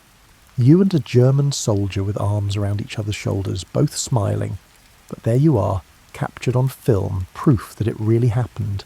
Davies mentions once that the German sergeant he met on Christmas Day waved to him one morning during a quiet period. Just a brief wave across no man's land acknowledged, and then both men went about their business. They didn't speak, didn't meet again, but that small gesture of recognition meant something. The war grinds on. Men are transferred in and out of your section. Some face north to other parts of the front, others to hospitals, others to cemeteries. New soldiers arrive to replace casualties, young men who weren't here for Christmas, who don't understand when the veterans sometimes pause before firing, as if remembering that the targets in grey uniforms have names and families too. In February your unit is moved to a different sector. You leave the trenches where the Christmas truce happened. marching along muddy roads to take up positions further north. The new trenches are the same as the old ones, mud and wire and sandbags, but they feel different somehow. These trenches have no memories of singing, no invisible lines across no man's land where you once played football with the enemy. You write to your mother regularly, though you can't tell her much about what you've experienced. The censors would cut anything specific, and besides, how do you explain Christmas Day in a letter? How do you describe singing carols with German soldiers, or trading chocolate for cigars, or meeting a schoolteacher named Hans? So you write around it. You tell her the Christmas pudding was wonderful. You mention that Christmas was quieter than expected. You thank her for the scarf which has kept you warm through the winter. You don't mention that you shared her shortbread with a German soldier, though you think she might understand if you did. Spring comes slowly to Belgium. The mud doesn't improve, but the days grow longer, and occasionally the sun breaks through the clouds. The war continues its strange, static dance. Months of stalemate interrupted by brief, violent offensives that gain a few hundred yards at terrible cost. In May, you see someone being transferred through your sector who was at the Christmas Truce. He's from a different unit, wounded in the arm but recovering, being sent to a hospital in England. You stop him, ask if he remembers it. "Remember it?" he says. "I've told the story 100 times, nobody believes me. They think I'm making it up or that I've gone shell-shocked." He laughs, but without much humour. "But it happened. I've got a photograph to prove it. People will believe it eventually," you say, though you're not sure that's true. "Maybe," he says. "After the war, perhaps, when people want to remember the good bits instead of the rest." He's probably right. The Christmas Truce will be the kind of story people tell when they need to believe that humanity persists, even in terrible circumstances. It will be simplified, romanticised, turned into a parable about peace and goodwill. The reality, the cold, the uncertainty, the knowledge that it couldn't last will fade, leaving only the bright parts. But you were there. You know what it really was, complicated and beautiful and fragile, born from loneliness and Christmas longing and the human need for connection. It was men making a choice for one day to be something other than enemies. It was imperfect and temporary and perhaps, in the grand scheme of the war, meaningless. Except it wasn't meaningless. Not to you, standing in the Belgian mud, remembering Hans's smile and the taste of German cheese and the sound of mixed voices singing Silent Night. Not to Thompson, who still carries that unsmoked cigar. Not to Davies, who received a wave from across no man's land and waved back. The war changes you in many ways over the months and years. You become harder, more cynical, less shocked by things that would have horrified your younger self. You learn to sleep in impossible conditions, to eat food you wouldn't have fed to a dog before the war, to accept losses that once would have devastated you. But you never quite forget Christmas Day, 1914. The memory becomes a small, warm thing you carry with you, protected from the cold and mud and horror. On particularly bad days, you take it out and examine it. The candles on the Christmas trees, the football game, Hans showing you his photograph, the feeling of standing in no man's land without fear. You wonder sometimes if Hans survived the war. If he made it home to Bavaria, married his fiancée, went back to teaching Shakespeare to children. You like to think he did. You like to imagine him telling his students about the Christmas he spent singing carols with British soldiers, about the strange and temporary peace that came to the trenches. The war finally ends in November 1918. 4 years after that Christmas, the guns fall silent for good. Not for a day, not as a temporary truce, but permanently. The news comes down the line on the 11th hour of the 11th day of the 11th month. The armistice has been signed, the war is over. You stand in a trench, not in Belgium anymore, but in France, and hear the silence. It sounds different from the Christmas Truce silence. This silence is final, complete, official. This silence means going home. Men around you are cheering, crying, laughing. You feel oddly quiet inside. 4 years is a long time. The world you left in 1914 is gone, replaced by something you don't quite recognise yet. But the war is over, and that has to be enough. On the journey home, on the ship crossing the Channel, you think about Christmas 1914. You think about all the men who were there that day, British and German, and how many of them didn't make it to this moment. How many are buried in Belgian soil, in French soil, in graves scattered across the continent? Hans might be one of them. You'll never know. Bavaria is a long way from England, and the war has made Europe strange and distant in new ways. Probably you'll never see him again, never know what happened to him, never get to visit those mountains he mentioned. But you remember him. You remember his kindness, his broken English, his photograph of a fiancée waiting at home. You remember standing in no man's land together, sharing bread, talking about families and football and the stupidity of war. You remember that for one day the war stopped. Not everywhere, not permanently, but in your sector of the front for one bright winter day, the guns fell silent and men chose peace over violence. That's worth remembering. That's worth carrying forward into whatever comes next. Years pass. The Great War becomes the First World War when a second one proves that humanity hasn't learned quite enough from the first. You grow older, the sharp memories of mud and trenches softening at the edges, while somehow remaining intensely clear at their centre. You never forget Christmas 1914. You tell the story occasionally when it seems appropriate, to your children when they're old enough to understand, to fellow veterans who nod knowingly. Some of them were there too in other sectors where similar truces spontaneously erupted. To historians later who want to document what happened before everyone who remembers is gone. The story gets told in newspapers, in books, in documentaries. It becomes famous, the Christmas Truce, capitalised and turned into a proper historical event. People are amazed by it, moved by it, sceptical of it. Some call it propaganda. Some call it proof that humans are fundamentally good. It becomes both more and less than what it actually was.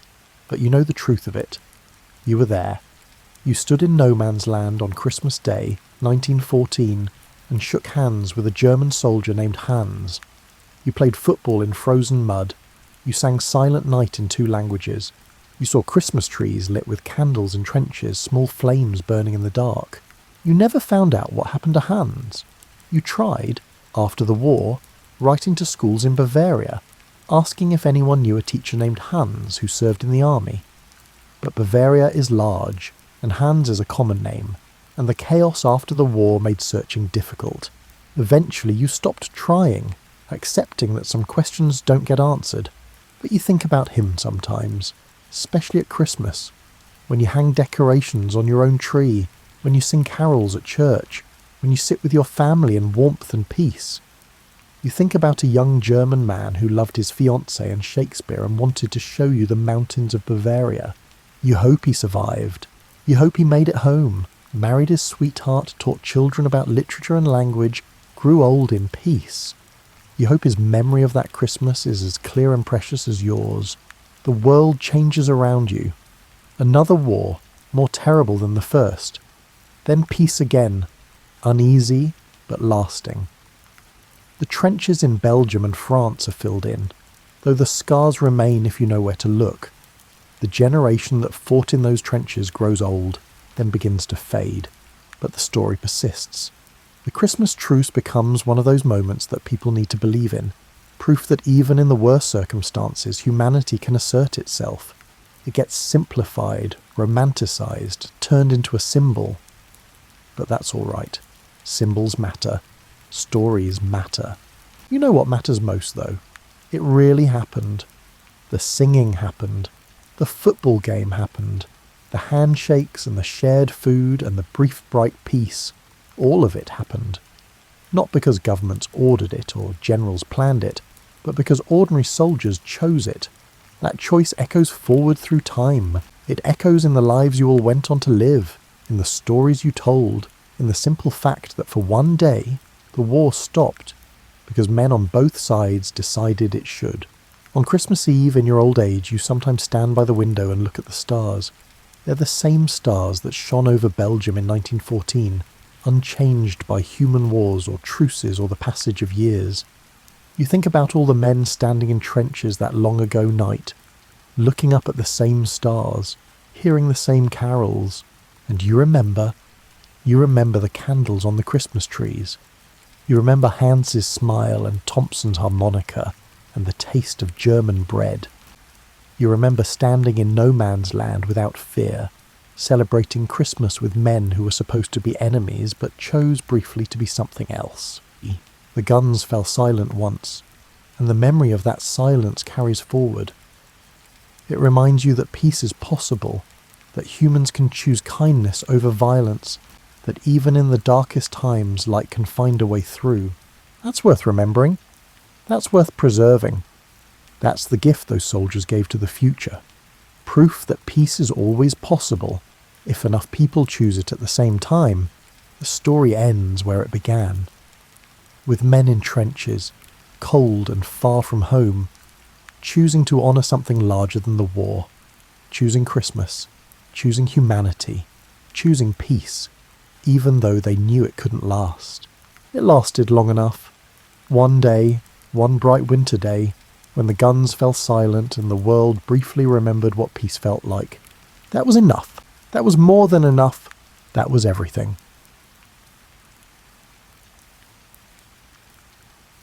In the late 17th and early 18th centuries, France was a land of contrasts.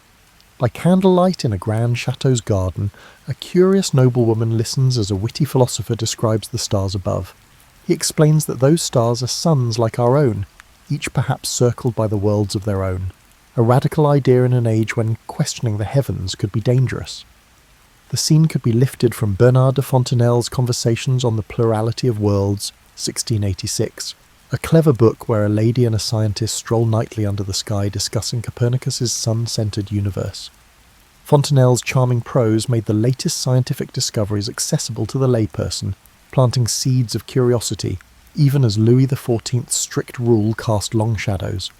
His ideas, along with those of fellow thinker Pierre Bayle, formed a foundation for what would soon be called the Enlightenment. At the turn of the 18th century, official France was still firmly absolutist and devoutly Catholic. Louis XIV, the Sun King, had revoked the Edict of Nantes in 1685, driving Protestants like Bailey into exile. Yet even as the king insisted on religious unity, dissenting ideas quietly took root. In his Safe Haven Abroad, Bayle wrote a sceptical, historical and critical dictionary, 1697, that poked holes in dogma and advocated tolerance. These volumes, printed in Amsterdam and London, were smuggled over the borders in barrels of cloth and hidden compartments, finding eager readers in Paris and Lyon. A tradition was beginning. Forbidden ideas could not be easily extinguished. Bailey's call for a society of pluralistic views, a daring notion that people of different beliefs might live together in peace, resonated with a small but growing circle of French minds. Quietly, the monopoly of church and crown on truth was being challenged by pamphlets and letters passed hand to hand. After Louis XIV's death in 1715, the atmosphere in France relaxed somewhat, allowing these early sparks to flare up. In Paris, coffee houses and literary clubs buzzed with talk. One towering figure of this early Enlightenment was Baron de Montesquieu, a provincial nobleman with a dry wit and keen insight. In 1721, Montesquieu published The Persian Letters, a playful novel of letters in which two fictional Persian travellers lampoon French customs. Nothing was sacred in its pages. Parisian high society, the pretensions of the king's court, the absurdities of the Catholic clergy, all were held up to gentle ridicule through these eyes of outsiders. Readers were amused and intrigued. Beneath the satire lay serious critiques of absolutism and religious hypocrisy. The book, though published anonymously, created a stir. It was passed from salon to salon, read aloud in amused whispers. France's own institutions were being examined as if under a foreign lens, and many found them wanting. Montesquieu's success emboldened others. Soon he would take his analysis further. Retiring to his estate, he quietly toiled on a magnum opus about laws and governments around the world. By the 1730s, the term philosophy was coming into use. Not quite the same as philosopher, it meant a man, or occasionally a woman, of ideas who applied reason to all areas of life. These Enlightenment thinkers saw themselves as bringing light into the dark corners of ignorance and oppression. They drew inspiration from English writers like John Locke and scientists like Isaac Newton, whose works were now circulating in French translation.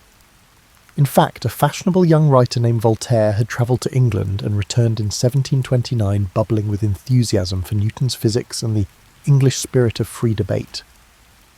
He set about spreading both. With his vivacious lover Émilie du Châtelet, herself a brilliant mathematician, Voltaire explained Newton's findings in French and praised England's relatively liberal society in his letters on the English. Though the French authorities condemned his book and briefly imprisoned its author for it, the ideas could not be unread. The taste of intellectual freedom abroad only sharpened French appetites for more. Thus, in the decades before the Revolution, the early stirrings of Enlightenment thought took hold. A handful of bold voices, Fontenelle with his popular science, Bayle with his sceptical erudition, Montesquieu with his satire, and Voltaire with his sharp pen, prepared the ground. Their writing circulated in manuscript and in contraband print, fertilising minds from Paris to the provinces. Over supper tables and university halls, people began asking new questions. Could reason, not tradition, guide human affairs?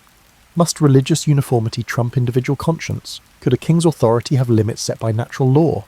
These questions, sown in the early 1700s, would sprout dramatically as the century progressed. For now they were still whispered, but the Enlightenment in France had begun, a dawn of new thinking that promised to chase away medieval shadows. In the mid-18th century, some of the most radical ideas in France were not plotted in dark alleys but discussed over champagne in elegant drawing rooms. The Parisian salon was a unique institution, part social club, part intellectual seminar, typically hosted by a wealthy or aristocratic woman, the salonière. These gatherings brought together writers, philosophers, artists and statesmen under one chandelier. On a given evening you might find the sharp-tongued Voltaire trading barbs with a bishop, or Jean-Jacques Rousseau shyly unveiling his latest essay to a circle of curious marquises. Salons were private and by invitation only, yet they became engines of public discourse. There was a democratic, cosmopolitan and tolerant atmosphere, rare for the time nobles, bourgeoisie, and even an occasional artisan or foreign savant mingled politely, united by a love of wit and ideas. Here Enlightenment thought took on a human face as diverse guests debated art, science, and politics late into the night. The women who ran these salons wielded subtle power in a society that otherwise confined female influence. Take Madame Geoffrin, for example. Born Marie-Thérèse Rodet-Geoffrin by the 1740s, she had established herself as the premier hostess of Paris. Every Monday, her well-appointed home on the Rue Saint-Honoré welcomed the leading writers and philosophes to dinner. Wednesdays were reserved for artists. With motherly charm, Madame Geoffrin presided over the conversation, tactfully steering away from overly explosive topics so as to keep the gathering convivial. She even provided financial support to struggling men of letters, quietly paying debts or buying paintings from her artist guests. The respect she commanded was such that even the crusty Voltaire deferred to her. In her salon one had to follow certain rules. Wit was appreciated, but vulgarity was not. Lively debate was welcome, but shouting and personal attacks were frowned upon. Under her guidance the tone remained civil, clever, and enlightening, a model of the refinement of manners and speech that salons originally aimed for. Other salonières adopted different styles. Madame de Dudefand, an older contemporary of Geoffrin, hosted gatherings from 1745 onward, but famously disdained the more radical philosophe, except for Voltaire, whom she adored. Her salon favoured high society gossip and classical letters over bold new philosophy. In contrast, the witty Mademoiselle Julie de Lespinasse ran a more freewheeling salon in the 1770s. Julie had been tutored in the art by Madame du Deffand until a falling out, and, with a small stipend from Madame Geoffrin, struck out on her own. She innovated by opening her home almost every evening to a select but mixed company. Young intellectuals, older statesmen and foreign visitors. Nibbles and wine were served, nothing lavish, but the talk flowed. One frequent guest, the writer Jean-François Marmontel, marvelled at Julia's ability to inspire frank discussion.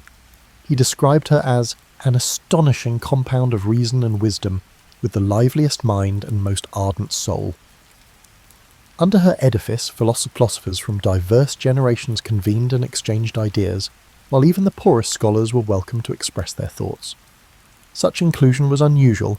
In many salons, one's rank and attire still mattered, but Julia de Lespinasse proved that intellectual passion could trump pedigree. A typical salon evening might unfold like this. As dusk fell, a liveried footman admitted guests to a candlelit parlour decorated with art. Gentle music played in the next room. Elegant women in silks and men in embroidered coats formed small clusters, exchanging news and bons mots. The hostess circulated, deftly introducing a young poet to a renowned scientist or drawing a shy scholar into a lively debate about the latest play. Conversation was the main event.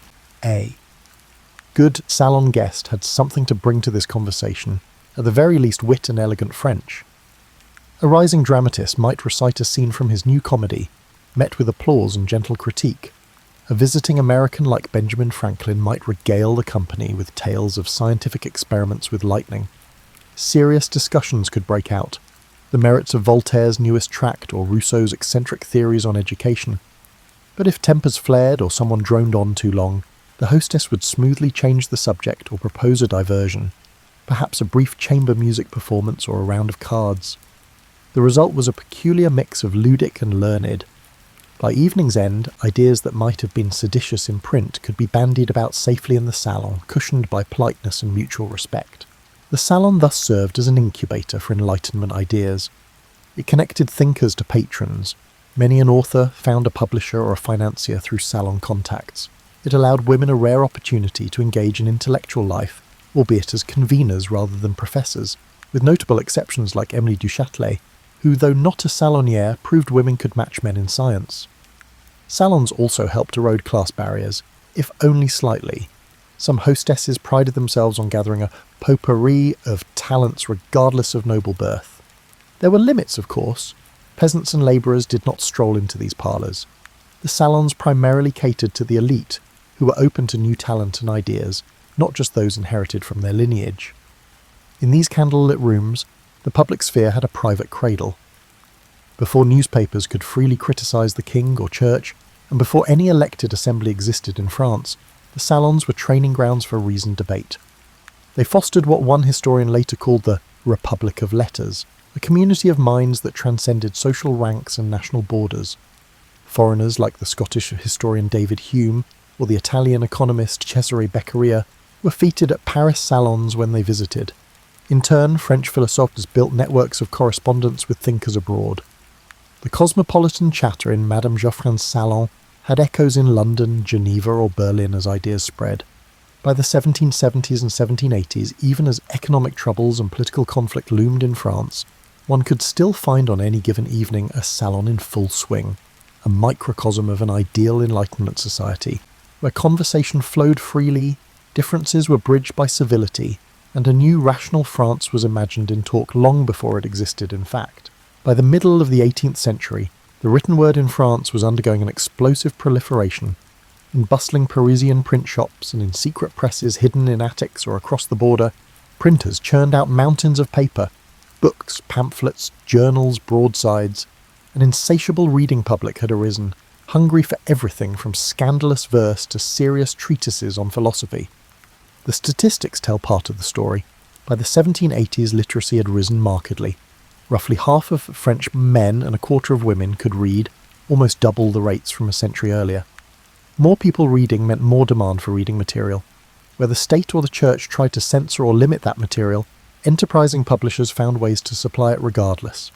A veritable underground press emerged, and with it a new kind of intellectual warrior, the hack writer and the clandestine bookseller. Together they would spread Enlightenment ideas to every corner of France, even as authorities scrambled to stem the tide. Officially, the French crown maintained strict censorship. All books were supposed to be approved by royal censors and carry the censor's name. Hundreds of titles were outright banned.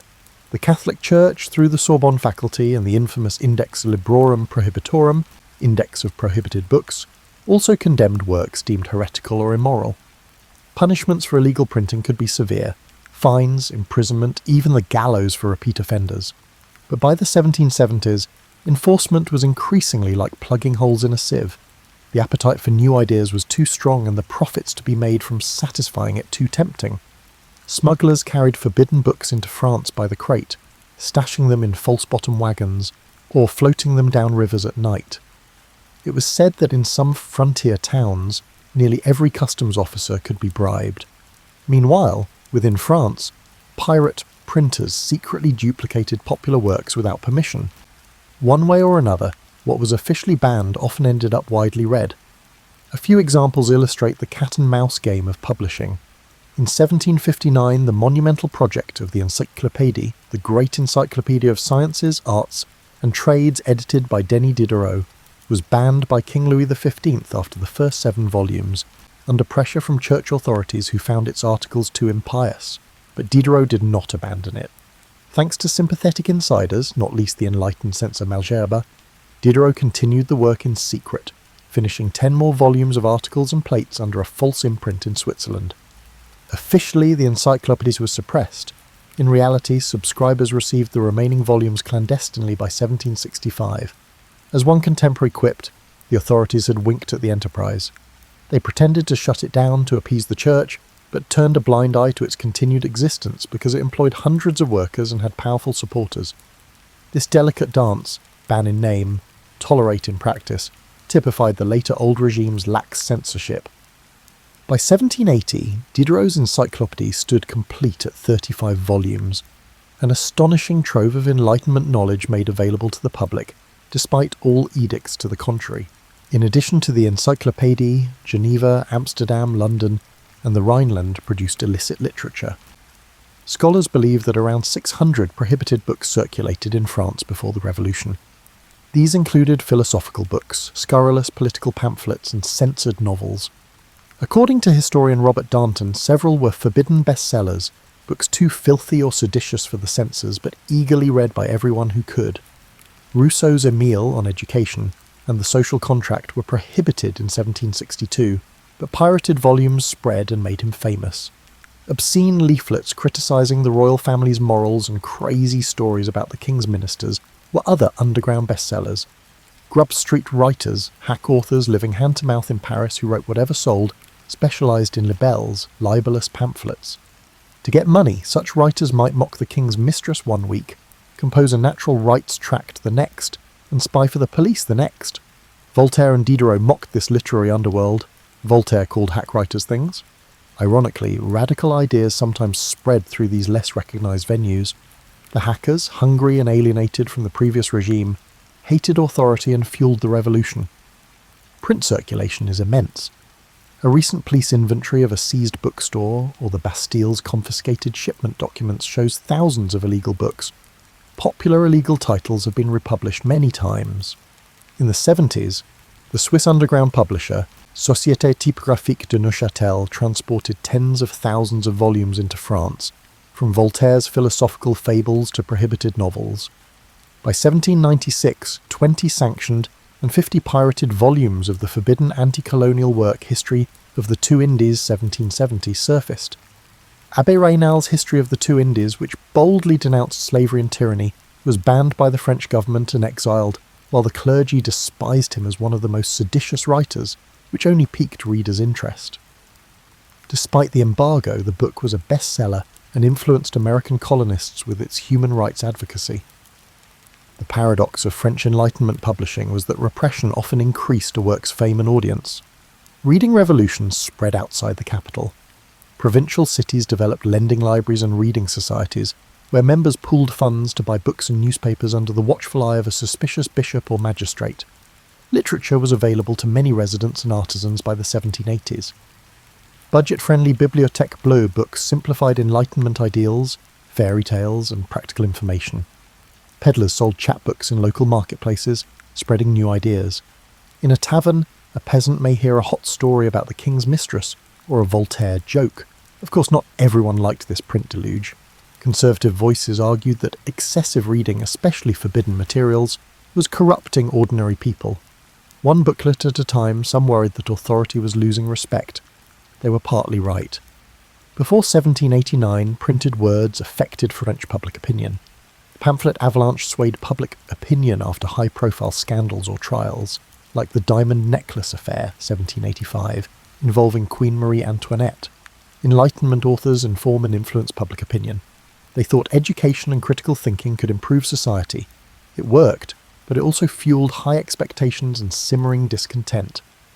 A prison kiosk sold a cheap Rousseau leaflet on the eve of the revolution stating, Man is born free and everywhere he is in chains. A bawdy song mocking the fat archbishop or a broadsheet celebrating America's successful uprising against its ruler were available. Rights, liberty and equality, formerly discussed in salons, have permeated common consciousness.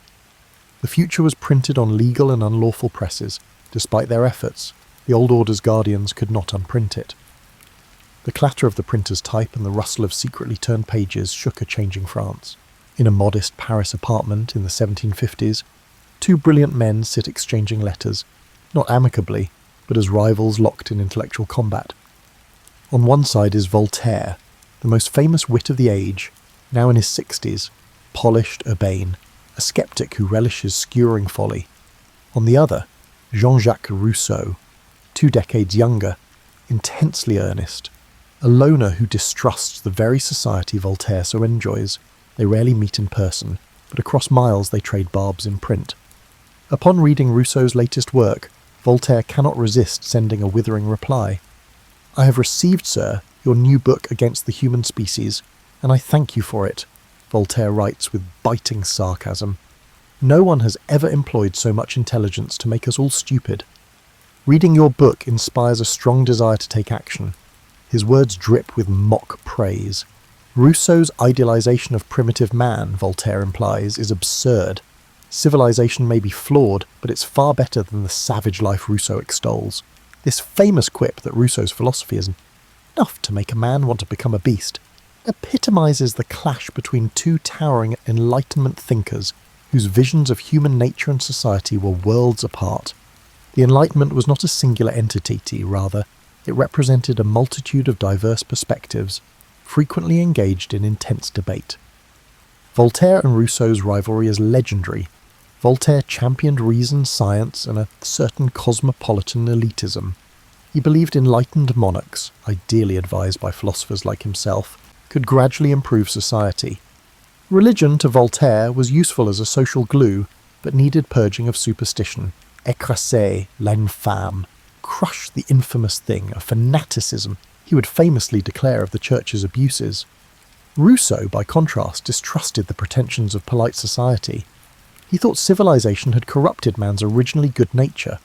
In works like Discourse on Inequality, he argued that arts and sciences had led not to progress, but to vanity and oppression.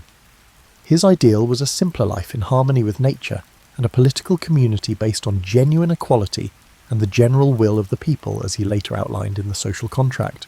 To Voltaire, the idea sounded naive at best, dangerous at worst. Their correspondence started courteously but soured over time. After the devastating Lisbon earthquake of 1755, Voltaire wrote a poem questioning providence. How could a just God slaughter innocents? Rousseau oddly rebuked Voltaire, saying people should not question God's plan, and that if men didn't live packed in cities, the quake would do less harm. Voltaire privately scoffed that Rousseau wanted to send mankind backwards. "One longs, in reading your book, to walk on all fours," he jeered, stung by Rousseau's critique. Rousseau, for his part, grew increasingly convinced that Voltaire and his clique were conspiring against him, mocking him behind his back. By the 70s, their relationship had fractured completely. Rousseau even refused Voltaire's offer of refuge when Rousseau was fleeing arrest. The Voltaire-Rousseau split was not just personal, it symbolised a deeper divergence in Enlightenment thought. Voltaire stood for the party of reason, progress through enlightened authority and sharp criticism of tradition. Rousseau became the voice of the party of feeling, valuing emotion, authenticity, and the wisdom of the common man over the polished salon sophisticate of Crédeux. Their quarrel highlighted contradictions. The Enlightenment celebrated reason, yet Rousseau accused reason's apostles of being cold and elitist. It preached equality, yet Voltaire privately disdained the uneducated masses and preferred benevolent despotism to democracy. In their ways, each was prophetic. Voltaire of the liberal, secular values that would shape modern Europe, Rousseau of the romantic, democratic, and even revolutionary currents that would soon erupt. It's fitting that both men died in 1778, a decade before the Revolution, almost as if fate meant to clear the stage for the drama to come. Beyond this famous duo, the Enlightenment was rife with intellectual rivalries and collaborations. Diderot and D'Alembert, co-editors of the Encyclopédie, had their share of squabbles. D'Alembert quit the project in frustration in 1759, leaving Diderot to slog through the remaining volumes largely alone. Diderot also fell out bitterly with Rousseau, who had once been his close friend.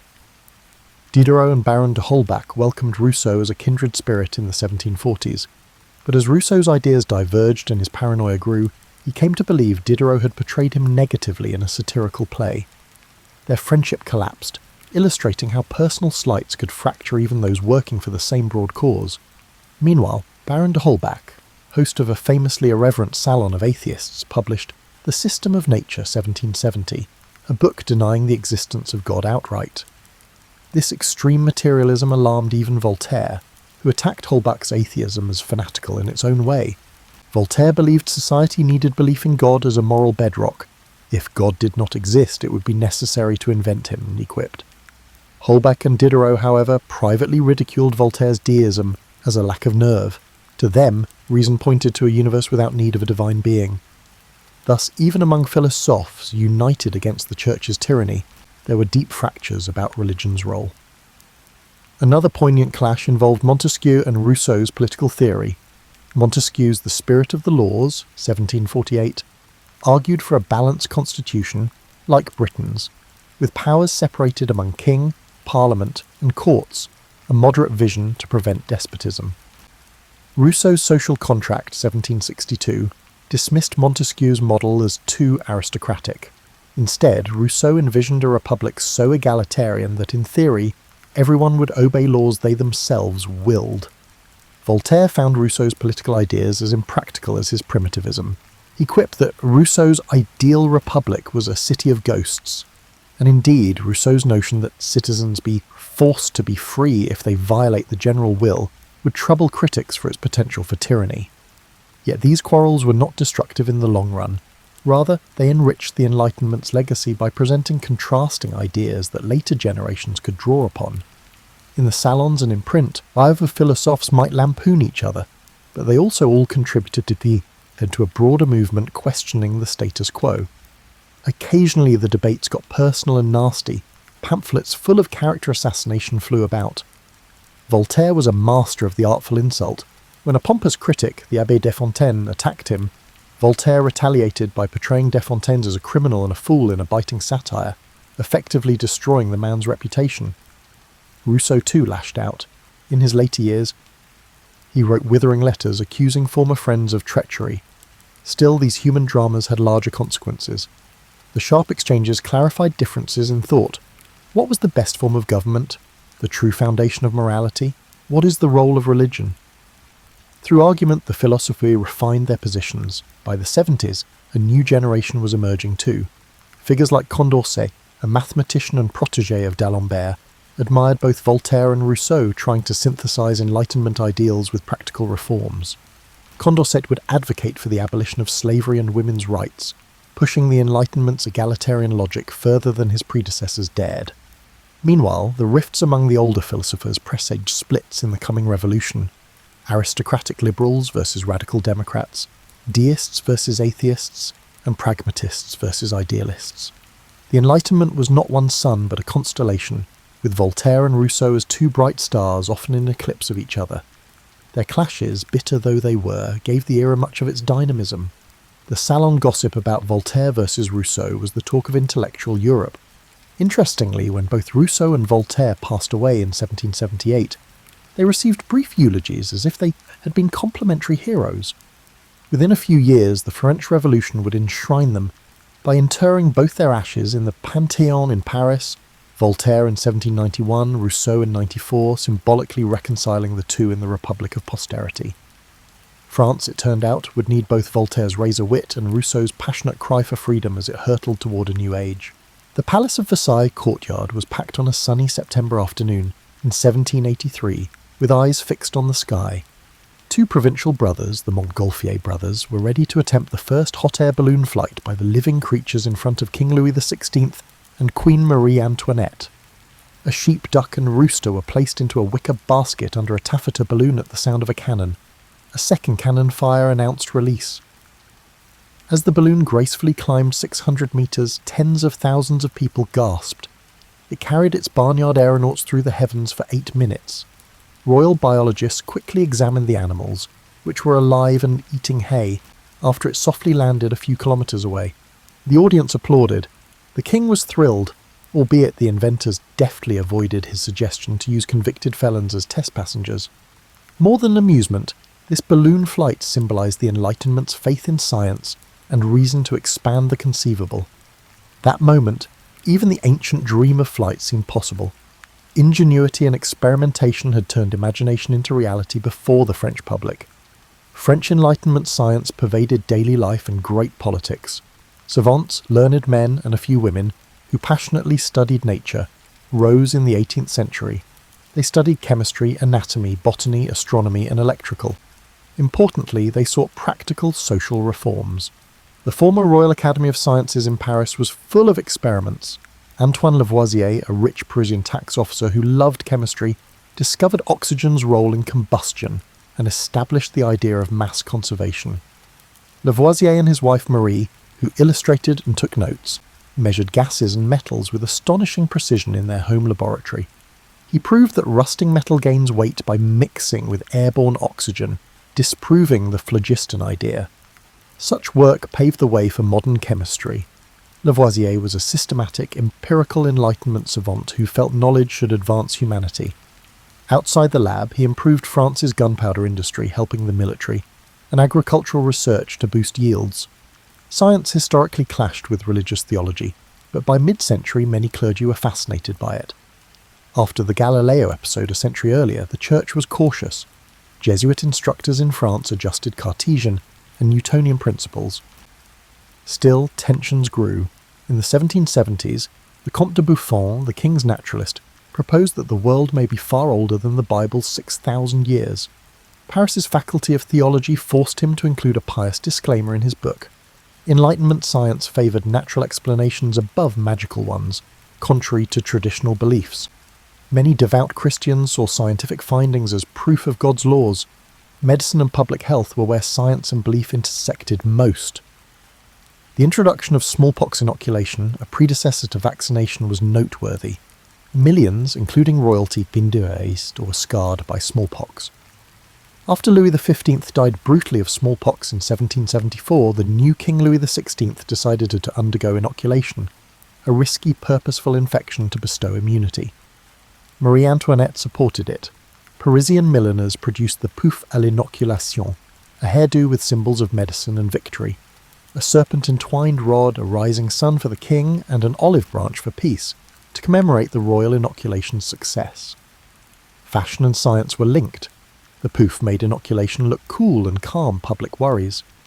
After the monarchy's high-profile sponsorship, what many considered a dubious, possibly impious activity, deliberately infecting someone, gained legitimacy. It was the moment when empirical knowledge, inoculation success in England and the Ottoman Empire, triumphed superstition. People's veins were filled with Enlightenment notions. Enlightenment science influenced common devices and advances. The elite enjoyed mechanical and scientific exhibitions. Salons had electrical machines with spinning glass globes that generated static electricity, sparking and raising arm hair. These machines were novelty but important research tools. When American scientist Benjamin Franklin showed lightning was electrical by harnessing it with a kite, Europe was enthralled. France copied the experiment. Franklin was a star in Paris as a revolutionary diplomat and scientist, and his lightning rod creation was praised as a reasoned defence against nature. By the 1780s, even churches were putting lightning rods, possibly recognising that saving a steeple from blowing up was worth it.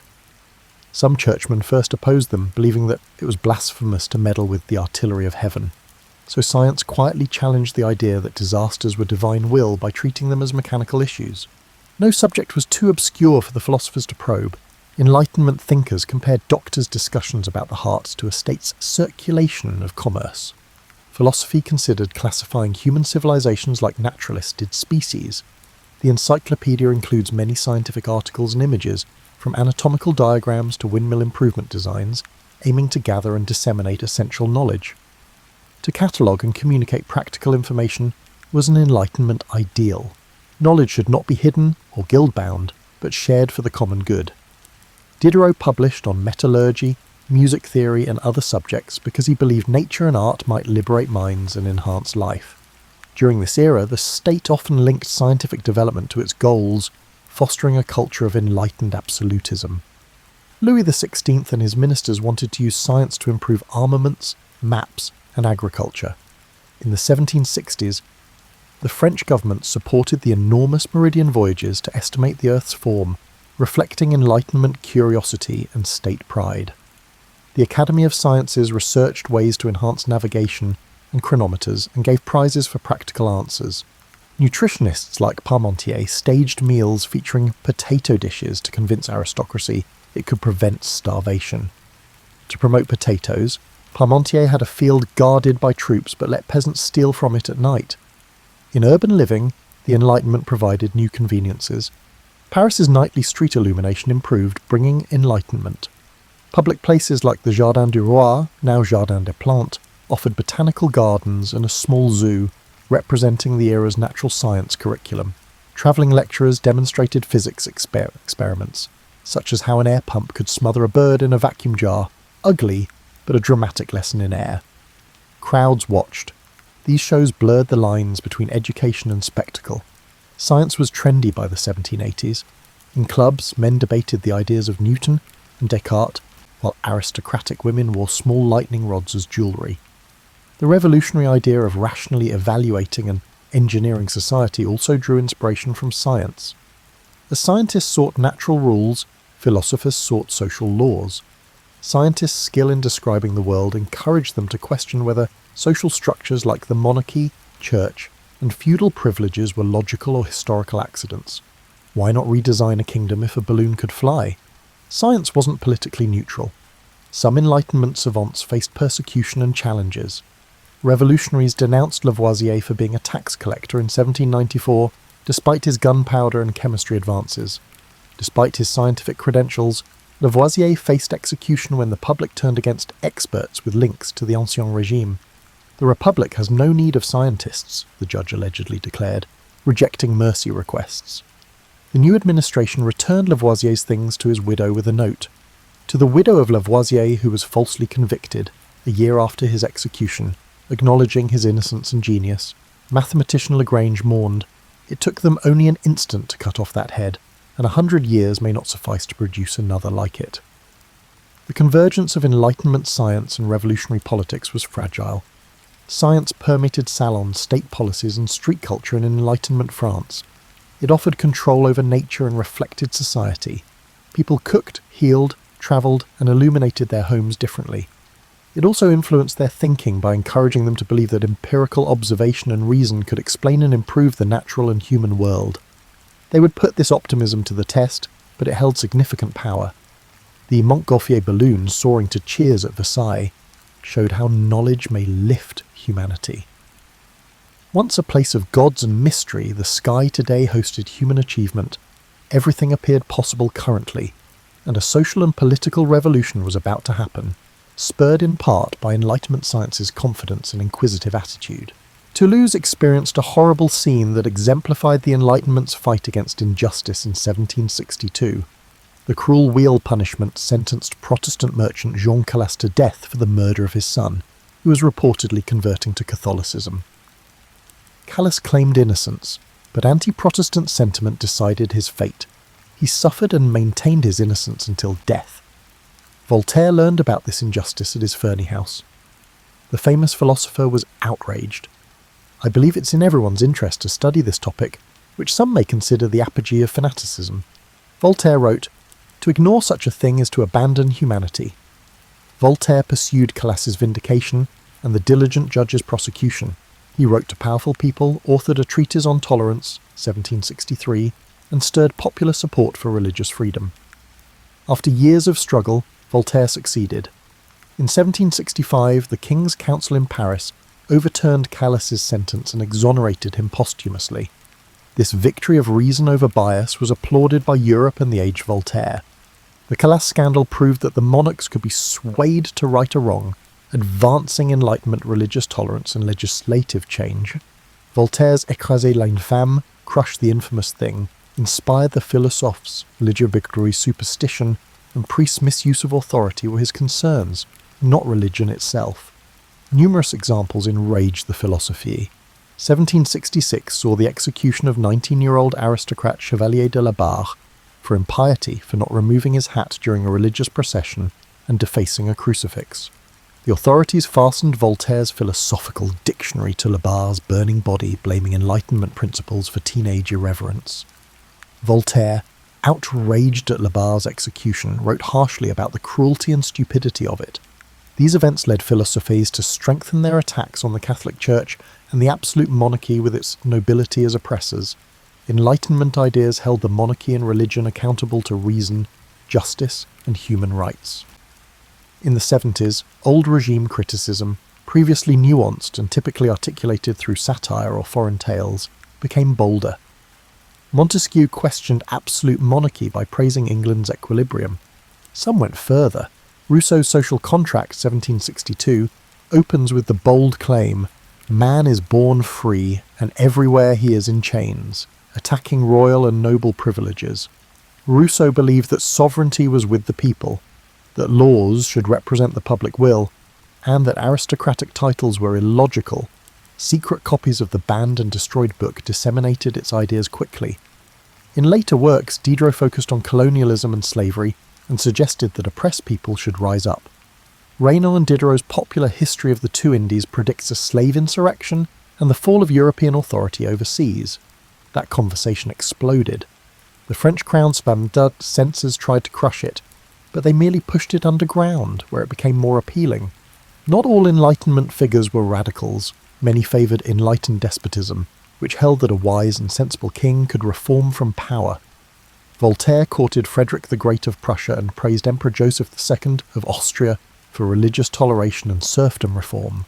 Enlightenment influenced French ministers, and nobility included Turgot, who tried to deregulate grain trade and abolish forced labour, and the Marquis de Condorcet, who promoted educational and judicial reforms in aristocratic circles. Britannica.com.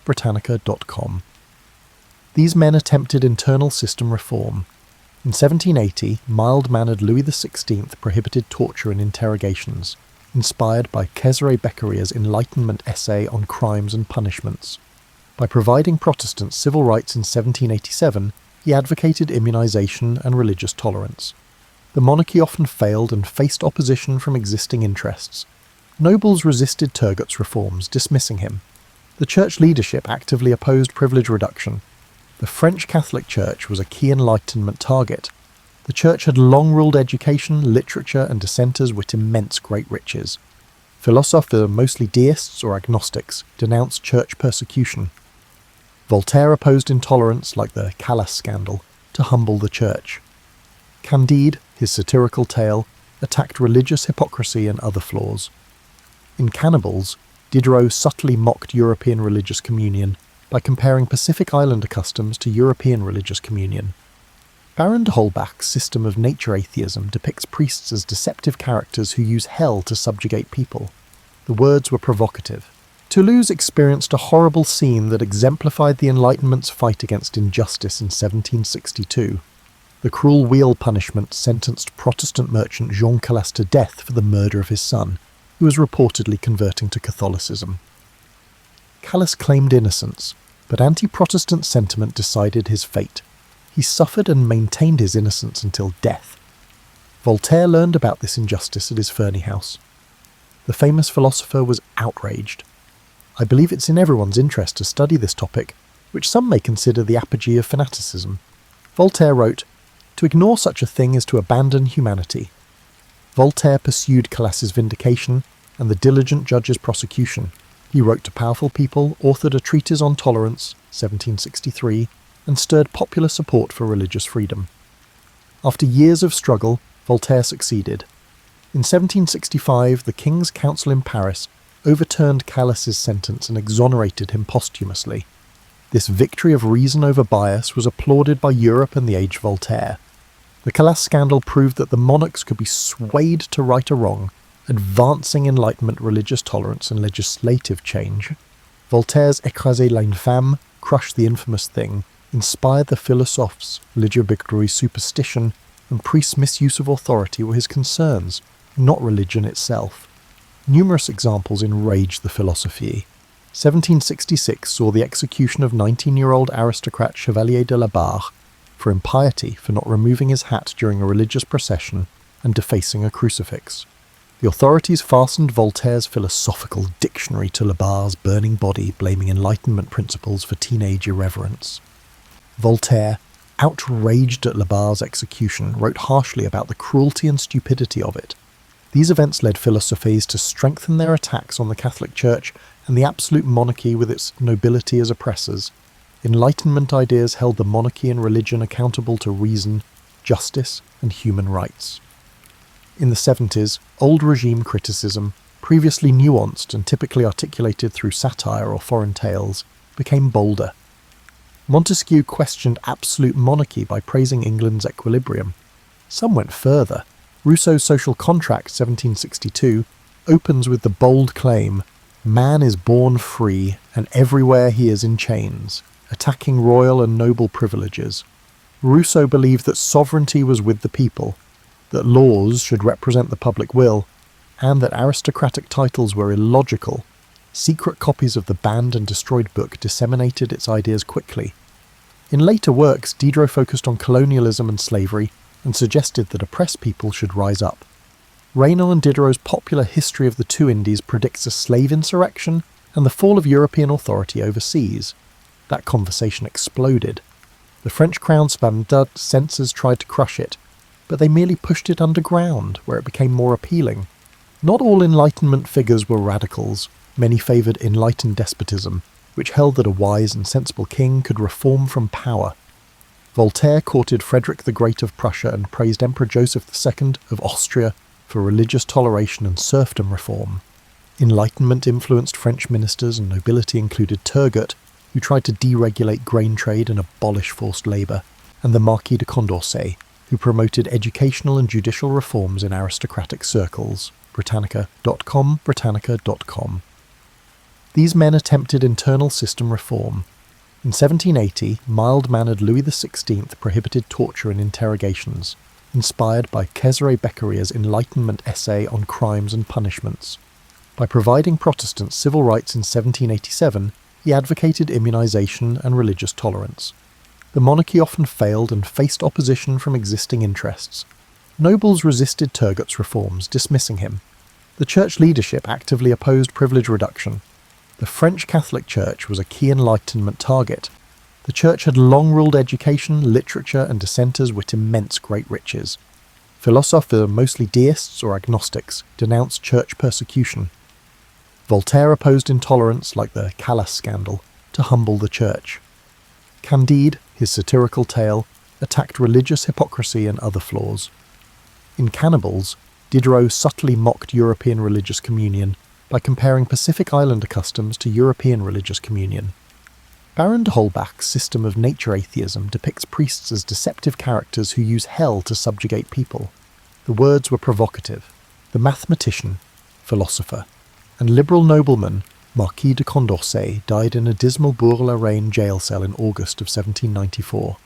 He fled from the extremist Jacobin regime that called him a traitor.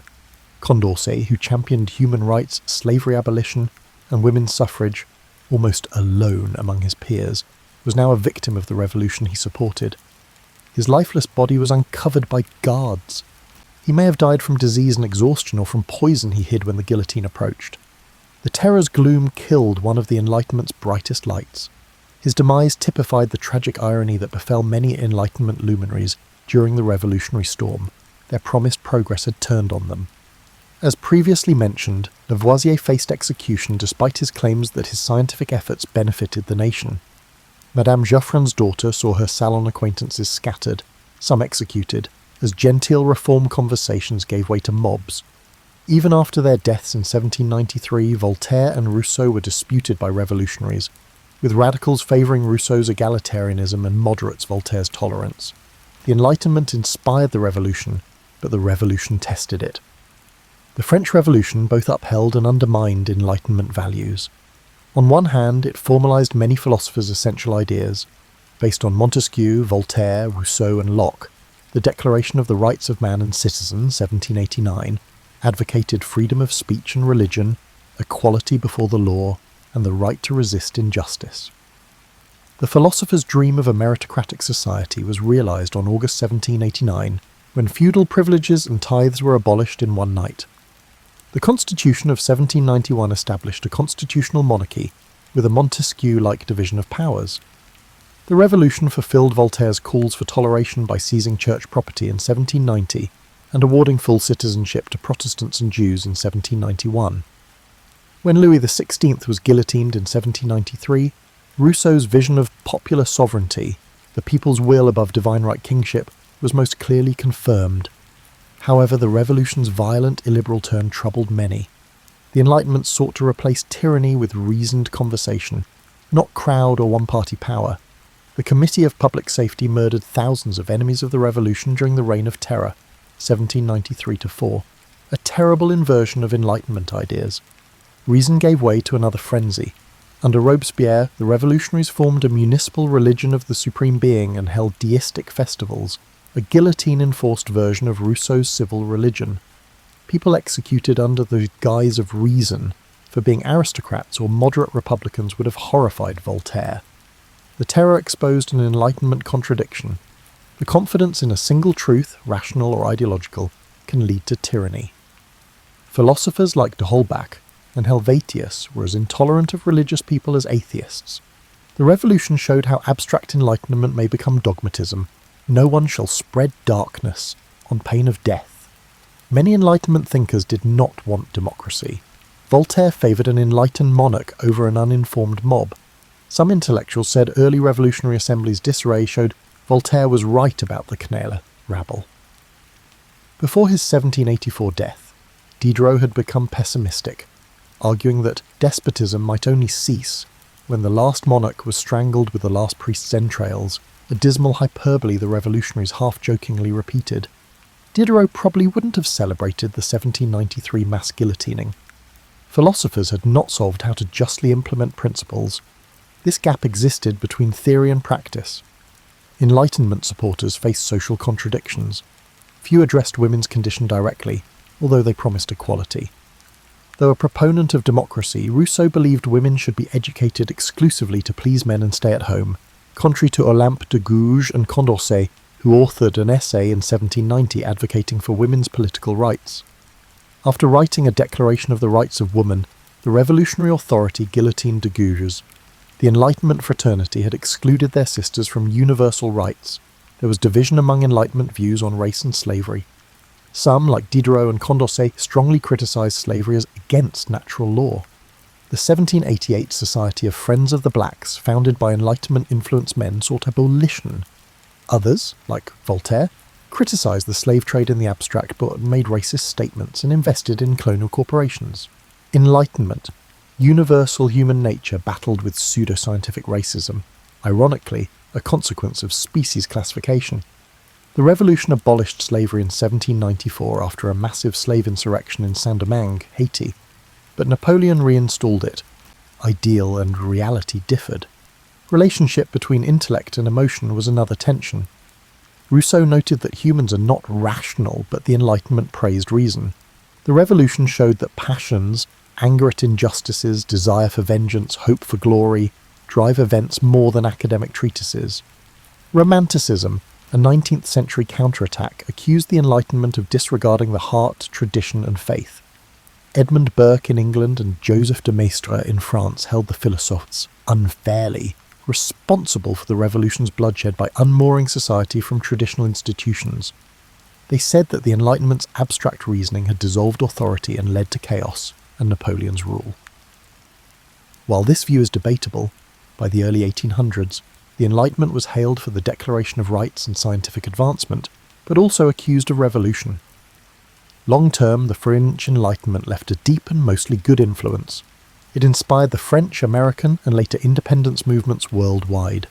Many Enlightenment goals were achieved in the 19th century, including the abolition of slavery in European empires, France in 1848, Britain 1833, the spread of public education, the rise of secular states and the reduction of church temporal power, the gradual and uneven expansion of suffrage, and the advancement of science and technology without dogma. The 1948 UN Universal Declaration of Human Rights is based on Enlightenment ideas. Today we echo Voltaire's calls for press and conscience freedom. Governments cite Montesquieu when creating checks and balances. When protesters invoke the will of the people, Rousseau is followed. However, the Enlightenment left more uncertain legacies. The scientific revolution and industrial society were fueled by reason, but romantics and later existentialists criticised it for promoting technocracy and soulless rationality. Westerners defended imperialism as bringing civilization, an attitude oddly at conflict with the Enlightenment's empathy, but facilitated by its aim. Enlightenment secularism allowed diversity to develop, but also left a spiritual hole that 19th and 20th century ideologies and nationalisms strove to fill, not always for the better. After Napoleon's collapse in 1815, France's monarchy re-established church dominance and conservative tendencies. Intellectual life had changed, thus the genie could not be put back. French politics alternated between liberal and conservative in the mid-19th century, but Enlightenment ideas set the standard. Even conservatives had to justify themselves in terms of logical government and national interest, not divine authority. France will officially divorce church and state in 1905, fulfilling the philosophes' aim of a secular republic based on liberté, égalité, fraternité. Enlightenment principles filtered through revolutionary experience. The French Enlightenment did not finish neatly in 1789. The revolution was chaotic and its aftermath complicated. Perhaps that emphasises a last Enlightenment lesson. The movement always understood that human affairs are imperfect and progress zigzags. Diderot observed, "Passions are the only orators that always persuade, conceding that reason doesn't control the world." Later in life, Voltaire tempered his mockery with appeals for steady improvement, not utopia. Even radical Rousseau cautioned that abrupt upheaval could lead to harsher despotism. Many Enlightenment thinkers realised that Enlightenment would be a long-term tense project. Thus the Enlightenment's twilight transformed rather than ended. People called themselves ideologues or intellectuals instead of philosophes in the 19th century, but they inherited the Enlightenment's realm. Questioning authority, demanding reasoned answers, and claiming individual dignity became entrenched in Western civilization. When we read Voltaire's witty, courageous writings, Rousseau's profound challenges, Diderot's encyclopedic labours, or Condorcet's prescient humanism, we are reminded of the Enlightenment's very human story: salon gatherings and clandestine pamphlets, friendships and feuds, and people risking prison for a pamphlet or exile for a principle. Ideas could overthrow thrones in that age. Its legacy lives on every time an informed public holds a tyrant accountable. A youngster is taught science without superstition, various individuals sit down to talk and debate rather than fight, and we choose light over darkness. The French Enlightenment was truly a turning point in human history.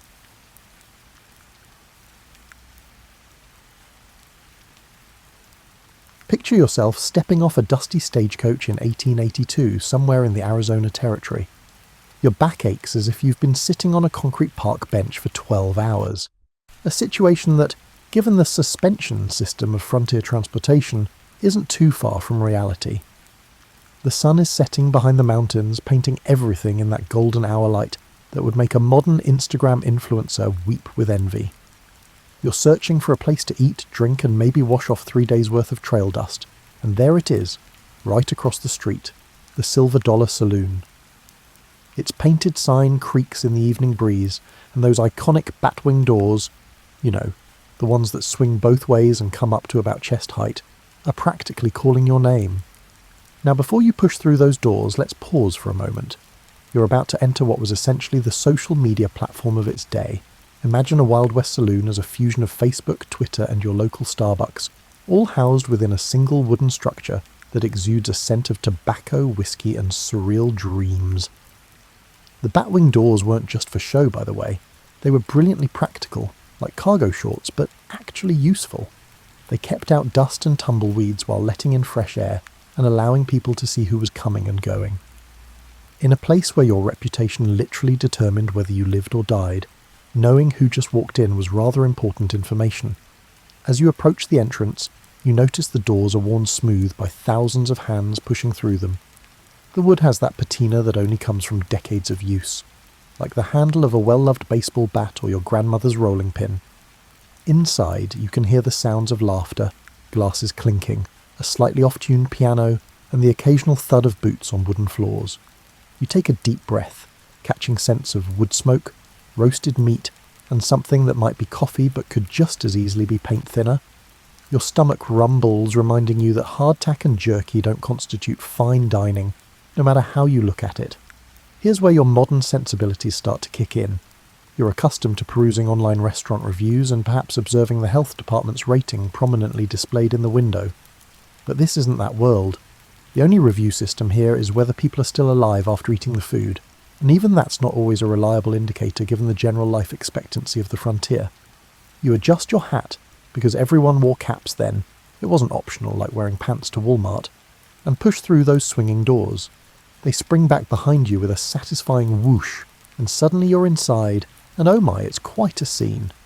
The first thing that hits you isn't the sight, it's the sound. It's loud. It's not as loud as a rock concert, but rather as loud as a busy restaurant on a Friday night. Conversations overlap like competing radio stations, punctuated by the occasional burst of laughter, the scrape of chairs on wooden floors, and the rhythmic thunk-thunk of someone dealing cards at a table near the back. The second thing that hits you is the smell. It's a complex bouquet that no modern nose is quite prepared for. There's the obvious whiskey and tobacco, but underneath that is the earthy scent of wool and leather, the metallic tang of gun oil, and something that might charitably be called frontier cologne, but more accurately described as 3 weeks without a proper bath. The lighting is dim. Not romantic restaurant dim, but we only have oil lamps and candles dim. Your eyes take a moment to adjust, like when you walk into a movie theatre.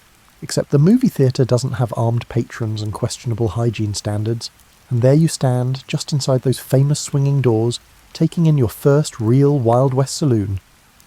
The adventure is about to begin, and honestly, you're not entirely sure whether to be excited or concerned. Maybe both. Probably both. You can now see the faces around you, as your eyes have adjusted to the oil lamp's amber glow. And what faces they are. It's as if you've stepped into a dynamic daguerreotype, only with everyone in motion and some armed. The first rule of saloon etiquette, which nobody bothered to mention in your guidebook, is this. Don't just stand there gawking like a tourist at Times Square. You need to move with purpose, even if that purpose is simply find a place to sit without getting shot. The bartender catches your eye and nods, a universal gesture that transcends time and roughly translates to buy something or get out. He's a large man with sleeves rolled up past his elbows, sporting the kind of moustache that required serious daily maintenance.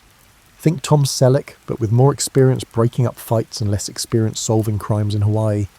You scan the room for seating options. There's the bar itself, naturally, with a few empty stools that look about as comfortable as sitting on a fence post. The bar is actually quite impressive, a long stretch of polished wood that's seen more drama than a soap opera. Behind the bar, bottles line the shelves like glass soldiers.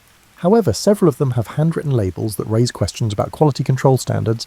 Then there are the tables scattered around the room. This is where the study of social anthropology becomes fascinating. Each table seems to have its ecosystem, its own unspoken rules, and its potential for sudden violence. A table of real cowboys, not the Hollywood version, sits near the front window. They're dusty, sun-weathered, and look like they haven't seen a barber in months. Their hats are sweat-stained and practical, their boots are scuffed from actual work, and their clothes have that lived-in quality that comes from spending weeks on the trail. They're nursing beers and discussing something that involves a lot of gesturing toward the door. You decide to file these observations under information to remember and keep looking. In the corner there's a poker game happening at a round table. The players are a mixed bunch, a man in a slightly too fancy vest who might be a travelling salesman, a grizzled prospector whose beard could hide a small animal, and two other gentlemen whose occupations are harder to determine but whose serious expressions suggest the stakes are real.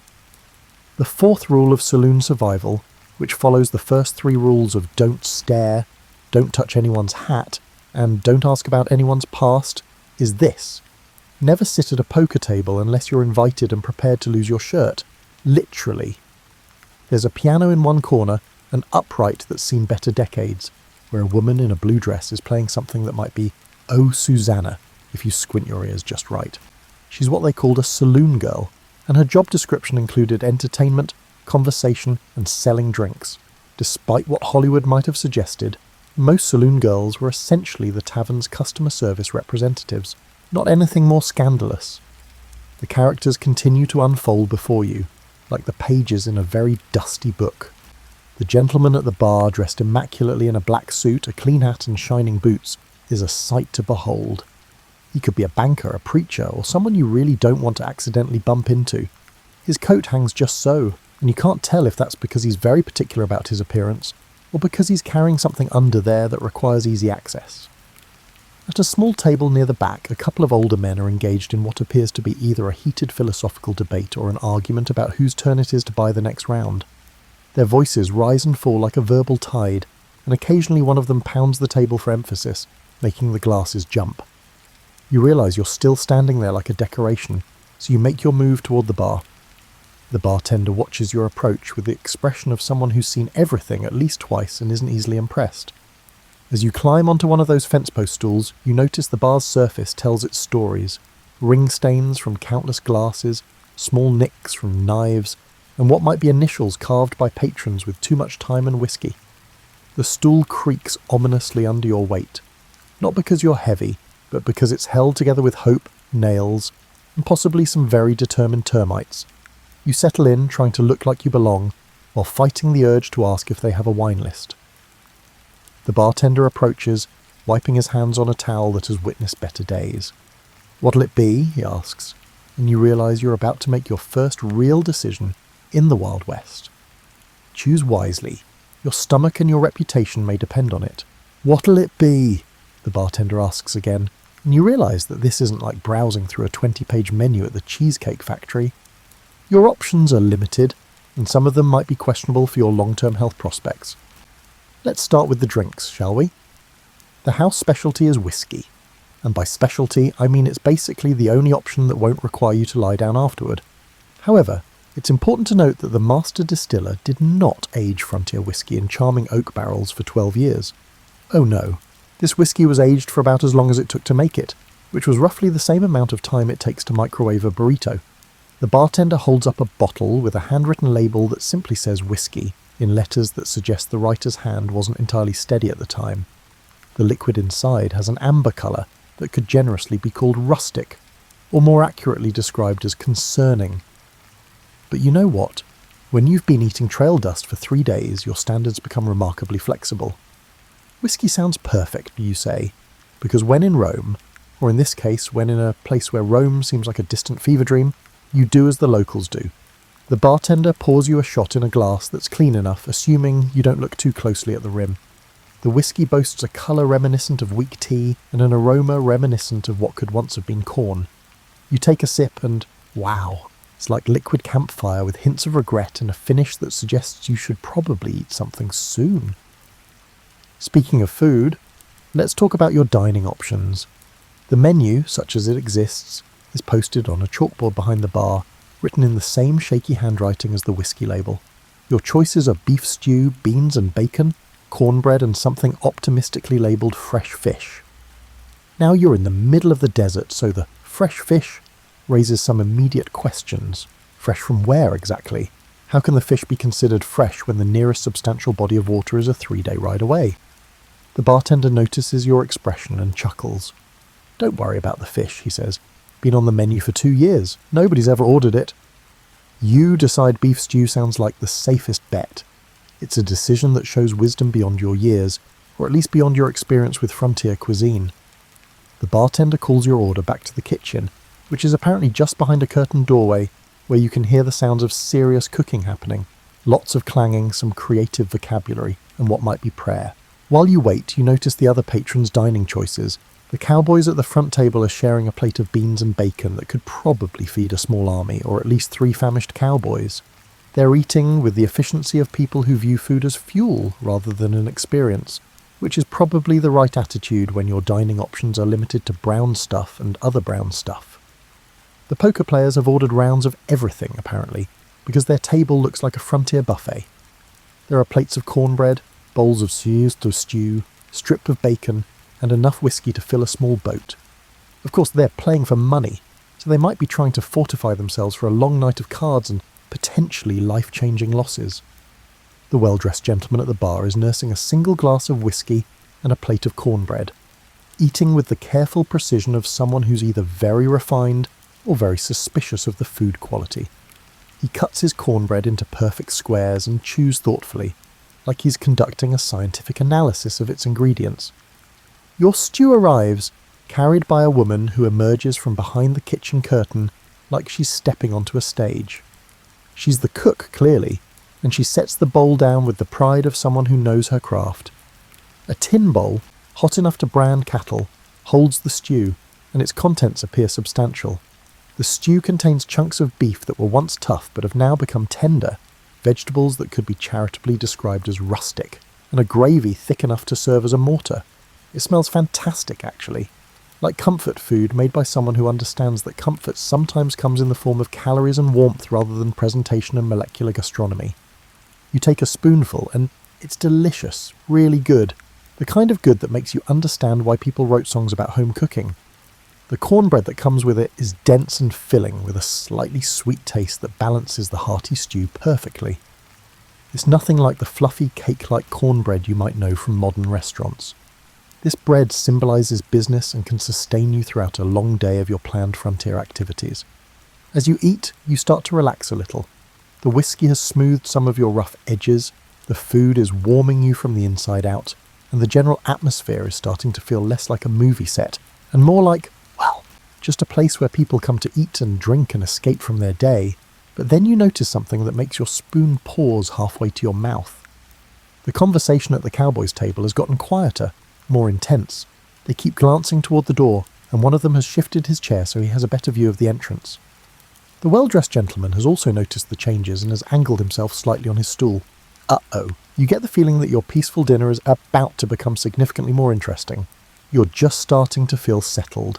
The stew is warming your belly, the whiskey has taken the edge off 3 days of stagecoach travel, and you're beginning to think that this whole Wild West experience might be more civilized than the stories suggested.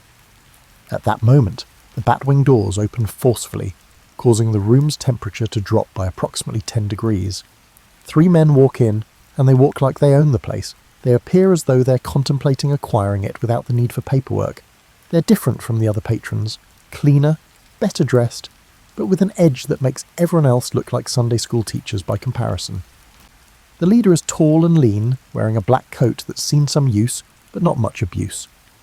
His hat is perfectly positioned, and his boots exude a shine that suggests he either meticulously maintains his belongings or hasn't been traversing the desert dust for days. His eyes scan the room with the methodical precision of someone conducting an inventory. His companions flank him like bookends, one shorter and stockier, built like a man who settles disagreements with his fists, and another who's trying a little too difficult to look casual, while obviously being anything but.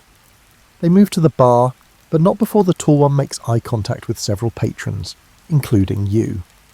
Now, you've never been in a situation quite like this, but some instincts are universal. It's akin to being in a restaurant when a group enters that exudes an unsettling presence, excessively loud, overly aggressive, and behaving as though they are seeking confrontation. Except in this case, the people who might find trouble are armed, and there's no manager to complain to. The bartender's demeanour changes subtly. He still approaches them and asks what they want, but now there's tension in his shoulders. The cowboys at the front table have gone completely quiet, which is probably the frontier equivalent of turning off your phone when you sense drama brewing. "Whiskey," says the tall stranger. "The good stuff, not what you've been serving in everyone else." This story is interesting. Apparently there's a 2-tier beverage system in operation here, and you've been drinking from the economy section. The bartender reaches under the bar and produces a different bottle, this one with an actual printed label and liquid that doesn't look like it could strip paint. As the strangers get their drinks, you notice the poker game has paused. The players are still holding their cards, but nobody's looking at them anymore. The saloon girl has stopped playing piano mid-song, which creates an awkward silence that everyone pretends not to notice. You continue eating your stew, trying to channel the energy of someone who's totally absorbed in their meal and definitely not eavesdropping on potentially dangerous conversations. Your task is harder than it sounds when every instinct is telling you to pay attention to the new arrivals. The tall stranger turns from the bar, whiskey in hand, and addresses the room in general.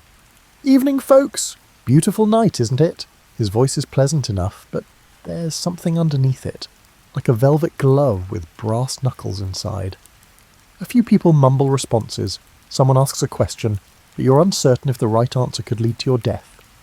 "We're looking for someone," the stranger continues, taking a casual sip of his whiskey. "We're searching for a friend by the name of Thompson." Bill Thompson. Heard he might be in these parts. Now, you don't know anyone named Bill Thompson, but you can feel the collective tension in the room ratchet up another notch. It's like when someone asks, "Who broke this?" And even though you're innocent, you still feel guilty. One of the cowboys clears his throat. "Lot of Thompsons in these parts," he says carefully. "Might help if you could be more specific." The stranger smiles, and it's not entirely a pleasant expression. "Oh, you'd know this Thompson if you saw him.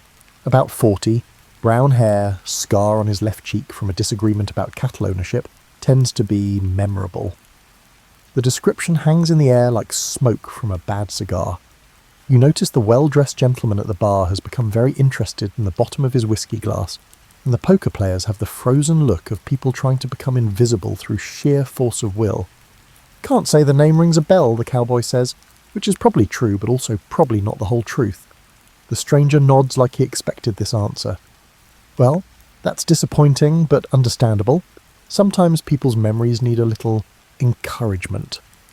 And that's when you realise your peaceful evening has officially taken a turn toward the kind of excitement you read about in dime novels but never actually wanted to experience firsthand. The stew suddenly tastes like cardboard, and the whiskey isn't warming your stomach so much as churning it. You keep eating, trying to look like someone who's completely oblivious to the growing tension, while your mind races through your options. You could finish quickly and leave, but that might draw attention. You could stay and hope things settle down, but that could mean getting caught in whatever's about to happen. Or you could just keep eating stew and pretend you're anywhere else, which is your current strategy, but probably not a long-term solution. The stranger takes another sip of his whiskey and smiles that unsettling smile again. "Well, no hurry, we've got all night."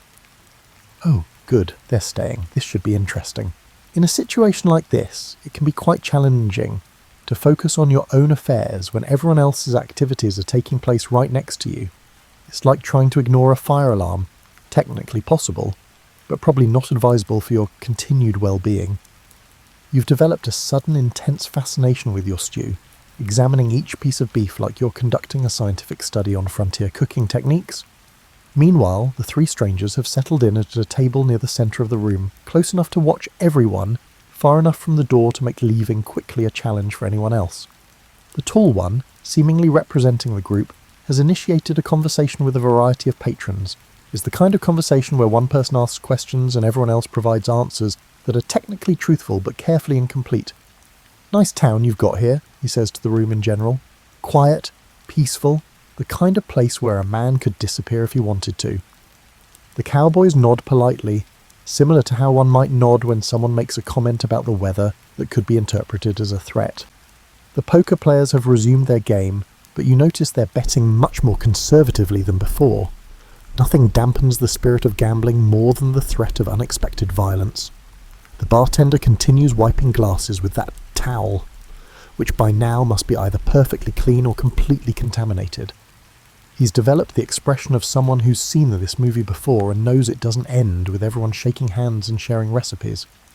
You're making excellent progress on your stew when the shorter of the three strangers, the one built like a human cannonball, stands up and stretches. It's an innocent enough gesture, except for the way his coat falls open just enough to reveal what's definitely not a pocket watch on his hip. "Think I'll take a look around," he announces. "Get familiar with the local geography." He starts wandering between the tables, not bothering anyone exactly, but making his presence felt. It's like having a tiger casually stroll through your living room. It might not eat you, but you're definitely going to keep track of where it is. When he gets to the poker table, he pauses to watch the game. "Interesting," he says, looking at the cards. "That's almost a winning hand you've got there, friend." The prospector with the impressive beard looks up nervously. "Just having a friendly game, mister, nothing serious." "Oh, I'm sure," the stranger replies. "Though I notice you've got quite a pile of coins there. Lucky night." "Some nights are better than others," the prospector says carefully. The stranger nods thoughtfully. "That's true. Some nights, a man's luck can change very suddenly. It's not exactly a threat, but it's not exactly not a threat either. It's that special kind of frontier communication that says everything while saying nothing. like a passive-aggressive email written with 6 shooters.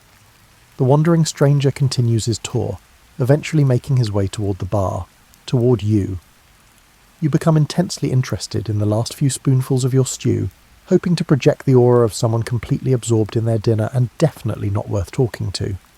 "Evening," he says, settling onto the stool next to you.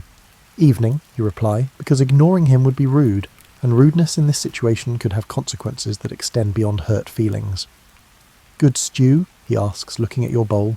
"Yes, quite good," you answer honestly. No point in lying about something so easily verified. "You're not from around here," he observes. It's not a question. "Just passing through," you say, which is true and hopefully boring enough to end the conversation. He nods and orders a whiskey from the bartender. Not the good stuff, you notice, which suggests either budget constraints or that he's not as important as his tall friend. While he waits for his drink, he studies you with the casual interest of someone examining a potentially interesting bug. "Passing through to where?" he asks. Now you're in slightly trickier territory. Too much detail might make you memorable in ways you don't want to be. Too little might make you seem suspicious. You go with vague but plausible. "West," you say. "Looking for opportunities," he chuckles. "Aren't we all, friend? Aren't we all?" His whiskey arrives, and he takes a sip. Then he leans slightly closer, and you catch a whiff of tobacco, leather, and something that might be pomade or might be bear grease. "Word of advice," he says quietly. "Sometimes the best opportunity is knowing when to keep moving. Know what I mean?" You nod because you do know what he means, and because agreeing seems like the safest option. He's telling you, in the politest possible terms, that this might be a good night to finish your dinner and find somewhere else to be. "Appreciate the advice," you say.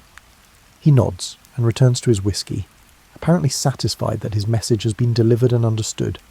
You finish the last of your stew and cornbread, trying to eat at a pace that suggests you're not hurrying but not lingering either. That's when the batwing doors swing open again, and this time, you know before you even look that whoever's coming in is going to make the evening significantly more complicated. Because that's how these things work in the Wild West. Just when you think you've got a handle on the situation decides to handle you instead. The man who walks through those batwing doors is about 40 years old, has brown hair, and sports a scar on his left cheek that looks like it came from a disagreement about cattle ownership. In other words, he matches the description of Bill Thompson perfectly, which means your peaceful evening has just transformed into front row seats for whatever's about to unfold. But here's the thing that makes this intriguing from a social dynamics perspective. Bill Thompson doesn't look surprised to see the 3 strangers. He doesn't pause, doesn't scan the room nervously, and doesn't show any of the signs you'd expect from someone who's being hunted. Instead, he walks to the bar with the casual confidence of a man who's precisely where he wants to be. "Evening, Jake," he says to the bartender, who suddenly looks like he'd rather be anywhere else. Perhaps somewhere peaceful, like the middle of a buffalo stampede. The tall stranger at the centre table doesn't say anything immediately. He just watches Thompson order a whiskey and settle against the bar like he owns it. The silence stretches out like taffy, and you can practically hear everyone in the room not breathing. Finally, the tall stranger speaks. "Bill Thompson." "That's right," Thompson replies without turning around. "And you'd be Carson, unless I miss my guess." Carson. Now the tall stranger has a name, which somehow makes the whole situation feel more real and more dangerous at the same time. Carson stands up slowly, the kind of deliberate movement that suggests he's very comfortable with everyone's attention focused on him. "Been looking for you, Bill." "I figured that was the case," Thompson says, taking a sip of his whiskey. "Heard you boys were asking around. Thought I'd save you the trouble of hunting all over creation." Now this is intriguing. Instead of a manhunt, you're witnessing what appears to be a planned meeting. The question is whether it's going to be a civilized conversation, or something that requires you to duck under tables. The cowboy at the front table shifts slightly in his chair, and you notice his hand resting casually near his side. The poker players have given up all pretense of playing cards and are openly watching the proceedings. Even the saloon girl has positioned herself near what you hope is a back exit. Carson moves away from his table, but not quickly, not aggressively. It's more like a dance where both partners know the steps. "You've got something that belongs to my employer, Bill." "That's so," Thompson says. "What might that be?" "Don't play games. The money from the Tucson job." Thompson chuckles, but it's not a particularly amused sound. "Money? What makes you think I've got any money? Look at me, Carson. Do I look like a man who's recently come into wealth?" And he's got a point. Thompson's clothes are worn but clean, his boots are scuffed, and his hat has seen better years. If he's sitting on a pile of stolen money, he's either excellent at hiding it or terrible at spending it. My employer seems to think otherwise, Carson says. Your employer thinks many things. Doesn't make them true. The conversation is polite, almost casual, but you can feel the undercurrent of violence running beneath it like a stream under ice. Both men are armed. You can tell by the way they carry themselves, the way their coats hang, and the way they position their hands. The question is whether they're going to keep talking or start shooting. You're beginning to understand why the bartender was nervous about the fish on the menu. In a place where business disputes are settled with gunpowder, freshness standards are probably flexible. The shorter stranger, the one who gave you the friendly advice about knowing when to keep moving, has positioned himself near the door. Not blocking it exactly, but making it clear that anyone wanting to leave would need to get past him.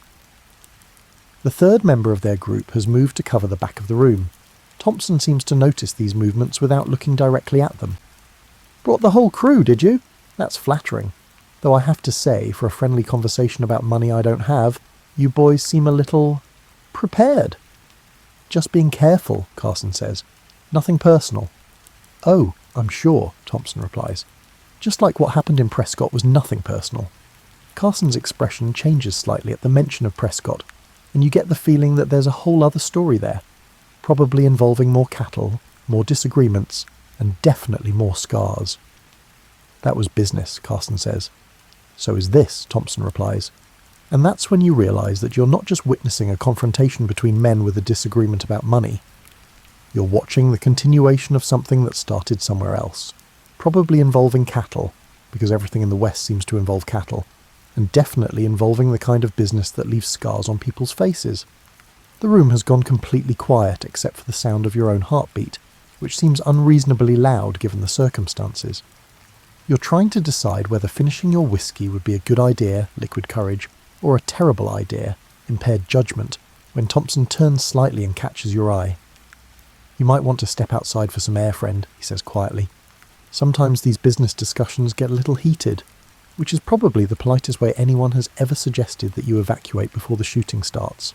Here's the thing about the Wild West that all those Hollywood movies got wrong. Most confrontations didn't end in gunfights. They ended in negotiations, compromises, and people finding ways to settle their differences without ventilating each other. Because despite what the dime novel suggested, most folks preferred being alive to being legendary. You're contemplating Thompson's suggestion about stepping outside when something unexpected happens. Carson laughs. Carson laughs, not with a menacing or bitter laugh, but with an actual, genuine laugh that changes his entire face. You know what, Bill? You're absolutely right. This idea is ridiculous. He sits back down at his table, and the tension in the room doesn't exactly disappear, but it shifts into something more manageable. Removing the timer instead of cutting wires is akin to defusing a bomb. We're both getting too old for this, Carson continues, and honestly, my employer is an idiot. Thompson turns around, still holding his whiskey, eyebrows raised. That's quite an admission coming from you. Well, it's true. Sending me and the boys all the way out here to collect money that probably doesn't exist, from a job that went sideways 6 months ago, from a man who's been trying to go straight ever since. Carson shakes his head. Some days I wonder why I don't just buy a farm and raise chickens. The shorter stranger looks confused by this turn of events. Boss? We came all this way. I know what we came here for, Mike, Carson says, but occasionally you get somewhere and realise the trip wasn't worth taking. Thompson moves away from the bar but toward Carson's table, not toward the door. He pulls out a chair and sits down, still cautious, but no longer looking like he's expecting to dodge bullets. So what happens now? Thompson asks. Now? Now we finish our drinks, you tell me what really happened in Tucson, and maybe we figure out how to explain to my employer that his money disappeared into thin air without anyone getting shot over it. And just like that, the standoff becomes a conversation. The cowboys at the front table start breathing again. The poker players remember they have cards to play. The saloon girl begins playing the piano again, but this time she selects a more cheerful tune than the one she played previously. You decide to stay put and order another whiskey, because the scene is turning into exactly the kind of frontier drama you came west to experience, except without the mortal peril you hadn't really planned on. Thompson signals Jake for another drink and settles into his chair. Tucson was a disaster from the start, he begins. Your employer had us hitting a bank that turned out to be expecting us. Inside information? Had to be. We walked into that bank and found half the territorial militia waiting for us. Lost 2 good men, barely got out alive, and came away with exactly nothing except a newfound appreciation for honest work. Carson nods thoughtfully. That explains some things. My employer has been mighty close-mouthed about the details. Probably because he set us up, Thompson says. My guess? He made a deal with the law, decided we were expendable, and figured he'd collect the reward money instead of paying us. The shorter stranger, Mike, looks between his boss and Thompson like he's watching a tennis match played with words instead of balls. So there never was any money to recover? Oh, there was money, Thompson says, just not where my employer thinks it ended up. He reaches into his coat and for a moment everyone tenses again, but what he pulls out is a folded piece of paper, not a weapon. Bank draft, he explains, showing it to Carson. It was intended for the Tucson orphanage. Figured if I was going to steal money, I might as well steal it for someone who needed it more than your employer did. Carson examines the paper and his expression shifts to one that could be interpreted as respect. You donated stolen money to an orphanage? Seemed like the right thing to do at the time, Thompson says with a shrug. Still does, actually. Mike looks completely baffled by this turn of events. Boss, what do we tell him back in Phoenix? Carson folds the bank draft and hands it back to Thompson. We tell him that Bill Thompson is dead. What? Mike's voice goes up an octave. Died in a gunfight. Tragic, really. We buried him outside of town and said some words. A very touching ceremony. Carson's deadpan delivery would make a professional poker player proud. Money was never recovered. He probably spent all the money on whiskey and loose women before he died. Thompson grins. I like it, though I prefer to think I spent it on whiskey and tight women. Details, Carson waves dismissively. Point is, as far as Phoenix is concerned, this case is closed, and that's when you realise you've just witnessed something remarkable. A problem solved not with violence, but with creativity, pragmatism, and a healthy dose of frontier justice. This solution ensures that everyone leaves with their lives and dignity intact. The saloon has returned to something approaching normal. The poker game has resumed with renewed enthusiasm. Apparently nothing makes cards more captivating than the possibility that you might not live to play another hand. The cowboys have ordered another round and are back to discussing whatever important cowboy business they were discussing before the excitement started. Carson stands up and extends his hand to Thompson. It's been a pleasure doing business with you, Bill. Or should I say, it's been a pleasure not doing business with you. Thompson shakes his hand. Likewise. Give my regards to Phoenix. Tell them I died bravely. Oh, I will. I will probably include some details about how you took 3 of us with you, just to make the story more interesting. Mike still looks confused, but the third member of Carson's group, who's been silent through most of this, finally speaks up. Does your statement mean we can go home now? I'm tired of sleeping on the ground. Yes, Eddie, we can go home, Carson says patiently, and we can stop at that hotel in Flagstaff on the way back. The one with the actual beds? The one with the actual beds? Eddie brightens considerably at this news. Apparently even in the Wild West a good night's sleep was worth more than a questionable gunfight. As Carson's group prepares to leave, the tall man pauses at your table. Thanks for the entertainment, he says. Not often do we get to watch a business meeting that ends with everyone still breathing. My pleasure, you reply, raising your glass in a small salute. Here's to creative problem solving. I'll drink to that, Carson says, and surprisingly, he does, finishing his whiskey in one smooth motion before tipping his hat and heading for the door. The saloon settles into a comfortable evening rhythm as the 3 strangers disappear through the bat-wing doors. Thompson moves to the bar, orders another whiskey, and strikes up a conversation with Jake about the weather and the price of cattle. You sit back in your chair, nursing your second whiskey and marvelling at what you've just experienced. In the span of 2 hours, you've witnessed a manhunt, a standoff, a negotiation, and a resolution that would have made Solomon proud. You've seen grown men solve their problems with words instead of weapons and creativity instead of violence. The saloon girl starts playing Red River Valley, and this time she gets all the notes right. The poker players are laughing at something the prospector said. The cowboys are planning their next cattle drive. And you're sitting in a Wildwest tavern, drinking whiskey that tastes like liquid campfire, eating stew that could keep you going for a week, and thinking that maybe, just maybe, the real Wild West was more intriguing than any Hollywood movie ever suggested. Because the truth is, most people then just like most people now, were just trying to get through their day without too much trouble. They wanted to eat a decent meal, have a drink with friends, maybe play some cards and go home to their families. The fact that they sometimes carried guns and settled disputes with duels doesn't mean they preferred violence. It just means they lived in a time and place where being prepared for trouble was a practical necessity. As the evening winds down and you consider heading to whatever passes for lodging in this frontier town, you reflect on the lesson you've learned tonight. Sometimes the most dangerous situations are resolved not by the fastest gun or the strongest fighter, but by the person clever enough to find a solution that lets everyone walk away with their pride intact. Thompson glances at you from the bar, raising his glass in a small salute. "To orphanages," he says quietly. "To orphanages," you reply, and you both drink to the kind of justice that doesn't make headlines but makes the world a little bit better, one small act of decency at a time. Outside, the desert night is clear and cold, full of stars that seem close enough to touch. Inside the Silver Dollar Saloon, the oil lamps burn warm and steady, the piano plays soft melodies, and people who've never met before tomorrow will be strangers again, sharing stories and whiskey and the kind of companionship that travellers have always found in places like this. And that, more than any gunfight or cattle rustling or gold rush drama, is what the Wild West was really about. People finding ways to connect, to solve problems, and to help each other through the challenges of living in a hard place during a hard time. Your stew is long finished, your whiskey glass is empty, and your adventure in frontier dining is complete. Tomorrow you'll climb back on that stagecoach and continue west, carrying with you the memory of an evening when the Wild West revealed itself to be not quite as wild as advertised, but infinitely more fascinating than you'd expected. Sometimes the best stories aren't about the fastest guns or the biggest fights. Sometimes they're about the moments when ordinary people find extraordinary ways to be decent to each other, even when, especially when, it would be easier not to be. And with that thought, you finish your whiskey, tip your hat to Jake the bartender, nod farewell to Thompson and the other patrons, and push through those famous bat-wing doors into the star-filled desert night, carrying with you a story worth telling and the kind of satisfied tiredness that comes from a day well lived and an evening well spent.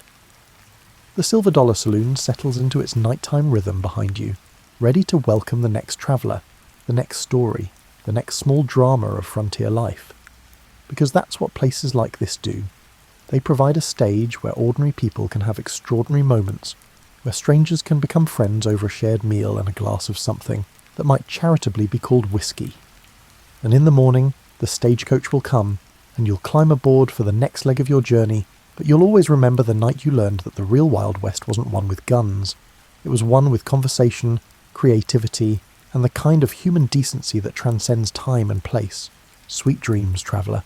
The frontier awaits. And now you know it's not quite as dangerous as the stories suggest, just infinitely more interesting than you ever imagined.